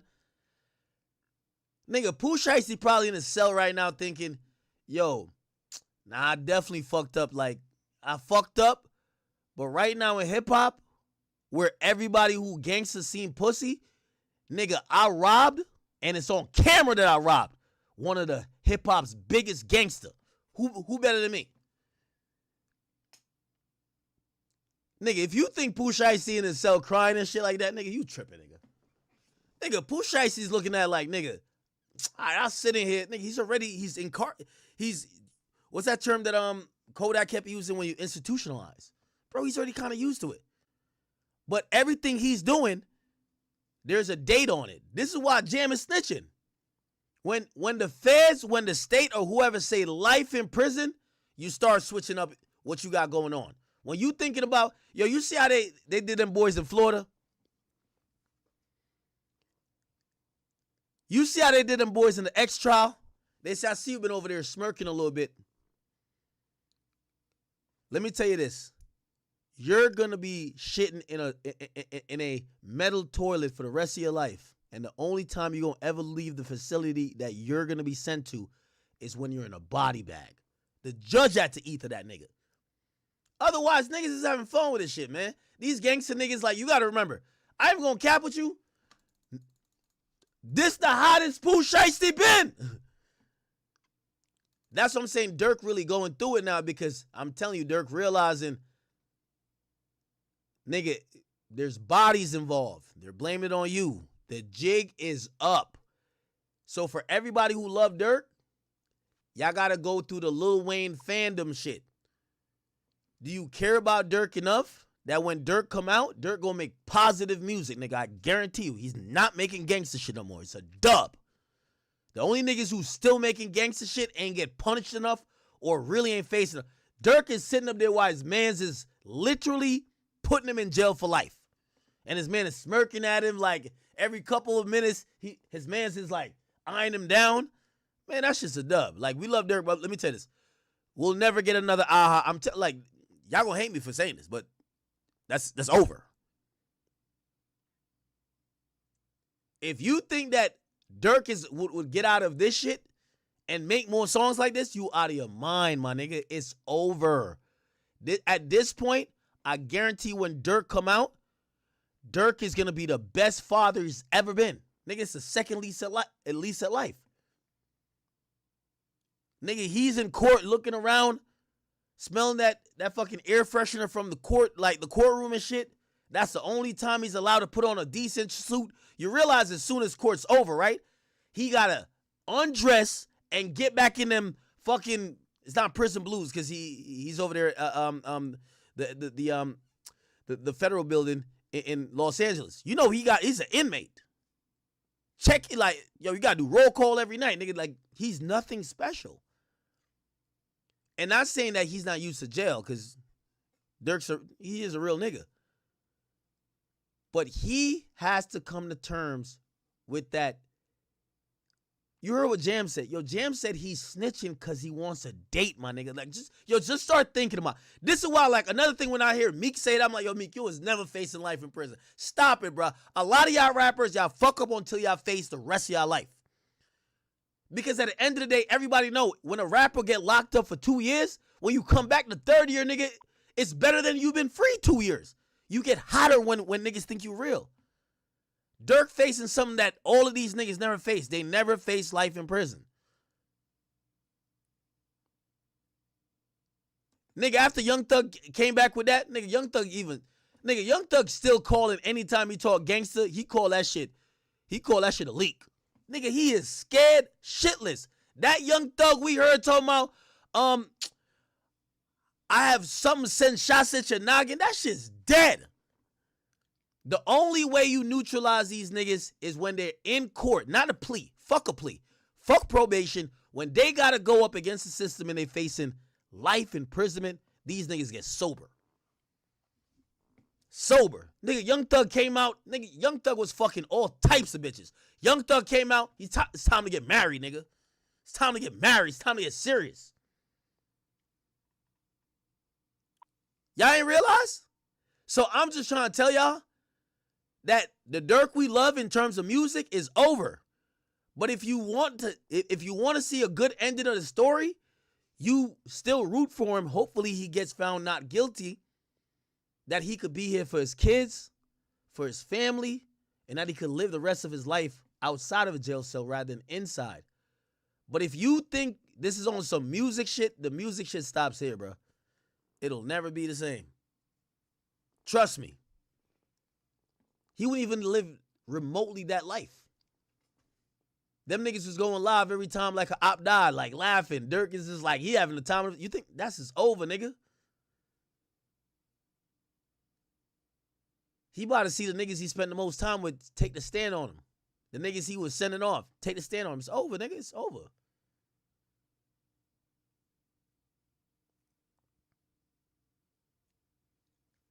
Wait.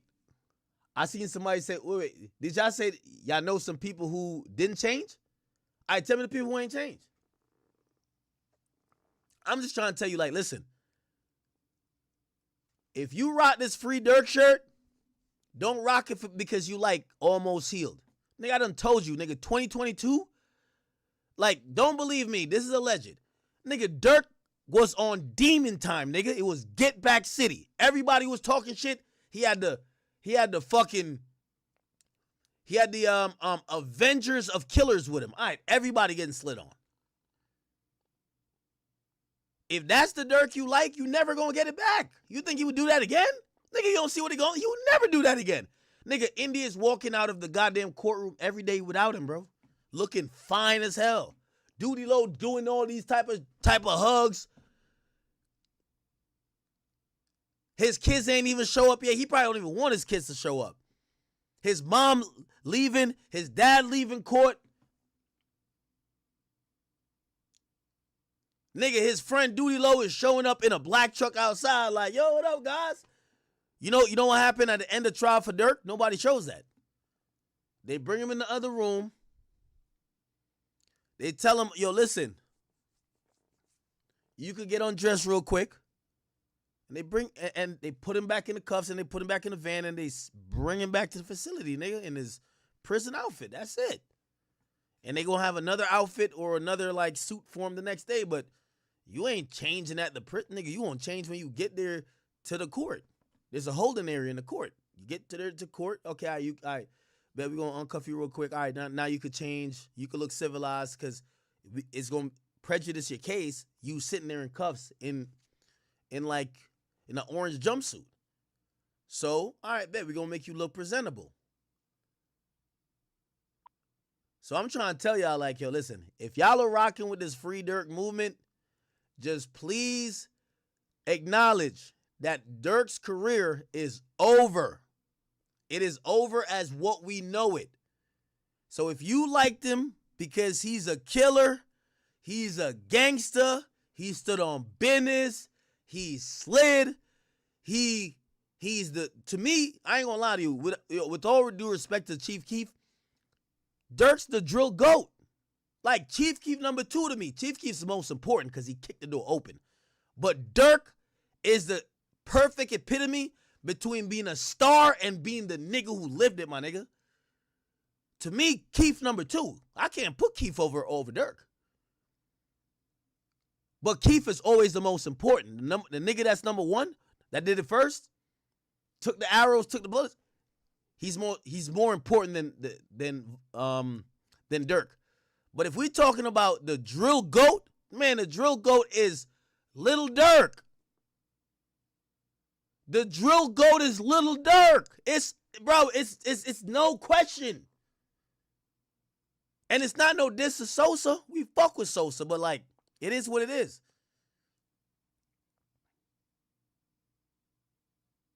Nah, Sosa ain't the GOAT, bro. All right, listen. First of all, I make 2 points. First of all, if we look at really throughout the entirety of both of their careers, Durk done made better songs. Sorry. Keef was on a run, but after that, it was really a long time before you hit. When it comes to drill, man, we all know what drill about, bro. Like, we all know, like, the shit that make niggas really blow up and glow up in drill. Man, ain't nobody fucking with this nigga Smirk.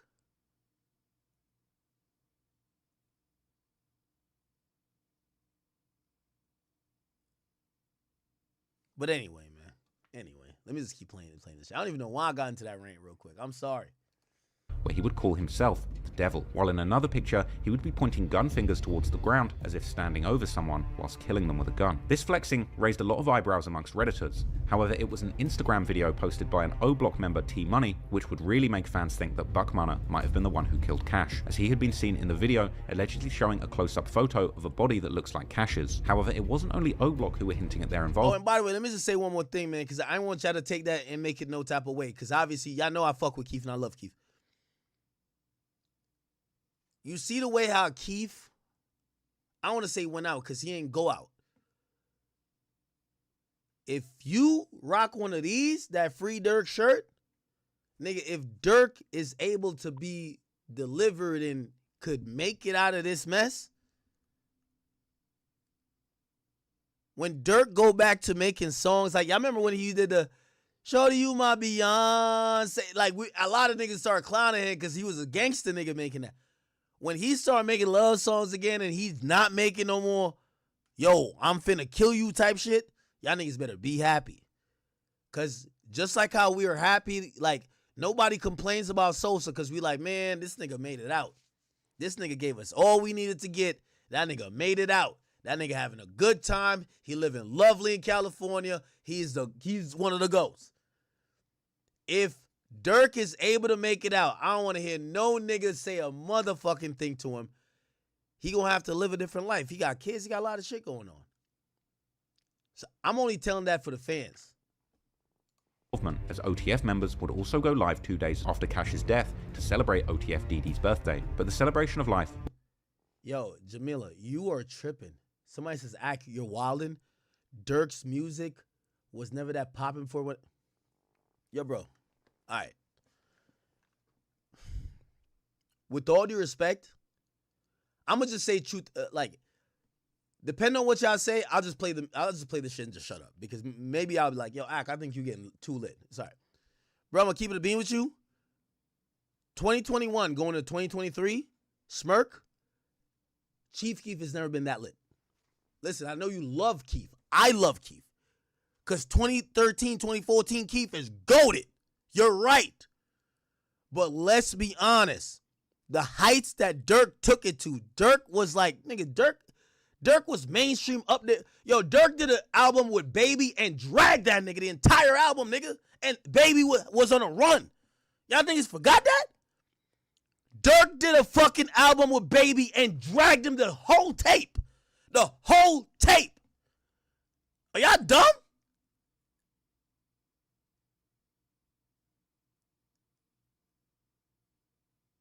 Nigga, Durk was keeping it gangster with the type of music he was making and still make, bro, the mere fact he could even make All My Life, my nigga.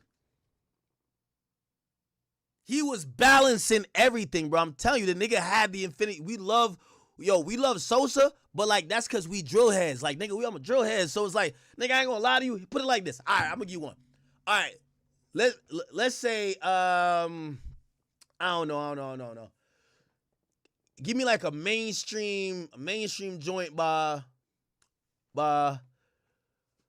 Smirk. All right, I'm going mad extreme with this. Okay, even a joint he got with Drake, my nigga. What's the joint called? What's this shit called with Drake? Y'all know the song, man. Bro, I would take Chief Keef Macaroni Time over that, nigga. Like, that's the song that was dropped on World Star. So, you know, when it comes to some real drill shit, I'm going to pick the real drill shit. But we can't ignore that Keef, after... Okay, so you have, I think Hate Being Sober is probably the most commercial he ever went. You had 50 Cent, Wiz Khalifa on that. Love Sosa was dope. No, never mind. It was Don't Like Kanye West. That's the most mainstream he went. Nigga, I ain't gonna lie to you. Like, what Durk was doing, Durk made it where, like, Keef, no matter what, I love Keef, but anytime niggas collab with him, they were like, oh, we're collabing with Drill. Nigga, Lil Baby collab with Durk, not because he was a drill rapper. He collabed with Durk because he was Durk. He was on fire. That's the thing. Like, even right now, I ain't gonna lie. Even though, like, he's just not that hot compared to, like, with all due respect to my man, Herbo.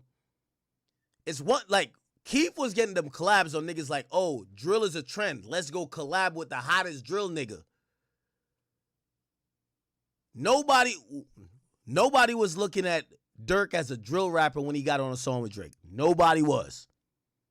Nobody was looking at him as a drill rapper when he did an album or collab with Baby. You were just looking at that nigga as, yo, yeah, he's a street nigga, but like he's on fire.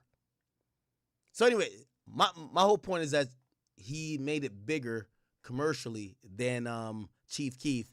Not saying that he had a song that was bigger than Love Sosa or Don't Like. I'm saying him as an artist and how he was perceived by the industry, he got bigger than where I think Keef got. Anyway, all right, I don't want to make this a Keef versus what's the name thing. Anyway. Would seemingly soon turn into it. Okay. However, all right, last part of this Cash thing.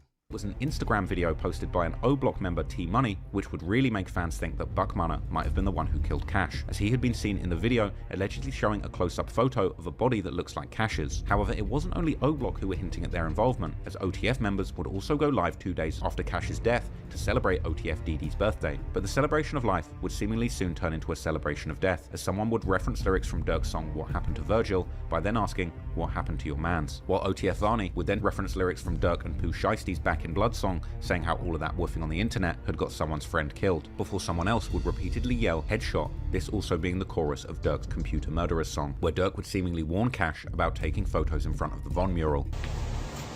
I'm still go fishing with my brother. They like, damn, what happened to Virgil? I'm like, damn, what happened to your mans? All that woofing on the net, it got your mans hit. Headshot. But us fruit equal a lot. Make a trailer to that. Headshot. Moments later in the same live, the group can be heard rapping King Von's lyrics from the Back Again song, where Durk had also seemingly dissed Cash, before Varney immediately shouts Long Live V-Roy and recites Durk's lyrics from his Aha song, saying how people can believe whatever they want, but Lil Durk got your folks hit. Oh, folks now, long live V-Roy. Hey, boy, you You can believe whatever you want. I got your folks here. Aha. Later in the same month, Lil Durk would release the deluxe version of his 7220 album, which would include the song Risky. In the song, Durk raps how someone would be an easy kill because they chase girls, and that standing over someone while killing them is his favorite pose, with these lyrics seemingly describing the exact way that Cash died, before also rapping how someone wouldn't die about their friend, but they'll die about a girl, which could be seen as a reference to how Cash seemingly didn't get back to Duck, but he ended up dying because he was with a girl that night, with some fans seeing this song to be Lil Durk self-snitching about getting Cash killed. Durk's song was then followed in July by the group song To The Top by O-Block members Mana Ike, Durkee, Buck Munner, and G Nook, where Buck Munner would provide a full verse of apparent hints towards Cash's murder, starting by saying how they're going to spin and spin again until they cash out, before saying that if their victim tries to run, they'll chase him down, and now he's on the news, and ending by saying how they caught someone loafing with his boo, before saying again how they're going to put him on the news. In June, rumors would circulate that Lamron members might have been responsible after an IG story was uploaded by members claiming to be smoking Cash. Yeah, my boy. Now we coming. Yeah. Smoking cash. Yeah. Ooh! Yeah. Later in July, Durk would go live with Booney Mo, Dee and other OTF members, during which they would count huge stacks of cash, while a clearly intoxicated Lil Durk and other members would gleefully begin to repeat the line, "They know that we did it," which is from Booney Mo's at the time unreleased song, We Did It, that was later put on the incredibly incriminating album Loyal Bros 2. They know that we did it. They know that we did it. They know that we did it. They know that we did it. Drop song, man. We got a lot of raw shit on the studio. A few minutes later, Durk begins to rap his verse from the also at the time unreleased song Threats to Everybody, where he raps that if you play with him, you're going to end up by that tree, which many have seen to be a direct reference to Cash, whose body was indeed found laying on the grass next to that tree. For some reason, the other members would find these lyrics incredibly funny, but it was Booney Mo who would really crack them up once again, repeating the line, "They know that we did it." You ain't have your gun for them, you better have your gun for me. Better have your gun for Booney. Better have your gun for C. You don't believe me, you gonna see. You gonna end up by that tree. Know that we did it. The connection to Cash wasn't lost on the fans, who would comment on the YouTube video about this live, how OTF were clearly trolling Cash. Meanwhile, Buck Munner would also go live, seemingly sometime in July, where he would rap lyrics that were clearly about FBG Cash, like saying that now that he's dead, he can't take another pic, a clear reference to Cash's picture in front of the Von mural, as well as saying how their ops are mad that an old man is in a body bag, and how the switches made him crash, and that he doesn't smoke Tuka anymore, he smokes Cash. He dead and gone, that's what he get, man. He can't take another pic. He got hit, he took word around it was a neck. Off of that block where they don't play, I'm out play, I take his face. And I ain't missed cause I know they Alright, man, anyway. pissed, I know they you trying to run, you know you couldn't run. Cash's former manager. What the fuck? Niggas just start telling? I smoke cash. I just was a neck. Off of that block where they don't play, I'm out play, I take his face. And I ain't missed cause I know they pissed, I know they mad that man up in the bag. The switches came and made them crash. I don't smoke Tuka, I smoke cash. I'm just lying. Weak, that's out of G. Buck Munner would further raise eyebrows after a vlog circulated, seeming to show him laughing and reenacting what Cash did when he tried to run away after getting shot. I ain't gonna lie, this is kind of demonic. You trying to run? You know you couldn't run. Cash's former manager would seemingly further point the finger towards O-Block as he would post himself in August dropping the O-Block hand sign, whilst unconfirmed rumours would begin to spread that Cash's murder had been picked up by the feds, just as Stefan Mack's murder would eventually be picked up in 2023, this pointing to the theory that Cash's murder had possibly also involved interstate communication and exchanges of money. Buck Munna would continue to drop lyrics that seemed to point to Cash's murder, like his November 2022 song Come Here, where he would rap about jumping out in all black, just like the shooters in Cash's case, and how the ARP had hit the victim's back, just like what happened to Cash as he tried to run from his killers. In December, Booney Mo would finally release his song We Did It that they had been rapping during that Instagram live, where besides rapping the line about how they did it, he would also rap how he pays for his shorties to go slide and kill people, a message which funnily enough was also shared by OTF Jam in his March 2023 song War with the City, with Redditors commenting how this verse had finally convinced them that Booney Mo had paid for Cash's murder. However, there has also been other theories about Cash's murder, with one of them claiming that Cash was backdoored by people close to him, particularly a man named Big Dale, who was an OG from Cash's hood and father of one of Cash's best friends, Fat Shorty from Jaro City, who was killed in 2021, with this backdoor theory stemming from a rumor that Cash had actually gotten Fat Shorty killed by accident during a house party argument gone wrong. This theory would end up gaining so much traction that even DJU would ask FBG Young about it, but Young would seemingly disregard these rumors as nothing more than YouTubers trying to get views. R.I.P. Was responsible for like backdooring your brother FBG Cash. Yeah. So who is Big Dale? Let's start there. Or who was he to y'all? Big Dale's one of the guys from the neighborhood. What do you think of these rumors? I don't think the internet. I don't listen to that. Word. Yeah. I don't pay that no mind though. Like that would make a good story for the internet, won't it? It sound crazy as hell to me. All right.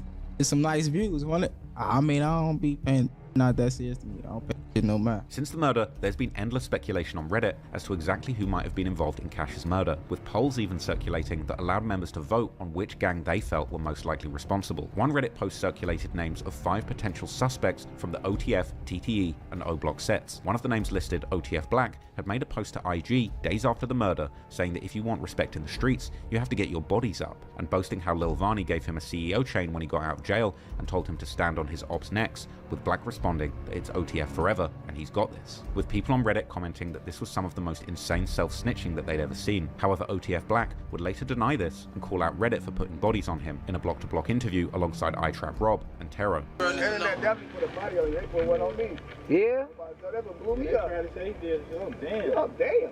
Where they come from? Reddit, DJU, all that. They got you on Reddit teed up. Another person named in that post, TTE Stain, would also be mentioned in other posts that alluded to having committed a crime in designer clothing. Another post would claim without evidence that Ty Munna was being investigated for the murder, while another pointed the finger at Lil Mike from O-Block. Numerous people would point the finger at Booney Mo from OTF, saying that he was the one who orchestrated the hit, which is interesting considering how happy he seemed about it on the live with Lil Durk. Others would point the finger at OTF Didi, with some suggesting that Durk had been pushing Didi's career as a reward after the hit. At the moment, Cash's murder still remains unsolved, and to be clear, there's no real evidence that either O-Block or OTF had anything to do with it, at least publicly. But then again, not so long ago, there was also nothing but rumors connecting Durk to the murder of Stefan Mack. Now, many people on Reddit think it's only a matter of time before they put this murder on Lil Durk too. But what we do know for certain is that Cash's murder would take place only a few months before the murder that may end up taking down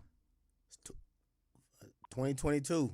Cash dies, Pop dies, Stefan Mack dies. Everybody dies in 22. Durk drops an album afterwards, Almost Heal. Remember I said that. Just say it to yourself one more time. Pop dies. Cash dies. Stefan Max dies. And Durk say he almost healed after that shit. I got the this is the transcript for today. Chat, I ain't gonna lie, we're into 10 hours. So I mean, I could read a little bit, but shit. By the way, today is all Brian Steele. Or actually, not all Brian Steele. There's the government too. But then Brian Steele's down here probably. Let's see.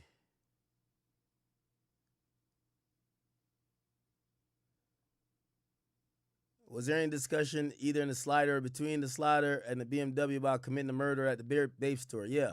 Tell us about that. Didi was saying, yo, y'all could just run in there and get them. They in the store. Vonnie had said, well, what if they got them doors? What if they got them doors that just, you got to get buzzed in? And shit, a motherfucker don't want to run in there and get locked in there. So people had said something about holding the door. Maybe somebody could hold the door. Yeah, it was a discussion. So what was that conversation over? It was over the phone with the slider. So while they're following the Cadillac, they're seeing the Cadillac pull up to a store, and the niggas in the BMW, Vonnie and Didi, they're like, yo, how remember them niggas already have masks, gloves, and they have 3 guns. Yo, just go kill them in the babe store. Yo, they probably got that doors, they could close it on us. And so, well, somebody hold the door. So, man, it might be like some jewelry store shit. Yeah. They said, after that, what happened? So, yeah, we followed him to a gas station, like literally. So, I'm not from here, so I can't really tell you routes. I just remember the babe store, and I remember following their ass to a gas station. I don't know what routes, I just remember the gas station. So, you aren't familiar with the area? Nah, I wasn't. So, you don't know you were in Beverly Hills? Or Jason from the Beverly Center? Nigga, I don't even know what the Beverly Center was until my attorney told me. Feel me? All right, once the black truck pulled into the gas station, tell me what you remember. If I'm being honest, once again, I can't tell you word for word how the discussion went, but we came to a decision that we was just going to do it at the gas station, gang. Like, this was a chance. Just do it, nigga. I don't remember, like, how, but we just did. That was the decision. We pulled up in the gas station. I remember we pulled in and we had rolled past one of them, and we was like, yo, the taller one that was with him, like, yo. And we rolled past him, we was like, we're close to him, and we was like, he was like mugging a car. But I don't know if you can see us in the car. They said, so one of the people who been inside the truck got out the truck at the gas station? Yeah. And you're saying they were staring at the white Infiniti? Yeah. That y'all were in, right? Yeah, we pulled past them. You was driving past and the person appeared to be staring at the slider? Yeah. Do you remember what they looked like? You said tall. Any other description? Man, it was a tall, dark-skinned dude, just tall. Dark-skinned dude. I can't give you the full description. In any event, at some point, it was decided y'all were going to do it right then, right? Yeah. And when it was decided, let me ask you this. When was that decided, and where was the BMW? Not too far from us. It was in traffic somewhere. Were you in communication with the BMW? Yeah. Did the folks in the slider and the BMW make that group decision? Yeah. You've been following them from like 9 a.m. It's late in the afternoon. You agree with that? Damn. Yo, I ain't gonna lie to you, bro. Like, who was in that SUV? How will a nigga follow you from 9 a.m. and kill you at 5 p.m.? How a nigga follow you for 8 hours? So, yeah, we was following them for a minute. Why did y'all make the decision to do it there at that point? Like I said, I couldn't tell you word for word. It's been a minute. I couldn't tell you word for word, but we just came to the decision, man. This is the place. This is the time. Let's do it. Okay, so from that point, sound like you were in the gas station at some point. Do you remember where you guys drove? Do I remember where we drove? Yeah, like, did you have to go around the block to come to the gas station? How'd that work? Yeah, we had to come back around. I don't really know what direction. It was just like, man, we took a left, we took a right, but yeah, like we had to circle around, come back through an alley. So I'm gonna show you a video. They play a video for the nigga. They said, before you jump out of the car, did you discuss whether y'all was gonna walk up close to them or whether you're gonna shoot from a distance? Any discussion? He said, man, I mean, I'm used to walking up on people. I told you. Yo, chat, everything I told you, nigga, you're seeing it. This is a transcript, nigga. I never seen this. I just got a transcript 5 minutes ago. I'm going to read it tomorrow because I'm finna get off. I ain't going to lie to you. But look, he said, nigga, I'm used to walking up on people. So I told you, Jam is with rookies. Nigga, Jam is used to walking up on people and murdering them, bro. Jam not with the, yo, let's shoot from like over here, they over there, they across the street. So the cop, the AUSA is like, no. Yeah, this is AUSA still, I think. It's like, man, I'm used to walking up on people, so I thought that's what's going to happen. But no, there was no discussion But that's what I thought. I just ain't think he was going to start shooting as fast as he did. He said the CVL shorty started shooting as fast as he did? Yeah. So you ain't discussed who was going to shoot first or how close? Nah. Said, so you just jumped out and just kind of went with the group? Yeah. So just to be clear, the man in the middle with the red appeared to have red shoes. That's you. Yeah, that's me. The man to your left and the right in channel 20. Who's that? That's Flocka. Play that shit. Do you recognize the vehicle that's coming our way? Ain't close enough. Yeah. He said, so we pulling out, Boogie driving fast as hell. We turned the corner like a regular street and told Boogie like, yo, slow down, bro, drive regular, you feel me? Calm it down. Like, because speeding is giving more attention. I feel like we had a little distance, so I'm like, bro, slow down, just be cool. And we was on the phone with Didi and them. Didi was asking us like, man, y'all hit nothing? Yo, what's up? Like, yo, somebody get hit? Like, yo, bro. Motherfucker was asking us like how many shots we let off. Nigga was asking us like, what happened? Like, who shot what? Yo, who did what? So let me ask you that. Like, how many times did you shoot, you remember? Nigga, I only shot 4 times. And could you tell how many times other folks were shooting? Or could you not tell? Man, it was so quick. I just remember that shorty that started shooting first, boom, boom, boom, boom, boom. Like, I came up beside of him. I started shooting too. I heard the switch go off. You know what I'm saying? It shoot there so fucking fast. So when CVL shorty, he fell, I low-key thought he got shot. Like, I'm like, damn. I'm like, Flocka, you almost, he like, damn, Flocka, you almost shot me. So Brown Eyes was like, Flocka, you almost shot me, nigga. Like, you shot that gun. Like, bro, you yelling at Flock about the shooting over his head. You know what I'm saying? So it's pretty chaotic. It's like, now y'all shooting at the gas pump. You ever thought that y'all could, like, blow it up? Nah. He said, so getting back to this, when Didi asked you about who shot what, and you said you shot 4 shots? That's what you said? Yeah. Did you respond to the question? We all responded. Brown Eyes like basically said he emptied his whole clip. Remember, he had a switch. He let the whole switch off. Flocka, I say it like that. The switch got off, but it jammed. And we like, that switch got off him, but I pulled a clip out the gun. I look, I'm like, damn. I'm like, how many times? Like, I said 8, but I ain't shoot 8 times. So like, he was gassing it to Didi. Yo, I shot 8 times. He said he only shot like 4. Could you hear what was going on inside the BMW? Did it sound like the phone was on speaker? Could you hear Cuz? Could you hear Vonnie? Wait, could I hear Cuz talking? Yeah. If I understand correctly, y'all in the slaughter, y'all get a call from Didi asking who shot what. Is that right? He said, right. So, okay, what could you hear in the BMW, which is Didi and Cuz? So, yeah, he was in there. He stayed in that car. He ain't go nowhere. He was with Cuz. Could you hear Cuz on the phone, though, as Didi's asking who shot who? Now, remember, this is a question to set some shit up, chat. They're saying this because they know what Cuz Vonnie about to testify to. They said, could you hear Vonnie in the background? Why they keep asking that? They asked this 2 times now. It's like, this nigga's stupid, though. Jam don't get what they asking. He said, I ain't gonna lie, I don't remember hearing Cuz. I couldn't tell you. I probably did, though. But I can't say yes or no. I just remember Didi asking these questions. All right, okay. Says, all right, well, let me see. He said, after you told him slow down, what happened next? He said, we drove up a little bit. We made another turn. I don't know how many blocks we drove before we made a turn, but we made like a right turn. We parked, nigga. It's like a side block. We parked. So when you mean a side block, what you mean?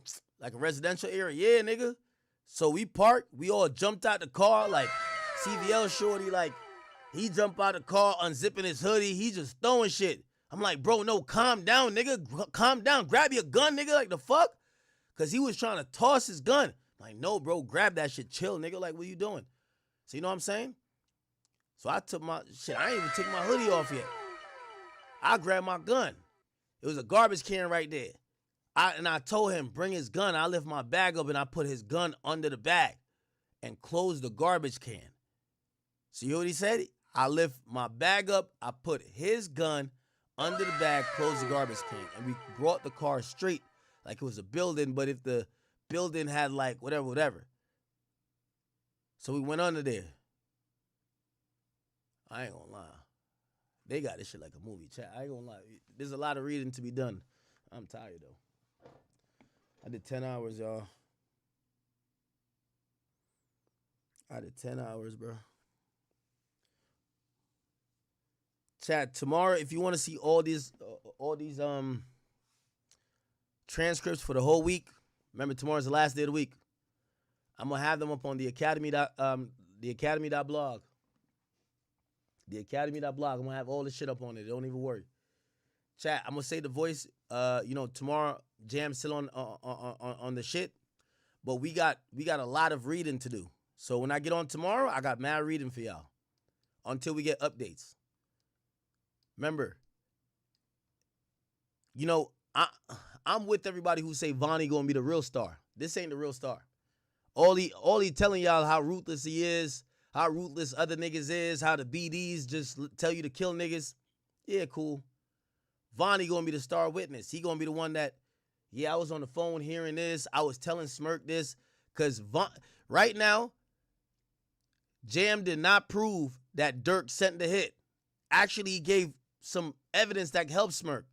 Now, I heard that shit from Duty Low. Now, yeah, he'll say something about Durk, but he